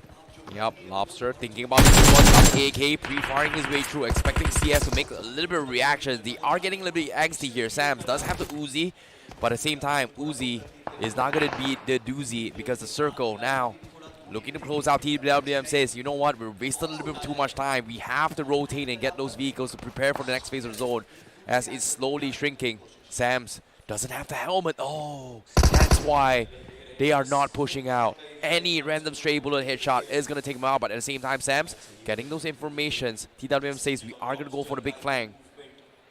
But Ranadip does have the DPS. So if they push through the garage, TWM Gaming is going to be looking for some serious firepower heading their way. Utility is going to be important before they push into prep. Ranadeep for an easy knock to be secured. And Ranadeep, look at him. He's hiding in a corner. Just behind the crates. TWM, they have absolutely no way of knowing where this man is going to be until he starts shooting and shots being fired. His position is going to be compromised. But how will TWM react? That is what we have to see. That's a big question indeed. Ranadeep gets no step. This is not the great start CS Esports wanted to have inside this fight. Before TWM, it's a date with Destiny. This is exactly how they want to kick things off, but also a little bit of salt added to the injuries. He's punching the player away, and Ranadeep hits the corner as well. Sam's now trying his best to fight back with the Tommy gun in his hands. The last man to go in the name of CS Esports. For how long can he try and keep on running away for his life? Well, they are looking to try and wrap this up to try and get as many finishes as possible, but now shots coming in. Seems like TWM, they have to go in for the swarm deal. YT, one of the oldest players coming in. He's got the Tommy gun, but here comes the flush. Eventually, it's not going to do him any good. And TWM completely take him out. And Para says, you know what? I'm out. I don't want to play this game no more. He is going to completely bail to try and get some placements. But look at this. TWM, they do not want to let him off the hook. And Para, does he try and run? But seems like he's not going to try and snake his way through. But he is going to be running out open with his tails tucked between his legs. That's the only option that's left for him on the board. Now the question is, will TWM get him away scot-free? Because you have Lobster on the flank as well. And there is a massive possibility, a high probability of Para getting spotted out and picked off.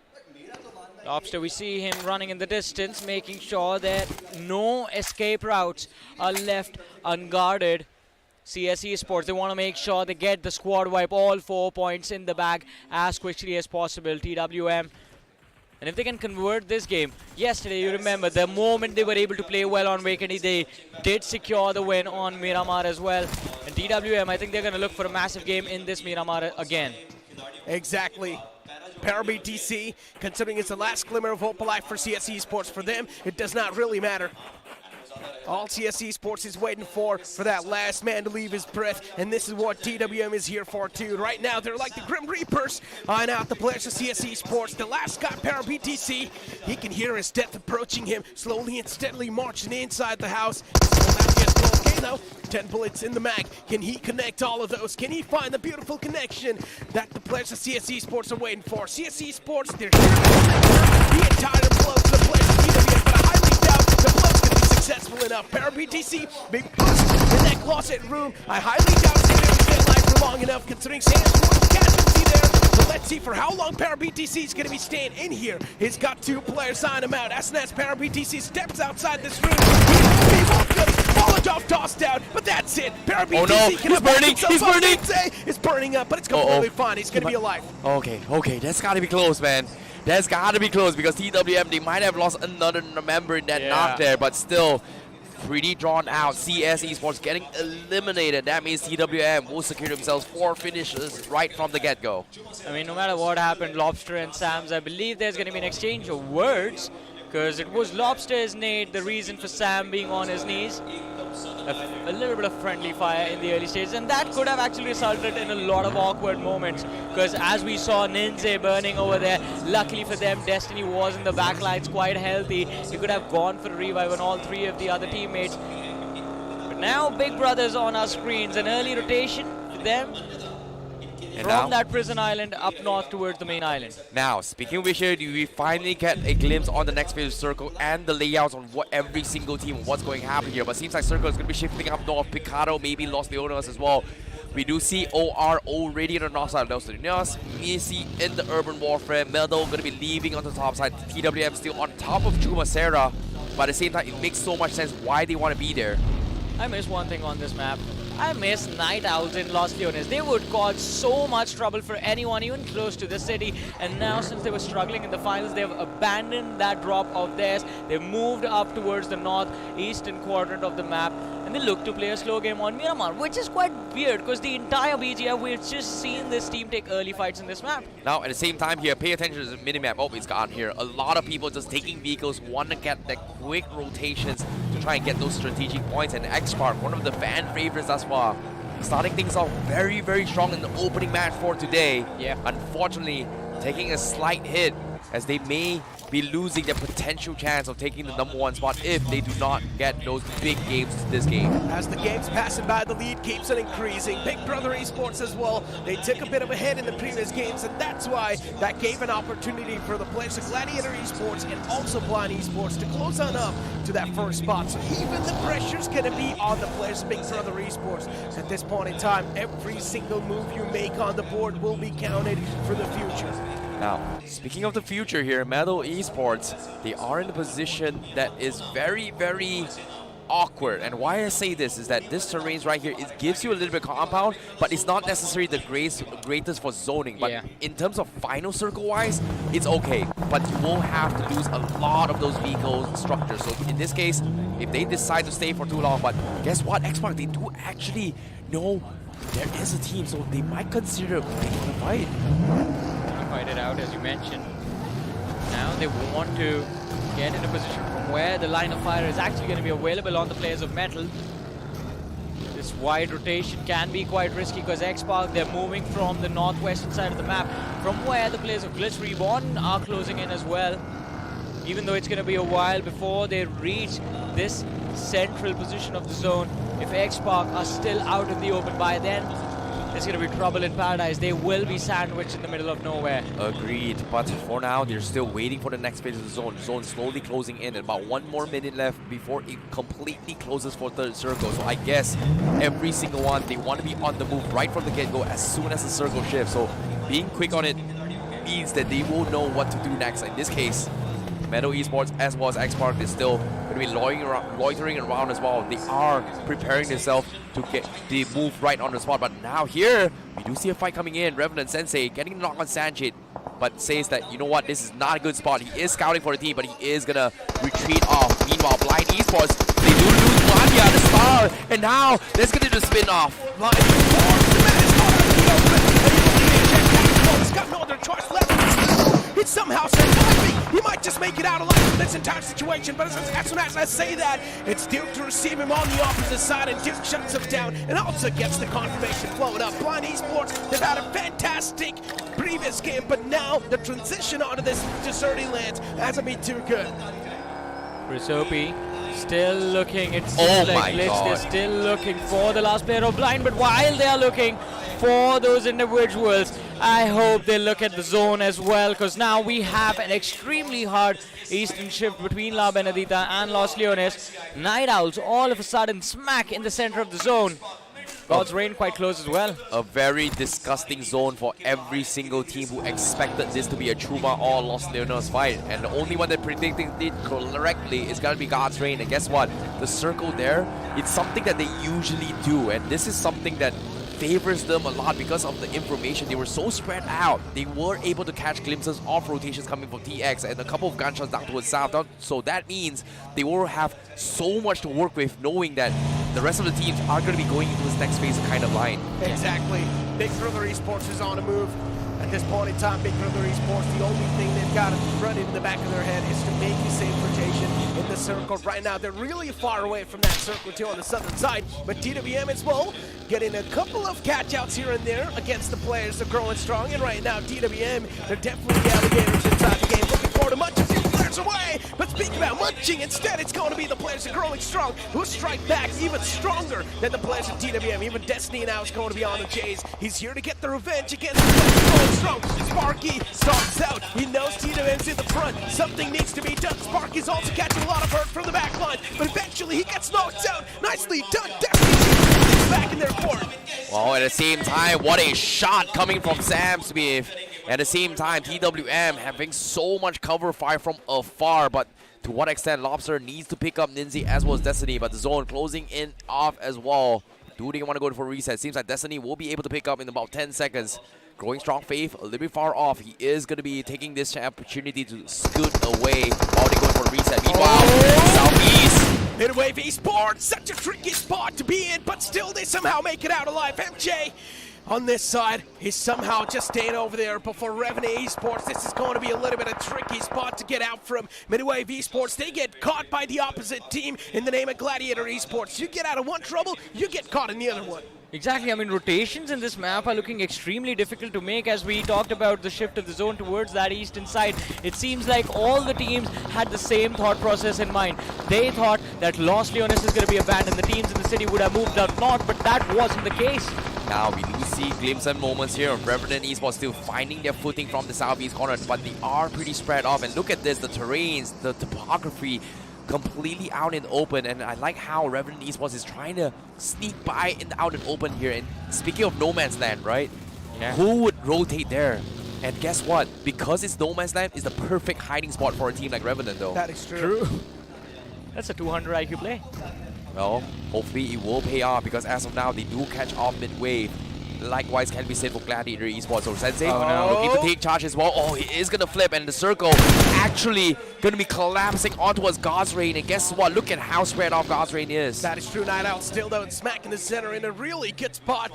Right next to them are the players of 4 AM. God's Reign as well now trying to make it in. At this point in time, God's Reign, they just want to hold the highest ground possible at this moment in time. Makes a lot of sense too. God's Reign, they want to reign supreme. They want to get a lot of elimination points wrapped up because the competition now is starting to slip away from their hands. The spread that they have though can be a massive point of concern for the players of God's Reign, because if Blitz Reborn decide to go for a wide flank, they can actually pick off the players by isolating them. But we have the players of Xbox in front of us, and it seems like they are taking this off against the players of Big Brothers now. Yep, agreed. And now Bukar get a couple of finishes in. Sarvit down, no, and Big Brother! They lose Sarvit now. Big Brother will lose one man. That's the one finish coming in. They will blow it up, and Sarvit is down. And guess what? No! Delta yoinks that finish away. Oh, this is not good. Going to be quite disappointed considering that elimination point just got ripped away from them, but it's completely fine now. Teammates fine. As long as they're alive, get inside the lobby, that's all that's going to matter for them. Big Brother Esports, they're making such a desperate rotation happen, but that too, they do not find a safe spot at all. Safe gets knocked out. This is not looking too good. Big Brother Esports, they're out in the open, nowhere to go, not a lot of cover to play around with. They need to adapt on the fly. 2 men down for the brothers. And they are so lost. What do they do? Rishi does have no clue how many people has surrounded Big Brothers. Uzumaki forced to try and play this safe, proning out in the open, trying to smoke up, to try and pick up Saif, to regroup, to think on how they want to do next. What do they want to do next? There is no line of fire available for Rishi as well to provide any sort of support to his fallen comrades. Uzumaki even though he has Seth quite close to them, even going for a revive is going to be a challenge because Night Owls, they have set that up as a bait. As soon as he goes for a revive, he is going down as well. But over here, TWM, it seems like trouble in paradise for this team. Well, they were trying to find their way inside the zone. They have lost Ninze, and his teammates are going to be forced to abandon their comrade as they find a safer position inside the circle. But Medal looking to start things off, or in fact, to kill the players of Big Brothers. Agreed. Look at this. They've got an M249. What a beautiful spread that was. Just checked out the first man. And this is where TWM will be stopped in their tracks. And now Metal Esports, it's time to quickly adapt to the situation that's given to them. Paradox is out in the open. Of course, he's catching a bit of hurt. Destiny 2 is trying his best to get the resurrection back up. Team X Spark versus MICI Esports. This fight is now finally breaking out. Suction knocked out, but the return knock comes into play. Pocara's wall finds himself on either side of his front. Aditya gets knocked out as well, and within a flash, within a second, the entirety of Team X Spark, they get eliminated from the game. Oh no. What a rush coming from BG Esports. Feels bad for the fan favorites, but what a rush indeed. However, on the kill feed as well, we do see 4 AM also winning those fights against Revenant here. But on this vicinity, Metal, they want to try and get this freebies onto his TWM, but at the same time, it's so very difficult because across the other side of the map, we also have God's Rain pressuring them, trying to slow down those rotations. But little did they know, look at this circle, Glitch X completely dominating the north side here, and Roman still smack middle of it all, and they've heard every single gunshot. That means they know what's up in the entirety of this map. For the first time, we see Glitch Reborn actually dominate their rotation. They have become a zone magnet themselves. But what about Gladiators now? From being in a position from where winning was actually possible, they had to climb back again, make a comeback on the last day of the tournament. And if they win this game, might just be closer to the trophy. Destro dodges the shots, is looking for some cover, and will find it behind this boulder. Even the pan on the back is sort of helping him out over here, assisting him to cover those bullets. I'm not gonna lie, Destro has got to be the luckiest guy because just today itself, he's got so many pan blocks thus far, and because of that, he's been able to survive. Meanwhile, Big Brothers, 2 men alive, still somewhat, 3 men alive. They are gonna try and pick Saif off. Metal looking to push their way through, but the circle inching away as they are gonna push them up north. And guess what? Their neighbors from Vikendi, Night Owls, is gonna be the east side and potentially pincerring them. Metal Esports looking for to assert their dominance, but good spin through Uzumaki. Will he be able to shine through like a bright diamond in this pressurous situation? That's what I want to find out. Nicely done, the opening's found, but then the return knockout comes in. Metal Esports, they're doing a fantastic job and chicken away against the players of Big Brother Esports, but still Rishi in the back is trying his best to pincer down the players of Metal. This will be a tough scenario to recover from, but it's not impossible. One man's out in the open from Metal. A lot of shots missed. Now Safe is going to be looking for to make that push happen. That's what he's trying to pull off. The Molotov tossed in on top of Top Dog. Maybe it's going to find the connection. Maybe it's not. But Top Dog moves away in the nick of time, and as Safe moves away, his life gets stolen away from him.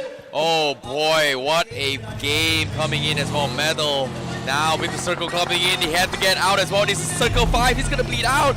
He's going to leave Lancora here. Top Dog only has 2 first aid kit. He's desperately running in towards the north side as well. But guess what? If they rush in now, God's Rain is going to rain on them. But meanwhile, in the middle of it all, Night Owl still chilling their way through.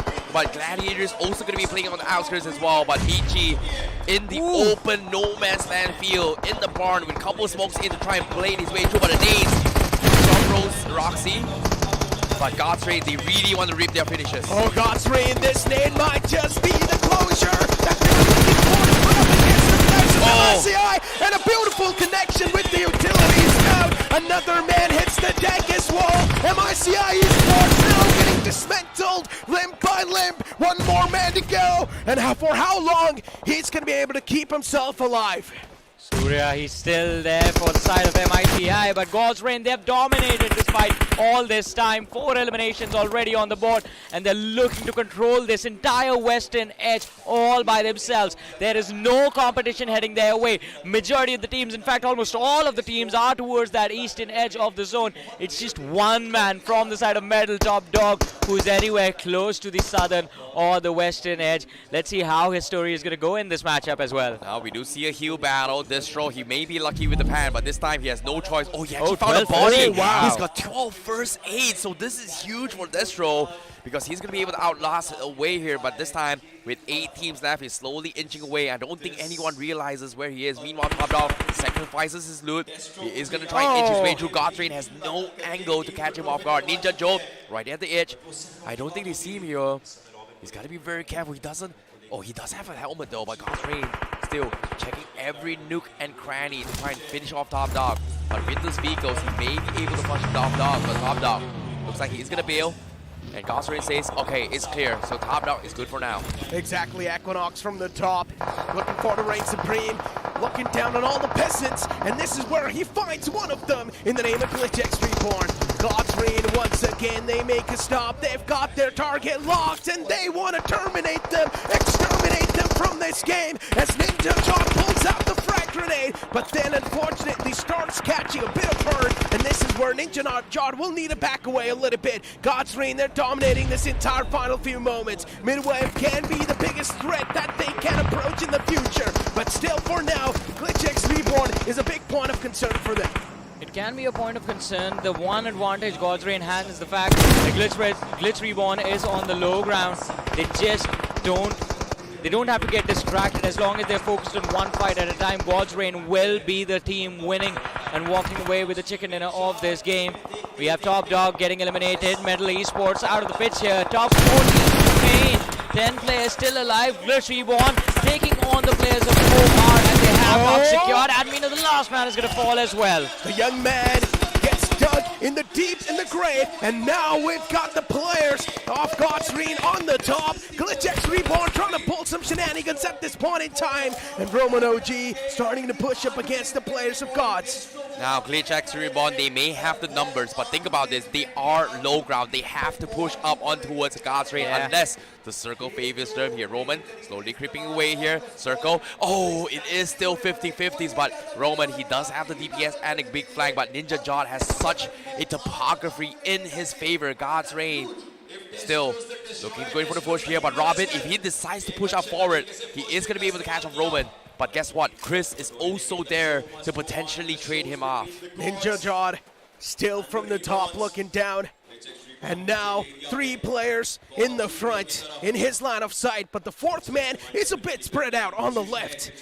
This man has had a lot of eyes locked on him. He's also supposed to be on the first spot in the entire tournament's MVP. Can he maintain that spot?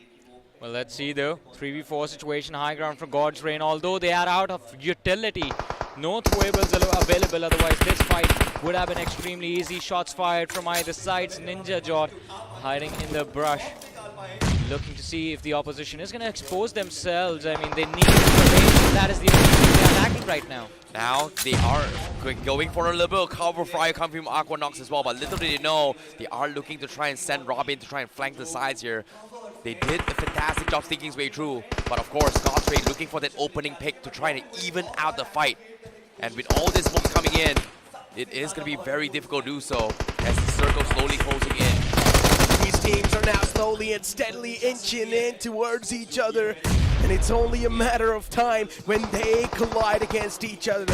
All they're looking for is a bit of a glimmer of focus, a bit of a glimmer off that flinch of the opponent team, and as soon as they find that, that's it. Ninja John once again the supreme and the prime spot, looking for to unload the magazines against the players of GlitchX Reborn, but still, GlitchX, they're doing a fantastic job in holding the ground they have. They still have the advantage, but look at this. Ninja John doesn't have a helmet, so any stray headshot is going to take him out as well. So GlitchX, they still have the potential to win this as they slowly inch away. But look at this. All the utilities completely swamped on, and they're looking for the opening pick. And guess what? Aquanox, they find Ralph. Now we're on the even Steven gun, baby. This is where Godtrain will have a chance to once again reign supreme. They've already found the opening. It's a 3v3 scenario. Once again, considering it's an uphill battle for the players of GlitchX Reborn, already they're stacked with a lot of disadvantage. It all depends on the upcoming circle, who will be forced out in the open, who will need to leave their comfort zone, and move in for that battle. Last utility from Ninja John. No more for Aquanox as well. And it's going to be difficult because GlitchX, they get the reset potentially. And because of this, It's going to be all over again. No, actually, Ralph doesn't get picked up. Oh, no, he does get picked up. So that's going to be the reset coming in. With no more utilities, God's Rain, they have to come down from the higher mighty horses here. And Aquanax only with 20 bullets left. Robin 40 bullets as well. As GlitchX is going to say, we are going to group up instead. GlitchX looking forward to show those patience, but there's a chance the battle finally might just brew out. And here we go, ladies and gentlemen, the silence breaks out into chaos, and Robin fights one. He's looking for the second one as well. The vehicle in the front gets blown, but now is also converted into a hard cover that Robin really wanted to block all those bullets from. GlitchX Reborn, it's going to be a 3v2 scenario. The man gets advantage in the favor of God's Rain, but Aquanox, he finds that beautiful knockout. 2 more to go. It's a 2v2 scenario. What a clutch from Robin and Aquanox here. They're all choked in. They now know they have the advantage, know exactly where they are. But Robin, he overpicked. He's going to get punished. And now they immediately focus on Aquanox. And GlitchX says, we are going to go for the push. And the pump comes in. It's a 2v1 scenario. TBS from close to Fred. Watch the Grim Reaper. And he's looking for to rip apart the competition. No! And he finds that connection. What a beautiful chicken dinner that was. God's Rain, they clutch the final few moments to name this chicken dinner. What a beautiful statement. What a stark statement be created by these guys. Aquanox, an absolute god. 1v3 his way to victory, taking the winner chicken dinner. Aquanox, that should be illegal. That should not be possible. How did you do it? The pop-off after the win. Equally brilliant. I mean, Blaze had to calm him down, sit him down. The job's not done. One more game left for the day. But still, God's Rain reigning supreme with the high ground advantage as well. But mad props to the players from Glitch Reborn. The only mistake they made was underestimating that man, Robin Sa, the IGL from the side of God's Rain. I mean, that was just brilliant. At this point, I wouldn't even call that a mistake. It's just straight up lack of experience. GlitchX Reborn in that fight, it felt like somewhere down the line, something in the back of their mind was forcing them to push up. No, I'm going to stop you at there. That's not lack of experience, man. That is a big play coming from both sides, because technically GlitchX Reborn should have won. But if you think about Aquanox, he played it like a beat. He clutched it in the most small pixel ever. The knock on Ralph has to be the longest range DPS knock I've seen. I mean, that was just individual pop-off. Without that, this game was GlitchX Reborn's win. Oh, you can see the frustration of GlitchX Reborn. What a way to be sent off, but Aquanox, with that play coming in, he's going to be an absolute That's a proud mom. That's a mother proud of a child right there. Blaze's mother. She's been there for the last 3 days, supporting her son in their journey. And I mean, imagine this win of theirs, I mean, was just very impressive. In the city of dreams in Mumbai, where dreams become reality. And guess what? A legend has been born. Aquanox, a god amongst men. Yes. A sigh of relief. The players of God's Rain were looking for, not just there yet, but they also needed to find that sweet success. They have, but they cannot get too complacent just on behalf of this chicken dinner. They've still got miles to keep on climbing up. In the upcoming game, God's Rain, they need to have a banger performance. One more map for God's Rain to try and shift the scoreboards. And anything is possible, because I don't even know who's going to be the ones at the top right now, because it's that close. Exactly, it's extremely close. Big Brothers, though, they took an early exit. I believe, if my maths is correct, we had one player from the side of Gladiators who went for a heal battle, and I believe Gladiators finished with 8 points. 8 points for placements. They had 5 eliminations on the board. That's what, 13 points. So they might have actually... Oh my goodness, they might actually be tied up with Big Brothers. Did Big Brothers have any finishes? Well, that's the thing. It's so close. How would we know if you think about it? Because at the same time, you can see, oh my goodness, like India's pride still looking forward to crown who is going. Is he going to present the trophy to the champion? I think so as well. That's what's going to happen. I think so. The only reason why he's staying over there is because he wants to hand out the trophy. It would be such a crazy moment to witness. Imagine Neeraj Chopra walking up to the champions, handing them out the trophy. The crowd goes wild. Man, it sounds like a fairy tale to me. Yeah. The future champions in the making. I mean, these lads standing and screaming in the crowds are going to get motivated as well. Look at the wave. Everywhere this camera goes, you can see the wave coming in. And of course, I mean, a big celebration will happen no matter who wins, because it is definitely be a big moment for any of these teams to be able to lift that trophy. But we know the contention, what's on the line. Big Brothers, Gladiators, even God's Reign bring themselves back into the fight with this win of theirs. What a day here in India, Mumbai. What a day. But of course, all things considered here, we have to wrap up the highlights of how things happened for match number 17. Of course, TWM Gaming had a very, very interesting strategy here. They wanted to try and steamroll their points to get as many finishes as they can in early aggression to catch people off guard. They were on a very, very good run. However, all things considered, as the game progresses here, they were losing out a lot of positioning. This was one of my favorite fights, Glitch Reborn taking on the players of Blind. The gatekeeping attempt was quite brilliant. The way they were able to control the spread in that team fight was actually quite phenomenal as well. But then again, I mean, you can only win so many big fights in a single game. And I guess Glitch Reborn finally in the end bow down to the gods themselves. I mean, Johnny, for you that was a fun fight, but for the players of Blind Esports, that was one of the biggest blunder they could pull off. After that entire fight, Blind Esports is of course going to be disappointed in themselves because they were in the top 3. They needed to keep the momentum rolling. They needed to keep the ball rolling in their court, but that's not happening anymore. Agreed, but at the same time as well, there's just so many things happening in this map as well. Every single team fighting for their legacy to be crowned one of the best in India in BGIS. And guess what?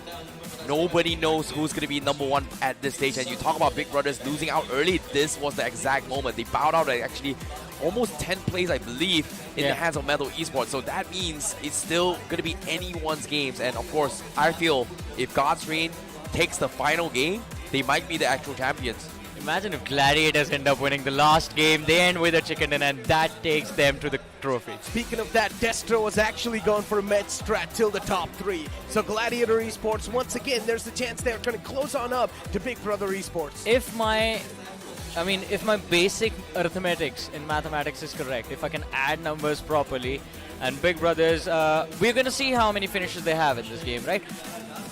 At this point, if I don't add Big Brothers points from the map of Miramar to their previous standings, Gladiators and Big Brothers are tied up in the number of points. Depending on how many finishes Big Brothers have, there's going to be just a few points of advantage. It can be either 2 points or 3 points. But look who's back. Mavi in the house again. The legends joining alongside in the crowd. Mavi, someone who has had such a big legacy in the esports in the past, is finally over here. Even he's going to be witnessing the historic moment that will be happening after the upcoming last game. You show this man once and instantly everyone's trying to figure out where he is. People are pointing towards him like, look, there is the man, there's Mavi himself. And now they realize that they're on camera instead. Wow. Look at the crowd, and to be honest, I am extremely excited to see what they have installed here. And to be honest, this past 3 days, you know, casting on BGI's Grand Finals has been a real pleasure here, and I hope you guys enjoy yourself, because I truly enjoyed this moment of watching one of the best in action. And to be honest, seeing this crowd is happening here, I want to go and take a look and join what they have to say in the crowd, because I'm going to have I'm going to have Salty come and take over my slot. Goodbye. Wow, it's been a pleasure. Goodbye. Interesting. Well, I guess Terrence is just going to leave us like that. He's going to leave us hanging. He's going to go in between the crowd and have a lot of fun, I guess. Well, I wish I was Terrence, because I want to have a lot of fun. But you know what? We've also got Sid amongst the crowd. This is some crazy stuff. All the superstars, all the content creators that are known in the Indian gaming community, they're over here. I have never seen Sid that confused about being on camera before. I think he just wants to have a fun time. He wants to enjoy his time in this land. I mean, this guy's having a lot of fun time, right? Yeah, because he gets to now join the crowd. Enjoy the match with the audience. Preponed? What? Is his flight just get preponed or something? Oh, no. I don't think so. I see, are you leaving yet? No, right? Wow. No, he's not leaving. He wants you to leave, by the way. He's saying your flight to Malaysia has been preponed, I see. Isaiah, I love you. You might not be able to hear me, but that's fine. That's fine. He doesn't have to hear me, ladies and gentlemen. It's between He's you gonna and go back between watch you the and me. broadcast and Yes. No, yeah, I, we're gonna be I- with him when it It's a happens. trade secret. He's It's- gonna bust you open when you go back to your no, but hotel he'll be in room, you know Malaysia, that? no? No, we'll do it tonight. Wow, this man is already making the future plans. But you know what? Enough of the jokes. Getting back inside the game once again. We have got the MVP of the previous game on our screens. 5 finishes racked up, 15% finish contribution. Of course, Ralph is going to be on the top of the screen, right? It was an impressive performance from Glitch Reborn. Every single player from their side standing up tall in this matchup, but does it even matter? It was too little too late. We saw Glitch Reborn take a massive fall from Dana 1 itself, and now in the second last game is when the performance that we were waiting for sort of comes back just a little bit. We have Ralph being joined by a Roman in this game. 9 eliminations on these two players combined. Yeah, absolutely. And you can have a look at the other players as well, right? Top Dog from Medley Sports. Every single time it's just been Top Dog or somebody else just getting those finishes. 80% finish contribution only on Top Yeah. Dog. Now, this is the point which we were discussing in the pre-show as well, that Top Dog has been the only one who's been single-handedly carrying the team forward. And that is one of the reasons why Medley Sports are not really in that advanced position on the overall standings. I mean, you're speaking about Metal Esports, and I feel like over here the big point of concern and the big talking point should be Revenue Esports. Guys, someone wants to Throughout have a the word with day, you. Revenue Esports has been deactivated. You know what? I see. What's up? Hi, it's really rare for 4 of us to be on the same desk together here. Wow. But I want to tell you guys at home that it has been a pleasure, and you know what, it has been a long journey for BGIS, but at the same time we have to give it to our original 3 English casters to take the journey. And thank you guys for showing me what India truly is, and it's been a pleasure. I'll see you guys right after this show, but for now, this final game, it is all about the best of the best. And of course, production, why do you want to wait for me? Why? What's up? I mean, look, I think they I want think so. to. They want to show us on the Yeah, universal yeah, cam right there. Yeah! The cam is right there, Salty. Wow, show some muscles. Show some muscles, bro. I know you got a lot. He's taking off the blazer as well. Wow. Wow, it's a bodybuilder show right there, boys. Let's go. He's the man who hits a lot of gym. Salty, we can't see anything. You're too skinny, buddy. You're No, too skinny. my muscle is right there. No, you're too skinny, buddy. I mean, what is that? That's fake. That's really fake. Anyways, That's not real. you know, thank you so much, IndieCasters, for you guys. I love you all. I'll see you guys. Goodbye for me. And of course, we've got the IndieCasters. We've got all 4 people. Coincidentally, for some reason, we did not plan this, but I like that all our talents in the casters, we have the same wavelength. And we said, hey, we are here to do something. And guess what? You know, we are here to see who is going to be the champion. And to be honest, none of us know. I mean, it's a historic moment, ladies and gentlemen. Every single person in the crowd as well is currently waiting for the champions to be crowned, and we're only a couple of minutes away. Yeah. I mean, just Wow. a few more minutes to go. Wow. Champions are going to be crowned. Wow. Wow. This is a nice moment, to be honest. Just Yeah. fans from every single age group.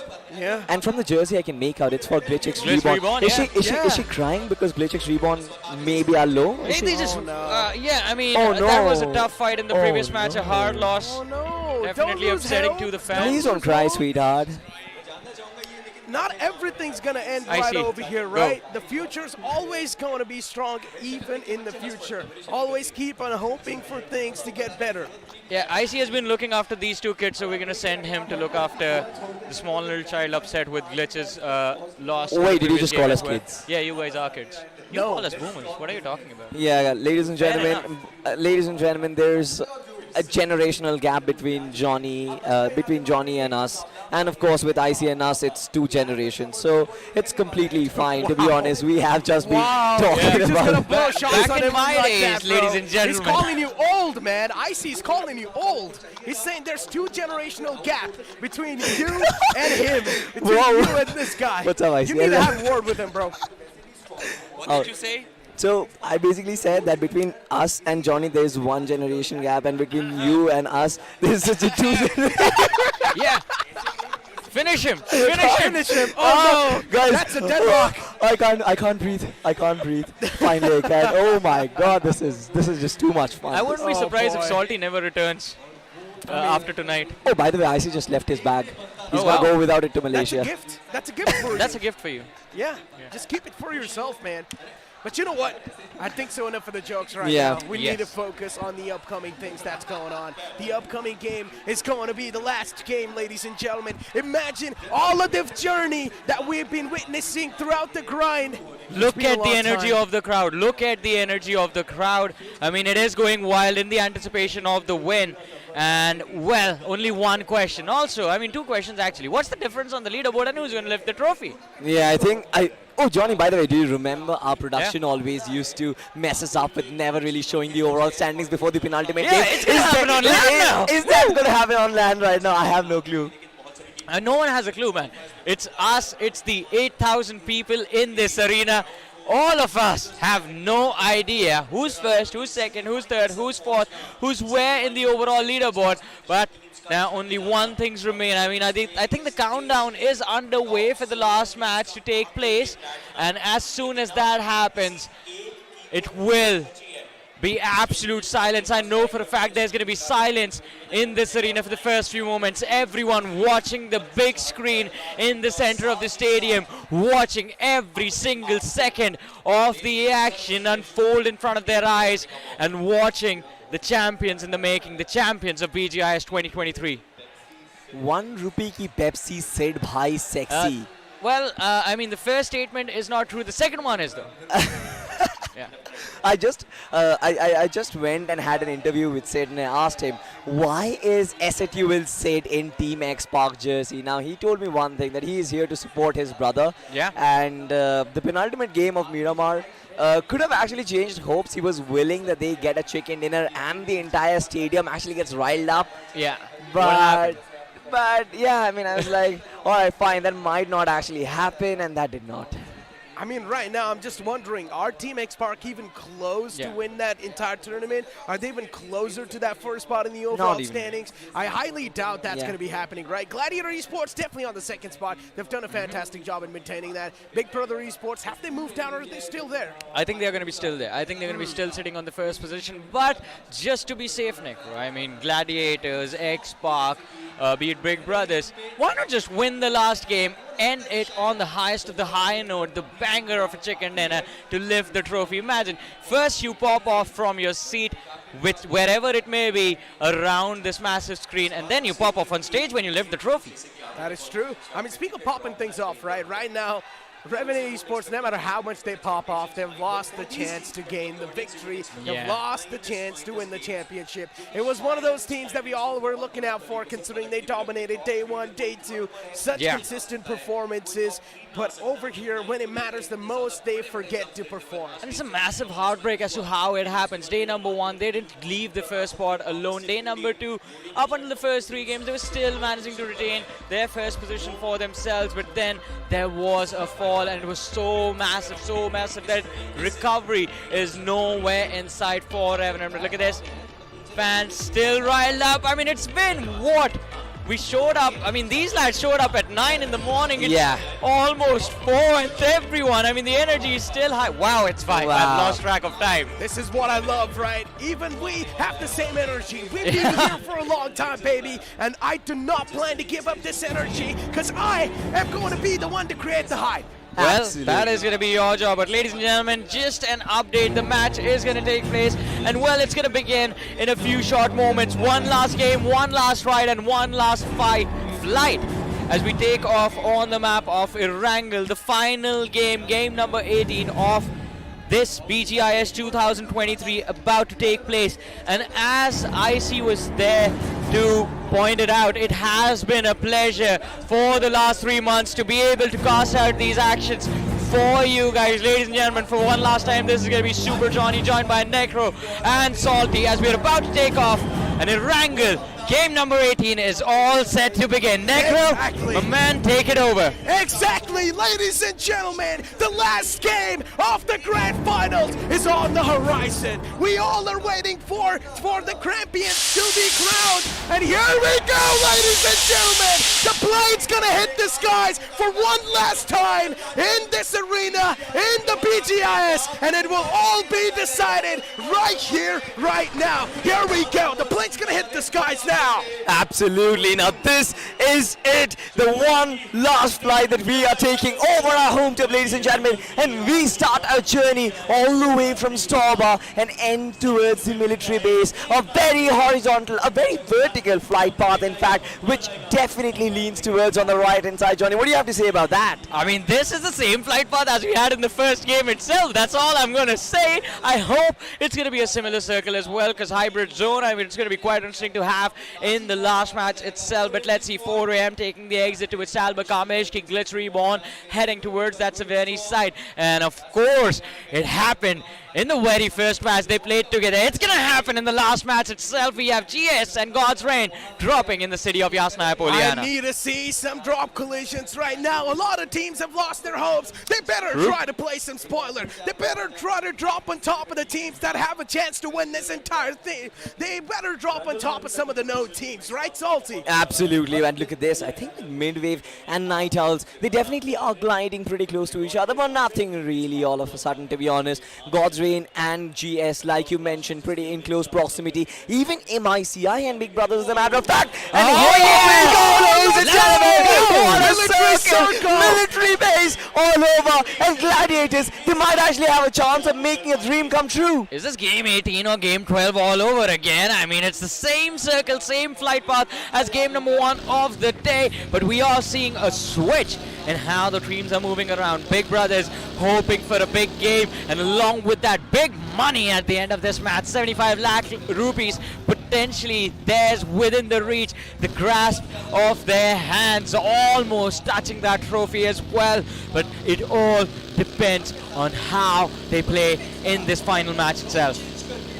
Well, I mean, just like we talked about it, Gladiators, Big Brothers, all of these names, we have said it time and time again throughout the last 3 months, but it's very nostalgic to understand that this is the last game of the tournament. This is the tournament which is going to give us the BGIS 2023 winners. And it seems like the stars have lined up for Gladiator Esports. The circle is theirs. It might just be theirs as well, the trophy that I'm talking about. The stars have lined up, but it's up to them to connect those dots. Can they connect those dots? If Gladiator Esports, they capitalize, they adapt on the fly, there's a chance everything can be lined up on a silver platter for these guys. But if that's not going to be happening, they lose an opportunity to be the champion of the official tournament, and that's going to sting them forever throughout their life. This is history in the making. It's gonna be, could be in fact, one of the first trophies for one of these teams, and second for a lot of them. But now switching focus to the players of Blind Esports, we're seeing them rotate early for the first time ever in this entire tournament. Don't want to make the same mistakes they made the last time a wrangle was played today, earlier on in the day. Manya leading the charge for his team, wants to cross towards the military island as early as possible. But is this quick rotation going to work out for them? Because there's going to be a lot of action waiting for them on the other side of this bridge. I mean, action will definitely be there, but it seems like Team X Park, they've already started to take up the role of the Guardian Angels of the bridge itself. Look at this! He is in full-time range! CS Esports is under heavy fire! Ongoing will take so much damage, but one of the players from Team CS Esports will be knocked out! Of course, CS is here to play the spoiler, but Metal Esports, they're here to stop him in the tracks. Who's going to be the one to top this entire battle? That's what we're here to find out. Metal Esports against the players of CS. CS, they managed to find the escape route out of this tricky spot, but again, for CS Esports, they've already given up on all their hopes and dreams. Metal showed up to camp this Nova Epnoi bridge in the hopes of catching the players of Revenant Esports off guard. But now CS Esports, they are in a very awkward situation. Para to BTC has been left behind close to the gas station, and Metal Esports, they have full freedom to push this compound to their wills. He's pinned out, Para on the first floor. Paradox lining the nade for the rooftop, in fact, but Para BTC hiding in that staircase 2v1 situation in no close combat. Shotgun is the only way he comes out of this alive. Indeed. Yes, Esports finally this battle breaks out. S12 get personal. All he needs to do is find an initial connection. SNS, that happens. will go down, and that's what happens. Pillar BTC knocked out and finished. And that's the second man from the side of CS Esports to go down. I mean, to be honest, CS Esports, they definitely have been hit extremely hard in this rotation. Metal Esports, what a beautiful bid camp was it. And now, they're yet to find the remaining two players, but it seems like CS Esports have made the run. They have cut the chase. They don't really want any business from this bridge area. But two finishes already for Metal Esports. CS Esports, their hopes and dreams have almost been buried alive. But what a journey it has been for CS Esports as well, right? We all remember that run inside of the semi-finals. Exactly. Top 2 finish among some of the best teams in the country. That is how this team got here. Well, I'm talking about the grind. In fact, they started all the way in the grind, came into the BGIS round 3, and then there were a lot of struggles, but somehow they did manage to recover, and finally they made their way through all the thick and thin of things to the grand finals themselves. Even Blind Esports, I mean, from the day they started playing in this tournament, they were considered the top contenders. Every single fan, every day we were live with our broadcast. I think Blind was that name people were cheering for.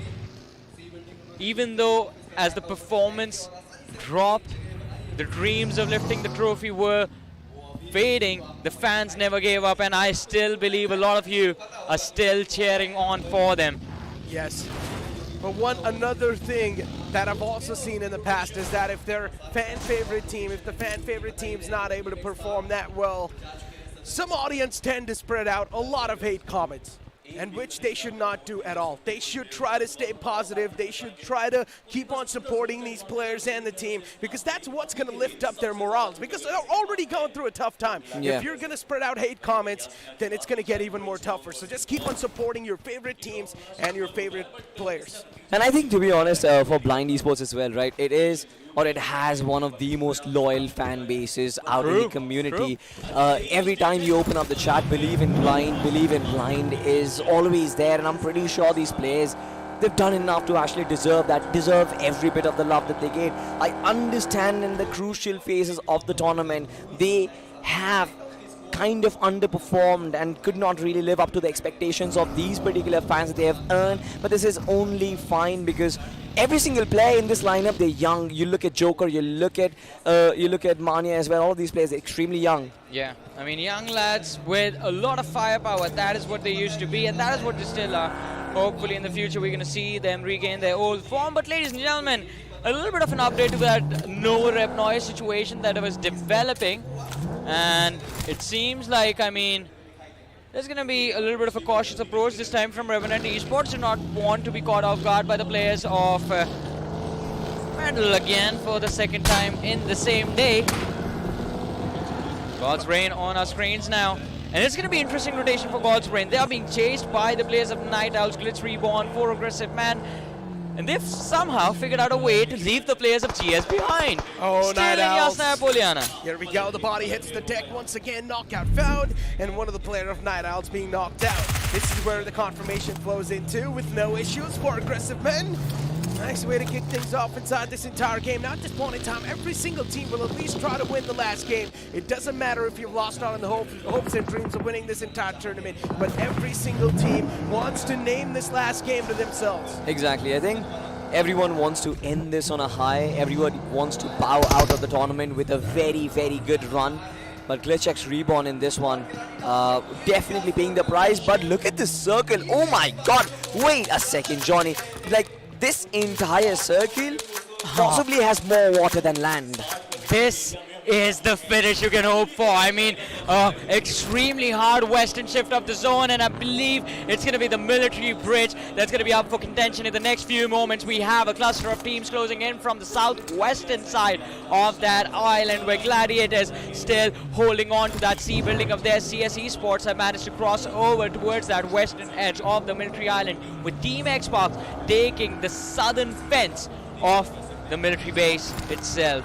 Johnny, the hell's gonna break loose quite early in this final game, considering there's not a lot of landmass to play around with. Big Brother Esports, they still haven't rotated from Georgia Pool itself. This is going to be such a late rotation. In 30 seconds, the blue zone is going to close in again, and we will have the multiplication of damage going up. But look at this, Blind Esports, it seems like don't really have an information of this imposter that's just hiding behind the tree. Wexy waiting for the players of Blind to expose themselves, and he's not alone here. He has his teammate to back him up. Exactly, I mean, Midwave in a very good position, especially with Blind Esports, with no information about their presence. This is where one of the players can actually be taken down, and if I'm sure, if on the initial contact Midwave get 1 or 2 picks, I think Blind Esports and their journey will be done and out. And that's the exact moment why this man hasn't really been taking any shots. The trigger discipline, he wants to confirm at least 1 knockout when he lets that trigger loose, but he's not really going to be shooting anymore considering Blind Esports. They want to be quick on their fields. They want to secure a really great spot inside the circle. But speaking back right now, it's finally going to hit the deck once again. Knockout. Blind Esports in a big receiving lines, and Midwave Esports, they're trying to fight back. But this is where Blind Esports, they hit back. The players of Midwave Esports so strong. And this is going to be a tough fight for Midwave to come back from. Oh no. Blind Esports, they have full control of the situation, but while they were distracted by the players of Midwave, look at them. They skated away unbothered, untouched by the players of Blind. No damage on them, not even a single scratch on their vehicles. Blind Esports, they have to get the hell out of here because they have no business in this position. For sure, they have a knock which can be confirmed. They might just be able to farm a few elimination points from here on. But the situation is not going to favor them. As a matter of fact, Metal Esports just leapfrog this entire situation. Yeah. They are prioritizing the circle. Now that means for Blind Esports, the entry point is already getting very difficult. That is true. The entry point indeed is quite difficult. But Revenue Esports as well. Now these guys are going to be the one to camp out the bridge. They want to funnel in a lot of elimination points. And this guy, Growing Strong, might just be the one to give that kickstart to the players of Revenue Esports inside the game. But still, they haven't really found a lot of knockouts. Growing Strong being able to recover back inside this entire fight. Revenant Esports, one of the teams who definitely had such an amazing run inside of the tournament so far. Now they are struggling, they are done and out. Wait, what is that? A head-on collision between players from Godrain, and now they're openly firing. Sanjit on the receiving lines, MICI, they are being torn apart.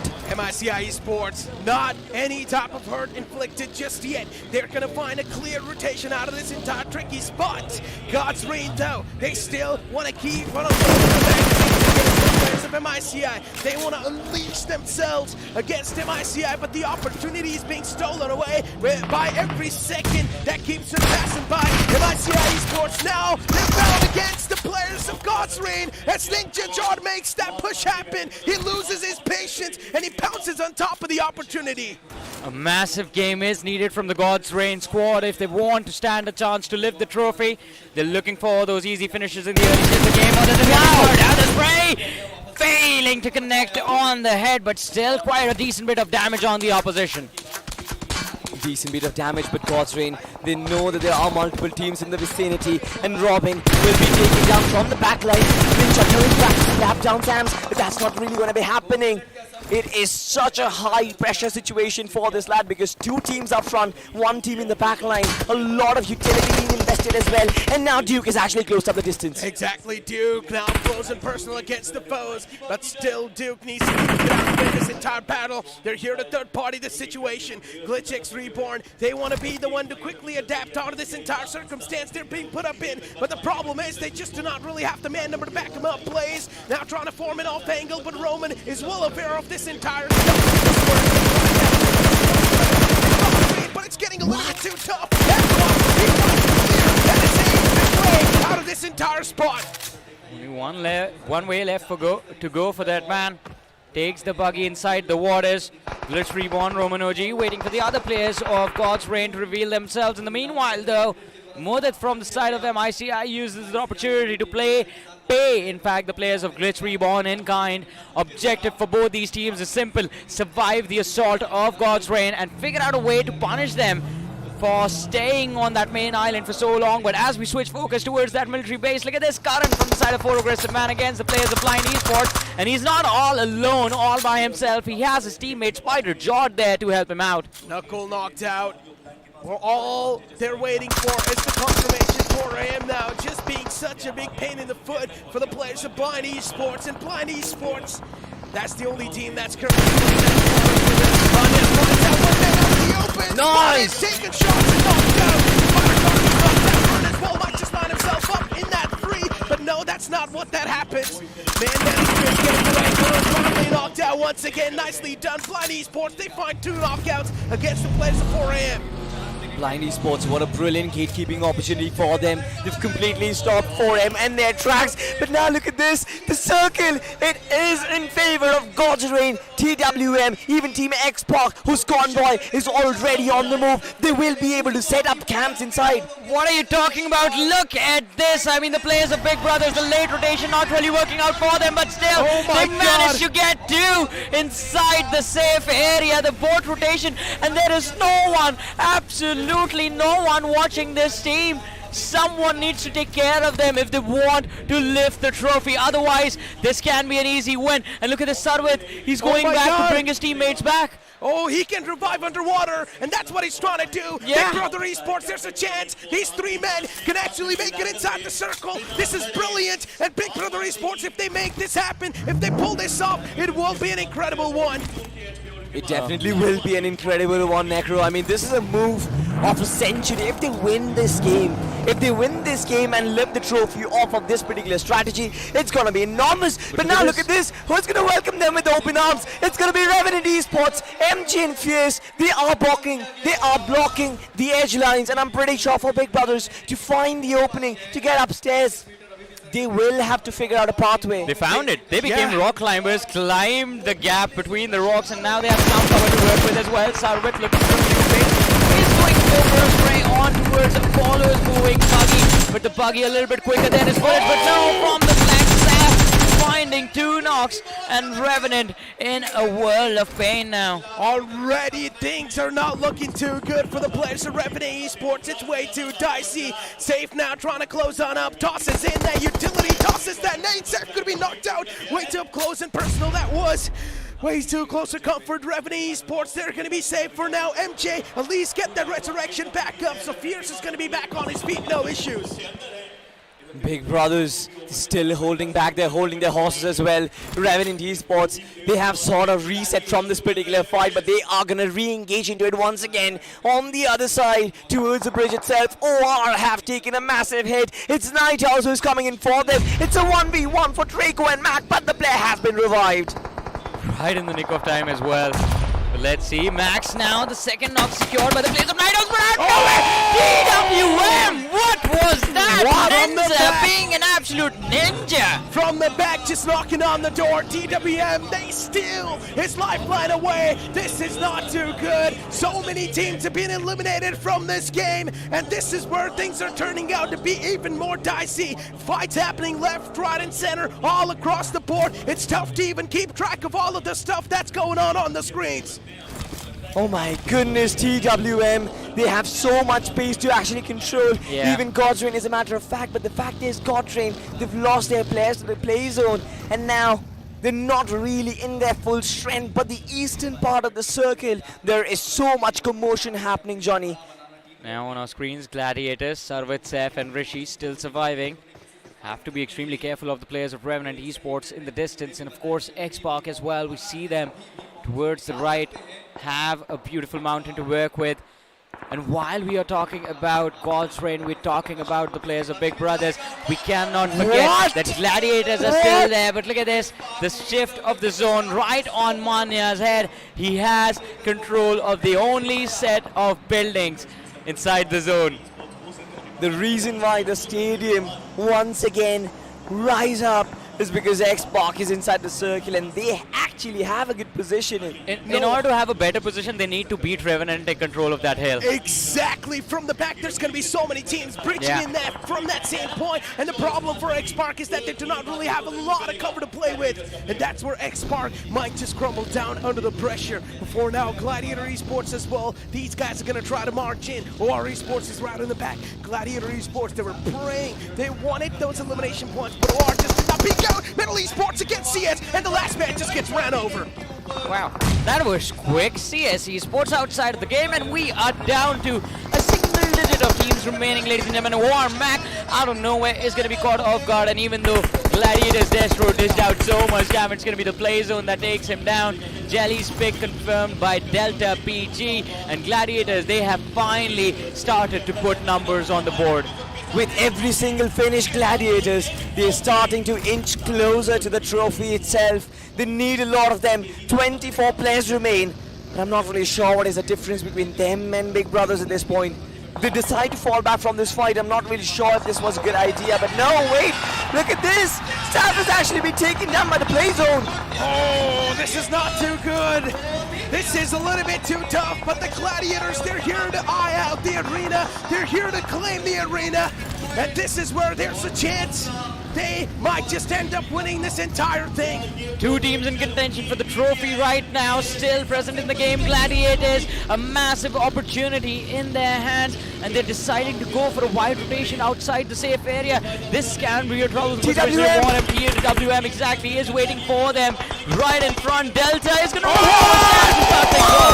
Sam's gets ran over. This is not too good for TWM. They lose out a man number left, right, and center within a flash. Gladiator Esports, they claim this entire spot. They're so dominant. They assert their dominance against TWM, and the last man has got no other choice than to give this spot away.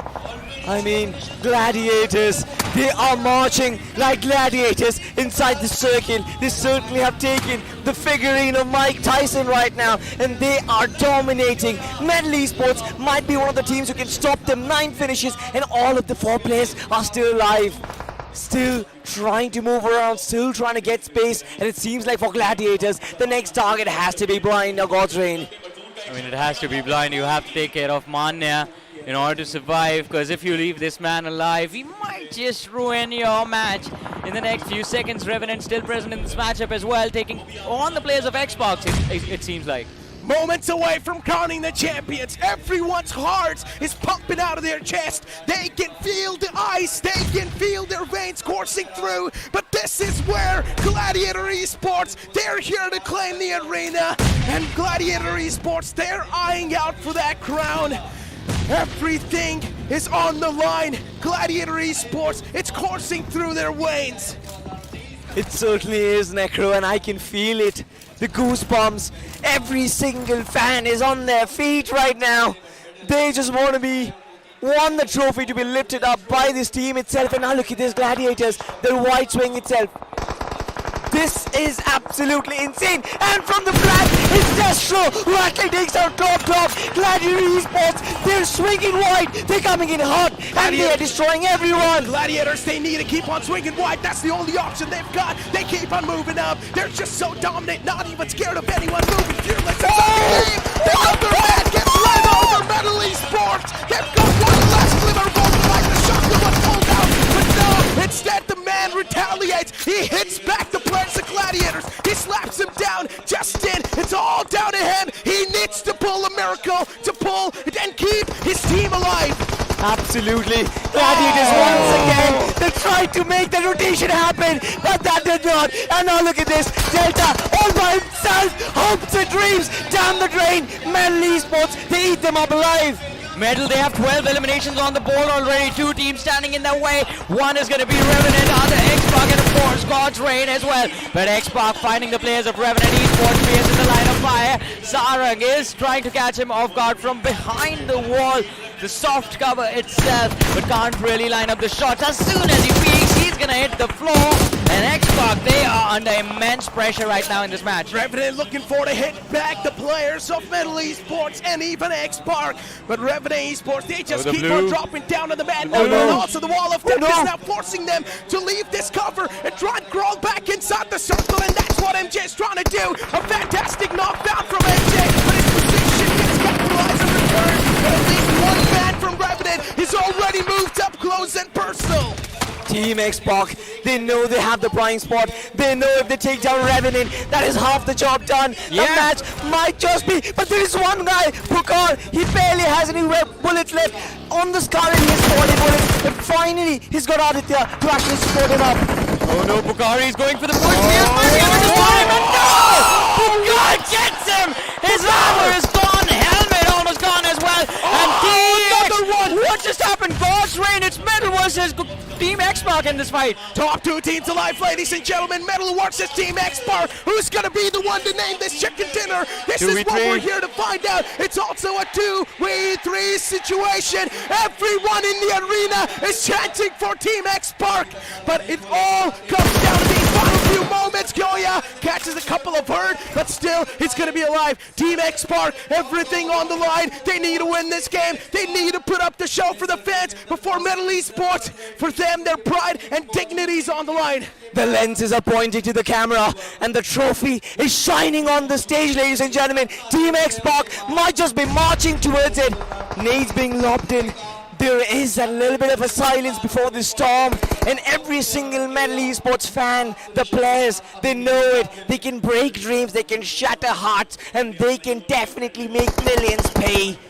And that is going to be their only objective. This is the calm before the storm. This is the calm before the champions being crowned. Only a moment's away. We're just waiting for this 2v2 to be confirmed. Nades are being tossed in. Top Dog being softened up. Oh, that Molly's good. The Molotov might just find connection, but no Top Dog. He finds that safe ground underneath that buggy. He's looking pretty good right next to it. He's got a decent amount of cover to play with. Team X-Pac to move out in the open. They want to win this fight. They're looking quite desperate. They've got a 2-on-1 split, but Metal Esports still aren't looking forward to capitalize.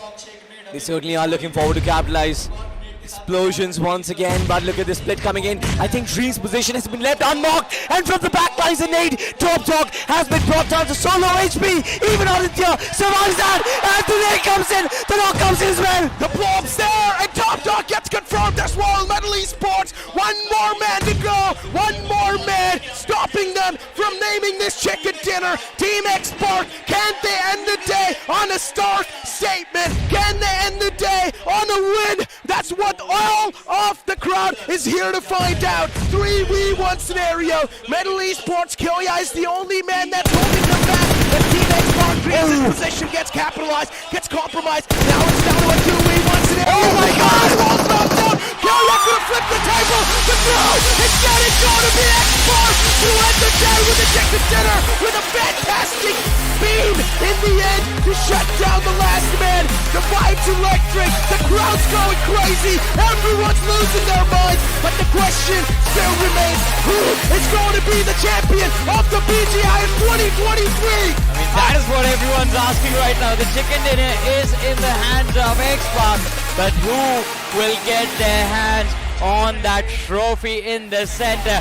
And this game, it confuses things even more than before. We had Big Brothers take an early exit, X-Pac walking away with a lot of elimination. Gladiators was surviving till the extreme late game stage, along with Revenant and God's Reign as well. Look at that, discussions all around the board to see who is the winner, who is it, who are the champions. But before we do that, ladies and gentlemen, a quick recap of what the emotions were throughout this last intense game. Every single team completely zoned in. Look at that, Destro a little disappointed with the early exit for his squad.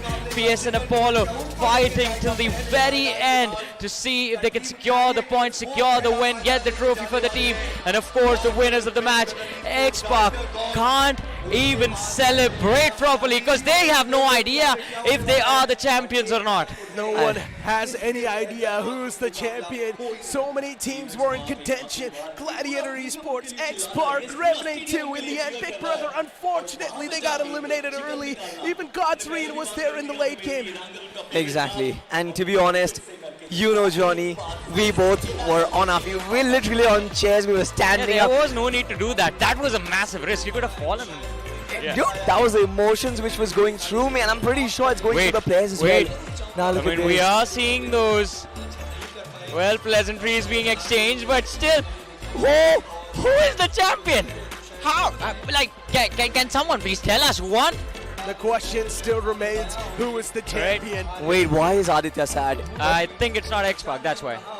You never know. The points are being calculated in the back, John. True. No one knows who's going to be the champion. X-Pac defended things on a fantastic note. I mean, at this point, with how this last game has gone, and if my number crunching is correct, there are only 2 contenders for the trophy. Oh, there can be a third one as well, but I think it's going to be extremely close. Just a few points separating these teams amongst themselves. X-Pac, how many finishes that they had? That is something that can be extremely important from the previous match, but still, players, a few moving away from the trophy, a few moving close towards it. I still see the players from Big Brothers and Gladiators present. Firm handshakes and hugs from the players. They know this might be the last time they might just see each other, because you never know where they can meet each other in such a big land in the future or not. But indeed, it's an emotional moment for the Indian gaming community with how this entire tournament has progressed on. I mean, there are 8,000 people waiting right now to find out who is the champion of BGIS, ladies and gentlemen. Look at that. Look at the anticipation in their eyes. Look at their faces. Everyone is asking the same question. 8,000 people under the same roof, wondering who's going to be walking away with 75 lakh rupees, the title of BGIS 2023, the trophy, and of course the respect of the entire Indian gaming community. Absolutely. But ladies and gentlemen, inside of sold out Sardar Vallabhbhai Patel Stadium, I am excited because nobody, absolutely nobody knows who is going to be the champion. Yeah, I mean, production knows, but just like they don't show us the overall rankings before the last game, we won't get to know who the champion is until the announcement is made on the stage itself. That is true, but for now, as we do move on forward towards the highlights, action kicked off in quite a weird way, considering it was the last game as well. Every single team, it felt like they were on the aggressive note, but the teams that stood a chance to win the game, they try to put everything on the line. They try to make some wise decision at the end of the day. Even Big Brother Esports, they started off all the way from Georgia Pool, rotated down south. It was a late rotation, but it sort of worked out. I mean, I'll be honest, Necro. This game was great, but I want you to talk about it. I want to hear from both of you, because it has been 3 months when we started. We were casting in together all the way back in Delhi, and now we are here in this amazing stadium in Mumbai. It's been 3 months, this entire journey. I want to hear both of your experiences. By the way, both of these lads, first LAN, right? Exactly. Yeah. How do you guys feel now? I've earned a lot of experience from all of this stuff that's been going on. Met a lot of new people, made a lot of friends, had an absolute pleasure casting alongside you guys, and also Icy Baby, which is in the back line sitting over there. But you know what, Johnny? This journey is going to come to an end within a couple of moments. There's these words being said by a great legend. He said, even this time will be passed by. That's what's about to happen, Johnny. Yeah. Salty, what about you? I mean, I'm a little emotional at this moment because, you know, right, I've lost my voice, and that's completely fine. But the stadium, we went across 3 cities. We spent 3 months together, and of course the last week with the players in this sold out arena. It's been phenomenal, and just like you mentioned, right, this was our first LAN experience, and we never had thought this is something which we would experience. But still, this journey, this 3-month-long journey has all been for one thing and one thing only, for the future of BGMI in this beautiful country. I mean, from day one itself, there was only one thing that was being mentioned again and again, both by us, the Hindi broadcast, or even on the social media, that this was going to be a massive opportunity for one of these teams from the grassroots level to make a name for themselves. A lot of those teams made it to the big stage, but only one of them can be able to lift the trophy. All hopes of the community were split between a few of those named Big Brothers, a team who no one had heard of up until a few months ago, and now everyone will remember their name. Sarvil, Seth, Rishi and Uzumaki. No matter what the result is, these lads deserve to take a bow in front of this crowd. They have been absolutely phenomenal. Along with them, Gladiators, God's Reign, all of them waiting to see who lifts the trophy. And of course, the beautiful Hindi desk on the opposite side, ladies and gentlemen. Anki, Sparrow, Maisie, and I believe Ocean wasn't there, but Ocean was also part of the lineup for the Grand Finals. You guys who were there throughout this journey, for all 3 months, and of course the 8,000 people that are present in this arena right now. I can't thank the viewers, the community enough for making this journey as epic as it has become right now. A few moments ago, this table was shaking. I mean, there's a lot of stuff on our table, bottles of water that just started to fall. That is how crazy it got. Indeed it did. But you guys saw a shot of that trophy a while ago. Yes, ladies and gentlemen, that is the trophy that will be given away to the champions. And we're only a couple of minutes away. Everyone's having that suspense in the mind to find out who's going to be the champions. Who did you guys pick, by the way? I think it's going to be Big I Brothers. went with Gladiator Esports at the start of the day. What about at the start of the finals, Necro? We had to submit our predictions at the start of the finals. I predicted Gladiators. Right? I went with God's Reign. Man. All right. I was with Gladiators as well. If they lose, we blame Necro. What? Yeah. No. But I'm not really sure if anybody went with Big Brothers apart from Oh Maisie. yeah, Maisie. Maisie was the one man who, all the way from the losers bracket, was rooting for them. In fact. Exactly. Not just the losers bracket, Johnny, even before that. Oh, yeah. And now I remember it all of a sudden. That Maisie, he's He's wait, the actual goat. Did he actually see this coming? But I don't know how he saw it coming. Is Big Brothers the champion, though? I have That's no idea. the question. I mean, It it can't be. certainly is a Because question. the last 3 games, Big Brother Esports, they were deactivated. It was still quite close, though. It You was. never know what can happen. I mean, I'm not the one who is doing calculations at the moment, and neither are our ears being filled with numbers Yeah, as well, no. ladies and gentlemen. You don't Yeah. think that we are getting all the information mean, and we're not giving it back to you. To We're be fair, all if they tell us, we won't even stop for a second. exactly. Yeah. Exactly. We are that bad at We're keeping all secrets. equally clueless, Johnny. We Yeah. are literally all equally clueless. Who is the winner? Who is not the winner? IC might not be. I don't see him. I don't see. I IC. think IC has actually joined the production to actually do the math because he's actually pretty good with numbers. So Yeah. all of his cards is all about numbers, and I think he's sort of helping them doing that as well. But you know what? Yeah. The only card that I have is this one. It's been a pleasure to be over here in Mumbai at Sardar Vallabhbhai Patel Stadium. We've been live for 3 days, but now this journey is almost coming to an end. We're just waiting for the graphics to be ready. imagine. We're just waiting for the numbers to be crunched. I mean, think about this. I mean, we were always talking about new players, new teams joining the community. We had so many registrations for this Yeah. BGIS. Imagine, round 1 started with 2,048. I'm not even counting the 256 teams that were there in the grind. Round 1 of BGIS started with 2,048 teams, not players. Teams. Every team needs minimum 4 players. So you can imagine the number of players that were there in the in round 1 itself. From there, the top 16 played on this stage for the last 3 days, and now one of them will walk away with the trophy itself at 75 lakh rupees in the bag. Along with that, there's one thing that we haven't discussed yet, and we're going to come into a few minutes, ladies and gentlemen. That is the individual prizes. Ninja Jot, is he still on the top? Has he been dethroned as the overall MVP of the BGIS? Who's going to get the MVP of the finals? I lost track of how those rankings were. What about the Rising Star? What about That too. the best IGL, right? Of course, we know the best IGL will be awarded to the IGL of the winning team, but Why is it that we always end up confusing ourselves with everything we say? I mean, look, all of that is fine, but I feel like calculating the rising star will be the toughest thing. Oh yeah. Who is going to be the rising star? We did not even try to figure that out. maybe even Godbot once. if Growing Strong is Can at the be Godbot, highest yeah. because his stats were absolutely insane. Roman was there, but Roman actually went down quite a lot of steps. So maybe Godbot is going to be the one.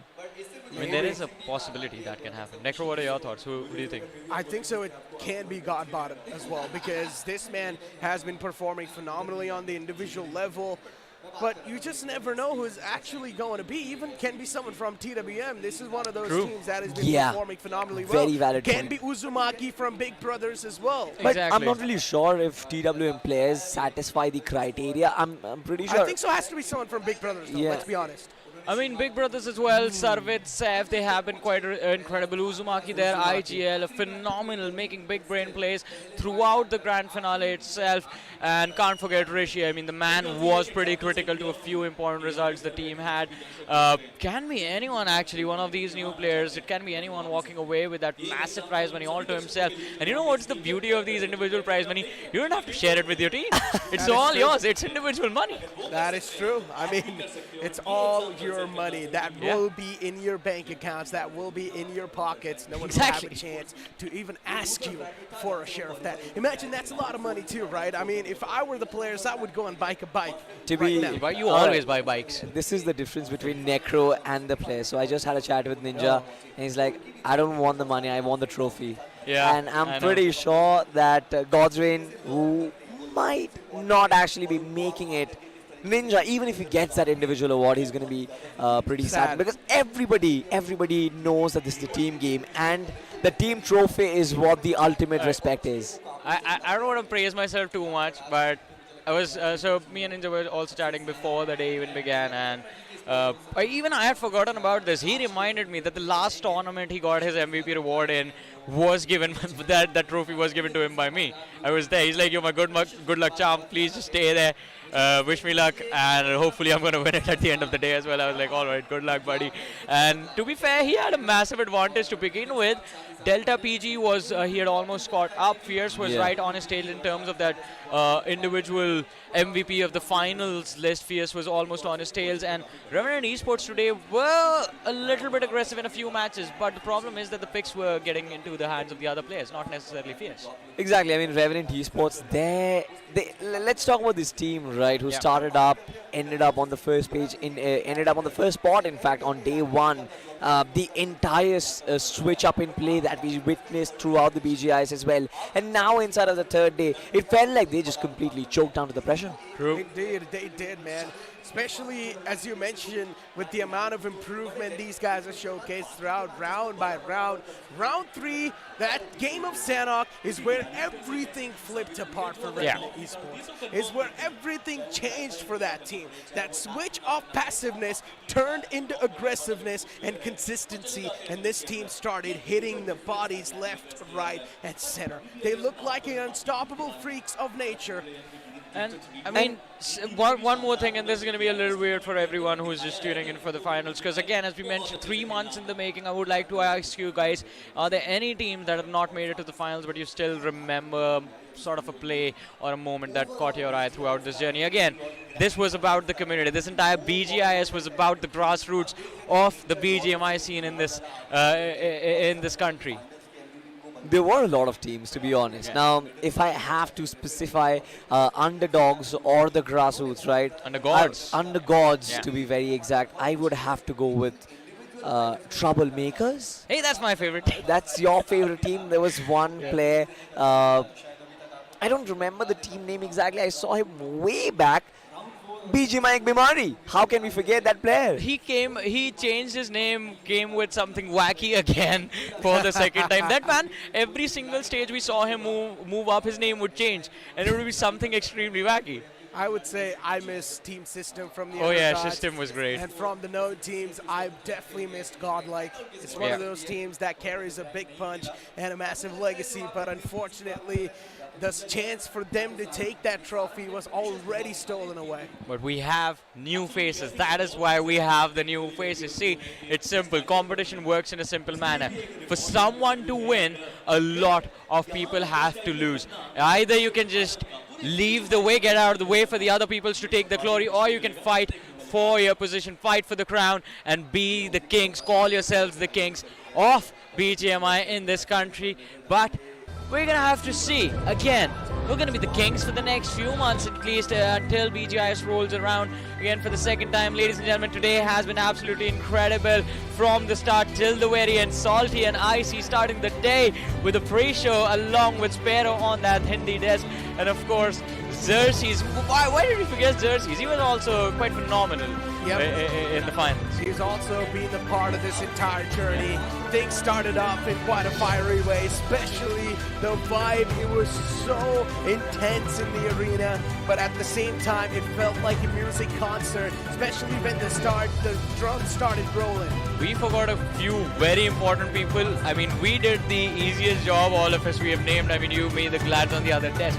People over at Craft in India, I mean, an absolutely phenomenal job making all of this happen. I mean, look at the crowd. I mean, I still see people with hopes in their eyes that in the future, they are going to be on that stage. They are going to be the ones playing. Mr. Neeraj Chopra showing up today, gracing us all with his presence, of course, motivational words being said by him. And of course, I mean, I'm pretty sure they're going to have those words would have motivated a few of these individuals in the crowd, and of course the conversation carried on to the Hindi desk, and then the final 3 games were played where an epic battle, ladies and gentlemen, took place. Battle for glory, and only one question. The rise up was there from Equinox after the final match, but did God's Reign rise up enough to get the trophy, to get the glory? Heartbreak is always going to be part of the journey, but Wow. you never know, maybe that heartbreak can lead to success in the future. After that chicken dinner, Yeah. that was Blaze's mom who actually celebrated with the team a high five. Yeah, I know. That high five was basically blessings, and I think this has sort of become a norm right now. BGMI has crossed boundaries, and it has transitioned into a household sport right now, especially with the crowd, with the every single age group that we've seen visit us, grace us with their presence. They've made this a very inclusive sport in entirety, Yeah. and I'm pretty sure as time passes by, not only we're going to have a massive player pool, there's going to be immense audience support as well. We already have that, but I think this is going to grow so much more in the coming years, Johnny. Exactly. How long will you be satisfied by being one of the crowds? I mean, it is time to stand out, and Craft in India again and again will come up with these opportunities for every single player out there in the community. I remember there was a time when, I mean, back then there were no arenas like this. I mean, we only had the opportunity to watch this broadcast online, but today, look at this. A massive stadium that was packed from 9 a.m. in the morning. It is 6 in the evening right now. The sun is about to set, but the energy, the enthusiasm still amongst every single one of these people is still high. They stand there with a smile on their face, and of course, a question on their face. Who is the champion? That's what they're waiting for. Anxious faces all around. And all the posters, all the excitement just transitioning into somewhat of an glorified trophy finish. In this journey of 3 days, we witnessed a lot of emotions, be it anger, be it sadness, be it enjoyment, be it happy. But one thing is for sure, this event has given us a lot of lessons and a lot of good memories. I feel like It's crying something we can never forget throughout our lifetime, especially me and Salty, it being our first ever audience LAN event. It's legitimately making me emotional, guys. Yeah.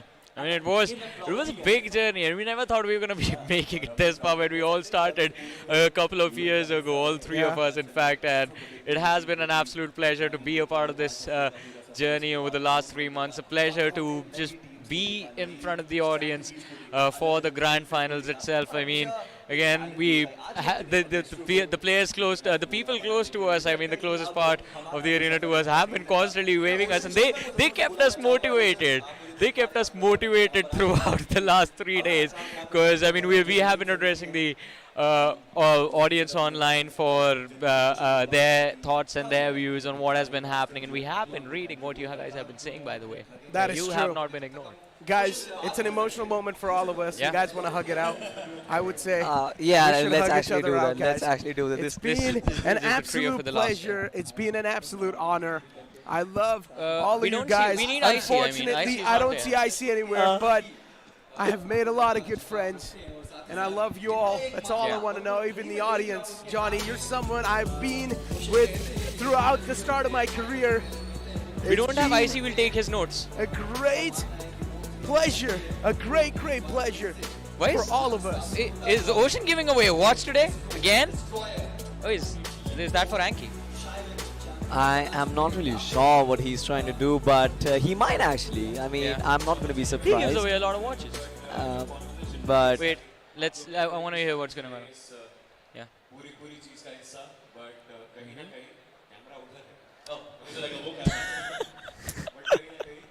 Alright, wait. They've been thanking each other for keeping the journey going. Because Just let the moment simmer, right? Yeah. Let's hear it. Let the audience hear. One of the finest casters जिनके साथ मतलब honestly वो काम करने का एक अलग वो मिला ही है. Wow. yeah, we are missing our fourth. I miss IC now. We need Yeah. IC as well. Me too. We It need feels IC. like a part of our body is missing now. Where's IC?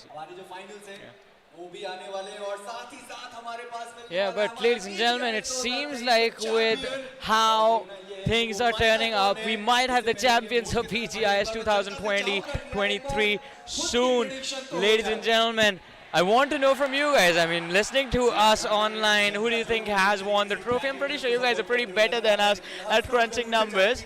And I mean, you guys might have guessed it already, but still, anyone in this arena still wondering who is going to lift the trophy, who is going to call themselves champion, who will walk away with 75 lakh rupees in their banks. Rise up, And as rise well, up, rise up. everyone is trying to go rise up, rise up. It is going to be time for everyone to rise up in their own journeys as well. yeah, look at the excitement. It's still Quite a there. lot of excitement. These kids don't get tired, do they? I mean, similar to us look as at well. us. Yeah, Hey, right. Look at us. Salty, that's. I think you got to go meet that man in that OG jersey. What? What if that says Salty in the back? Possibly. I mean, Yeah, might just be the future Salty that will be joining us on the desk. Who knows? what do you mean by why would there be a future Salty? That would be a new. One thing can never get old, pulling Salty's legs. It can never Yeah, I mean, get I old. was. And I'm pretty sure when this journey ends, Salty will miss us. I'm pretty sure he will be the one to call me most of the time. Dude, be like, That kept means checking you're not up going to on call me. him. Yeah. I'm gonna be honest with you guys over here. I think I'll wait for the next event to happen if possibly we can come back together. Hopefully This we're was gonna be this back was together, yeah. this was a different experience altogether. I have never done anything in my life something. We made sure you had fun, right? Yeah, for sure. I mean, especially me, right? I mean, me and his. I don't know about me that, and him Nick. We're were gonna have to vibing talk a to lot. him about it. Me and him were vibing a lot all the way from the back as well. It feels great over here. It's also on the Hindi stream, I guess. Hello, Hindi stream. How's everyone doing? Salty. Yeah. Any last things you want to show? Beat your biceps, beat your triceps. Thank you so much. It's been a pleasure. Thank you so much. Absolute pleasure. Well, thank you. Thank you so much, guys. It's been an absolute pleasure. Even the Hindi desk is an absolute packed machine. Every single person on that desk is incredible. I mean, this Oh, they're entire praising you, Necro. They're praising you over there on the Hindi desk. Wow. Yeah, they're saying you have a nice voice. You have a very pretty voice. Then that is quite true. Necro has a good voice. I didn't really hear that, but one thing is for sure: the what do you amount of play-by-play I've done this whole tournament, I've lost my voice, and right now I'm pretty, sure I sound like a broken speaker. I mean, all of us are broken records, man. Because literally, at this point, every single person who is involved with BGMI in any way, who has even watched 1 minute of this broadcast, not just this broadcast, this entire tournament, I'm pretty sure all of them are back, no matter where they are. If they're in the arena, they are standing on the ledge, waiting to find the answer. If they are online, they've tuned back in just now to find the answer to just one question. Every single BGMI fan in the country has one question: who is the champion of BGIS 2023? This is the start of it all. This is where it all begins, and being the very first team to lift the trophy, it can mean everything for 4 players, for 5 players, for the team itself. It's crazy. This is where it all begins, and this is where it all ends as well. No, this is the start of it all, as I said. Yeah. It's not the ending, Necro. For us, I mean, No. just look at this. This tournament's ending right now, Johnny. Necro, you're gonna cry. We'll cry. We'll have our moments as well off broadcast. But mean- and I'm pretty sure, right? Like you mentioned, Johnny, I'm pretty sure, like if there's a new team, if an undergod lifts up that trophy, that shining trophy, it will be the start of a new era. Oh. Again, I mean, still, so Sparrow on the Hindi desk just said, I mean, I still heard him through my superhuman hearing. Looking at what happened today, we're going to need a bigger stadium next time, for sure. That is true. That is true, because I'm pretty sure all of the people that are there watching us online, they're going to show up next time. Exactly right. I mean, I've heard that majority, a lot of these people who actually queued up since the morning, they're the only ones who apparently got seats. If you were a minute late, you weren't really getting passes because the stadium was packed. My inbox was full with people asking me, I'm still on the way, can I still show up? I'm still on the way, can I show up? But still, ladies and gentlemen, I guess it is time to find the answer to the question we've all been asking all this time. Who is the champion of BGIS 2023? We're going to go on to the stage with none other than our boy Xerxes to find out who will get to lift the trophy. Here we go. Hello! 18 matches. The final battle. It's over. You guys have been a wonderful audience. Please अपने आप के लिए तालियां हो जाए. You came in the morning, you were the first ones in, made sure you got the best seats in the house, and just for that, congratulations for being witness to the most epic, historic final battles for the BGMI India series. Are you guys ready to find out who takes home the ultimate chicken dinner?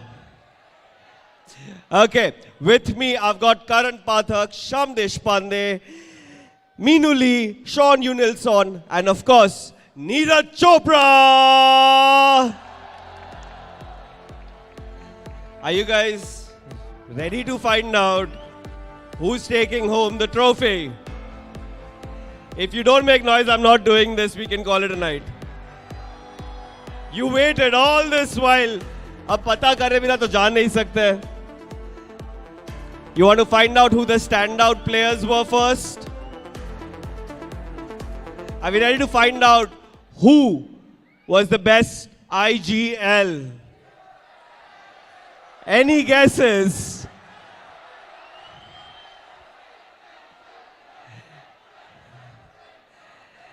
It's Manya from Blind! Giving him the check will be Mr. Karan Pathak.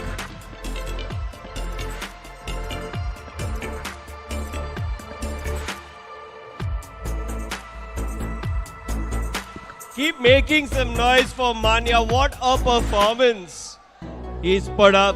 Every time he was on screen, you know, someone was getting fragged. Incoming. Manya, Manya, Manya, Manya, Manya, Manya, Manya, Manya, Manya, Manya.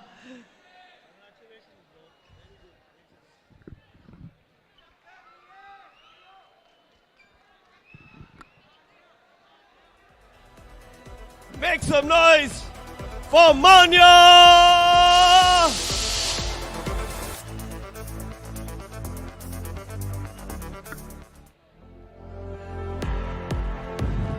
Next up, Rising Star. Giving away the check of 2 lakhs for Rising Stars is Mr. Sham Deshpande. Any guesses on who the Rising Star?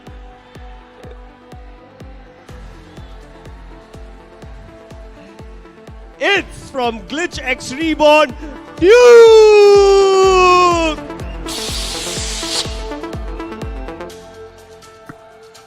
Make some noise in the customary way for Duke! This is the ultimate platform where we get to see new players rise up. Today it's him, tomorrow it could be one of you. So keep practicing, yeah? There he goes. Congratulations, buddy. Make some noise for Duke!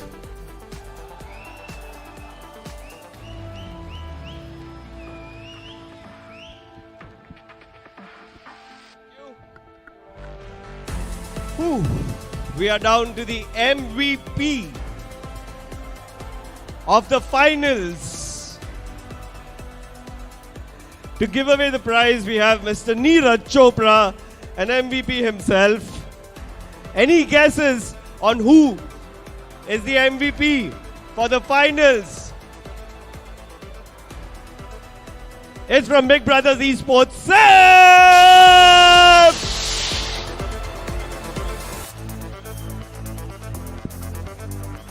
आवाज करते रहो. We still have to find out who the MVP of the entire tournament is, who's the second runner-up, who's the first runner-up, and who's taking home that ultimate trophy. There we go.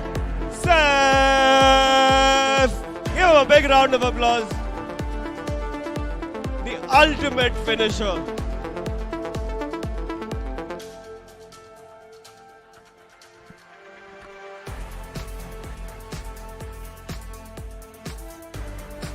And finally, to give away the MVP of the BGIS tournament, we still have Mr. Neeraj Chopra. Any guesses?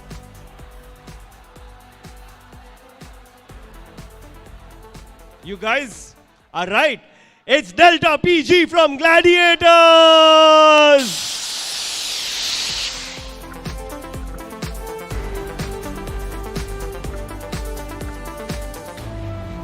Shout Delta. Delta, Delta, Delta, Delta, Delta, Delta, Delta, Delta, Delta!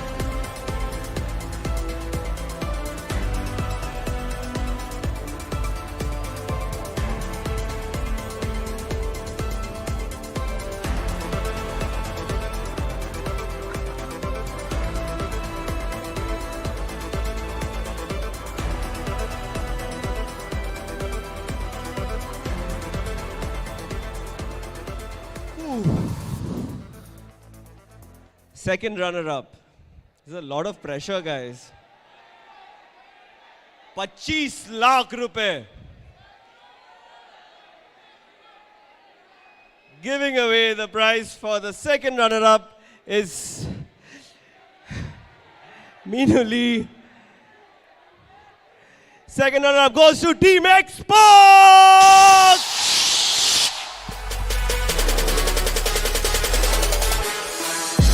आवाज करो X-Park के लिए. You guys wanted to see them on the top. They are on the top. Almost there. What a performance. Keep that support coming in. X-Park के लिए.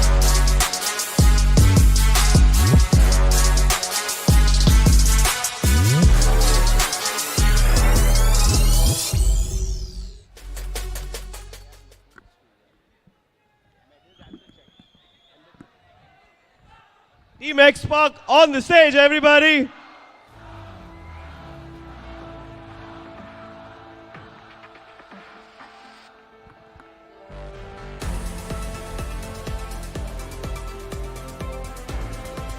They are getting crowned. That's their medals. Keep clapping for them. What a wonderful tournament they've had. They've had their ups and downs, but they were there. Erangel was clearly their favorite with all of the chicken dinners going their way. Started the final battle with a chicken dinner. Ended the final battle with a chicken dinner. And that calls for a big round of applause right there.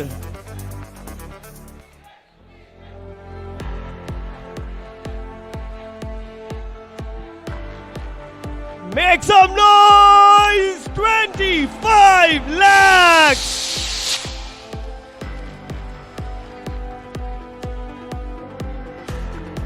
Okay, and now it's time to find out the first runner-up. It's so close. Koi guesses? Guys, these are the final two announcements for this tournament. Uske baad, BGIS 2023 comes to an end. Who's going to be your first runner-up?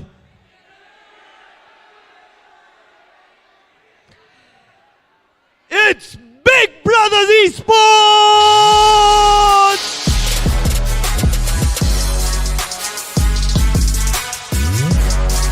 They take home 37.5 lakhs. Clap for them. They had a wonderful tournament. The circle didn't like them so much in the last match. But what a series.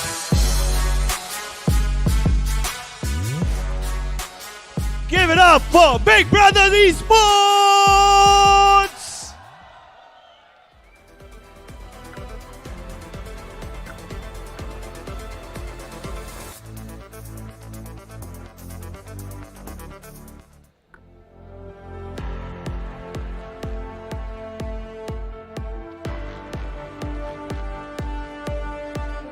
The undergods. Here they are. At position number 2. They almost had it. Almost had it. Give it up for the undergods. Big Brothers Esports, everybody.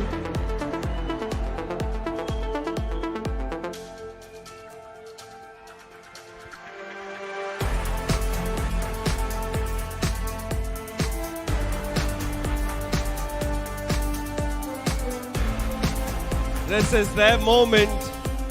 At the very beginning I told you, some team is gonna go home a champion. Could have been them. They just missed it.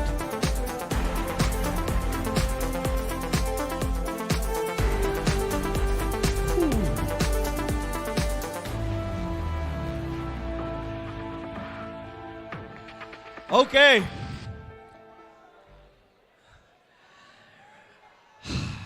I think it's kind of obvious now who's taking home this trophy. Can we have Sean and Neeraj to come and present this to them, and Karan? Come in, come in. Oh, wow.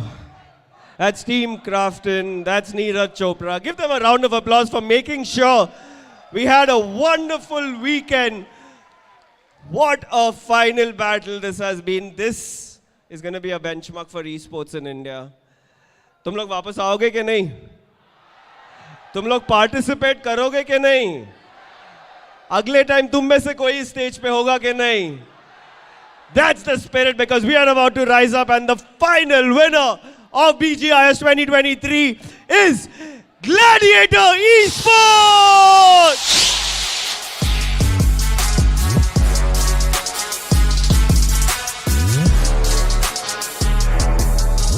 What a match, what a comeback. The only possible team that won this without a single chicken dinner. एक भी chicken dinner नहीं लिया इन्होंने. Give it up for Gladiator Esports! The champions for Battlegrounds Mobile India Series 2023. Ladies and gentlemen, Gladiator Esports!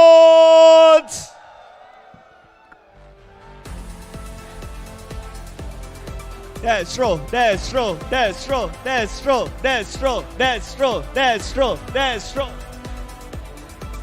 What a trophy magnet this man is. Public, these are your champions. Make some noise for them! 75 lakhs! That's the ultimate chicken dinner. Wait for it, boys, wait for it. Take the check first, take your photos with the check, and then you come in to raise your trophy. Take the check, guys. Take some photos.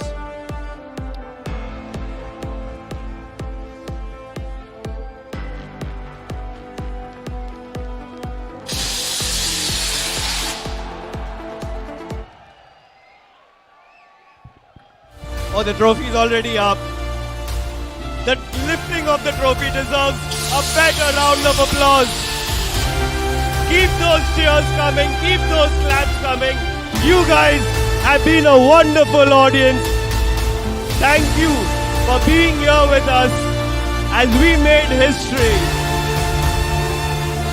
This is BGIS 2023.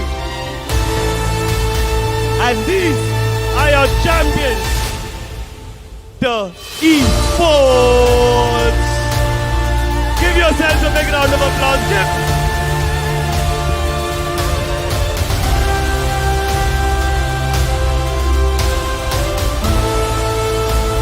Take a little round through the arena. They're gonna come past you so that you can see the trophy up close. Please clap for them as they take their victory lap. A very well deserved, a very well earned Zero Chicken Dinner Championship goes to Gladiator Esports. You guys have been awesome. Thank you so much for being a part of this. Rise up! Rise up! Rise up! Rise up! Rise up! Thank you, good evening, and see you on the other side. I'm Xerxes, signing out.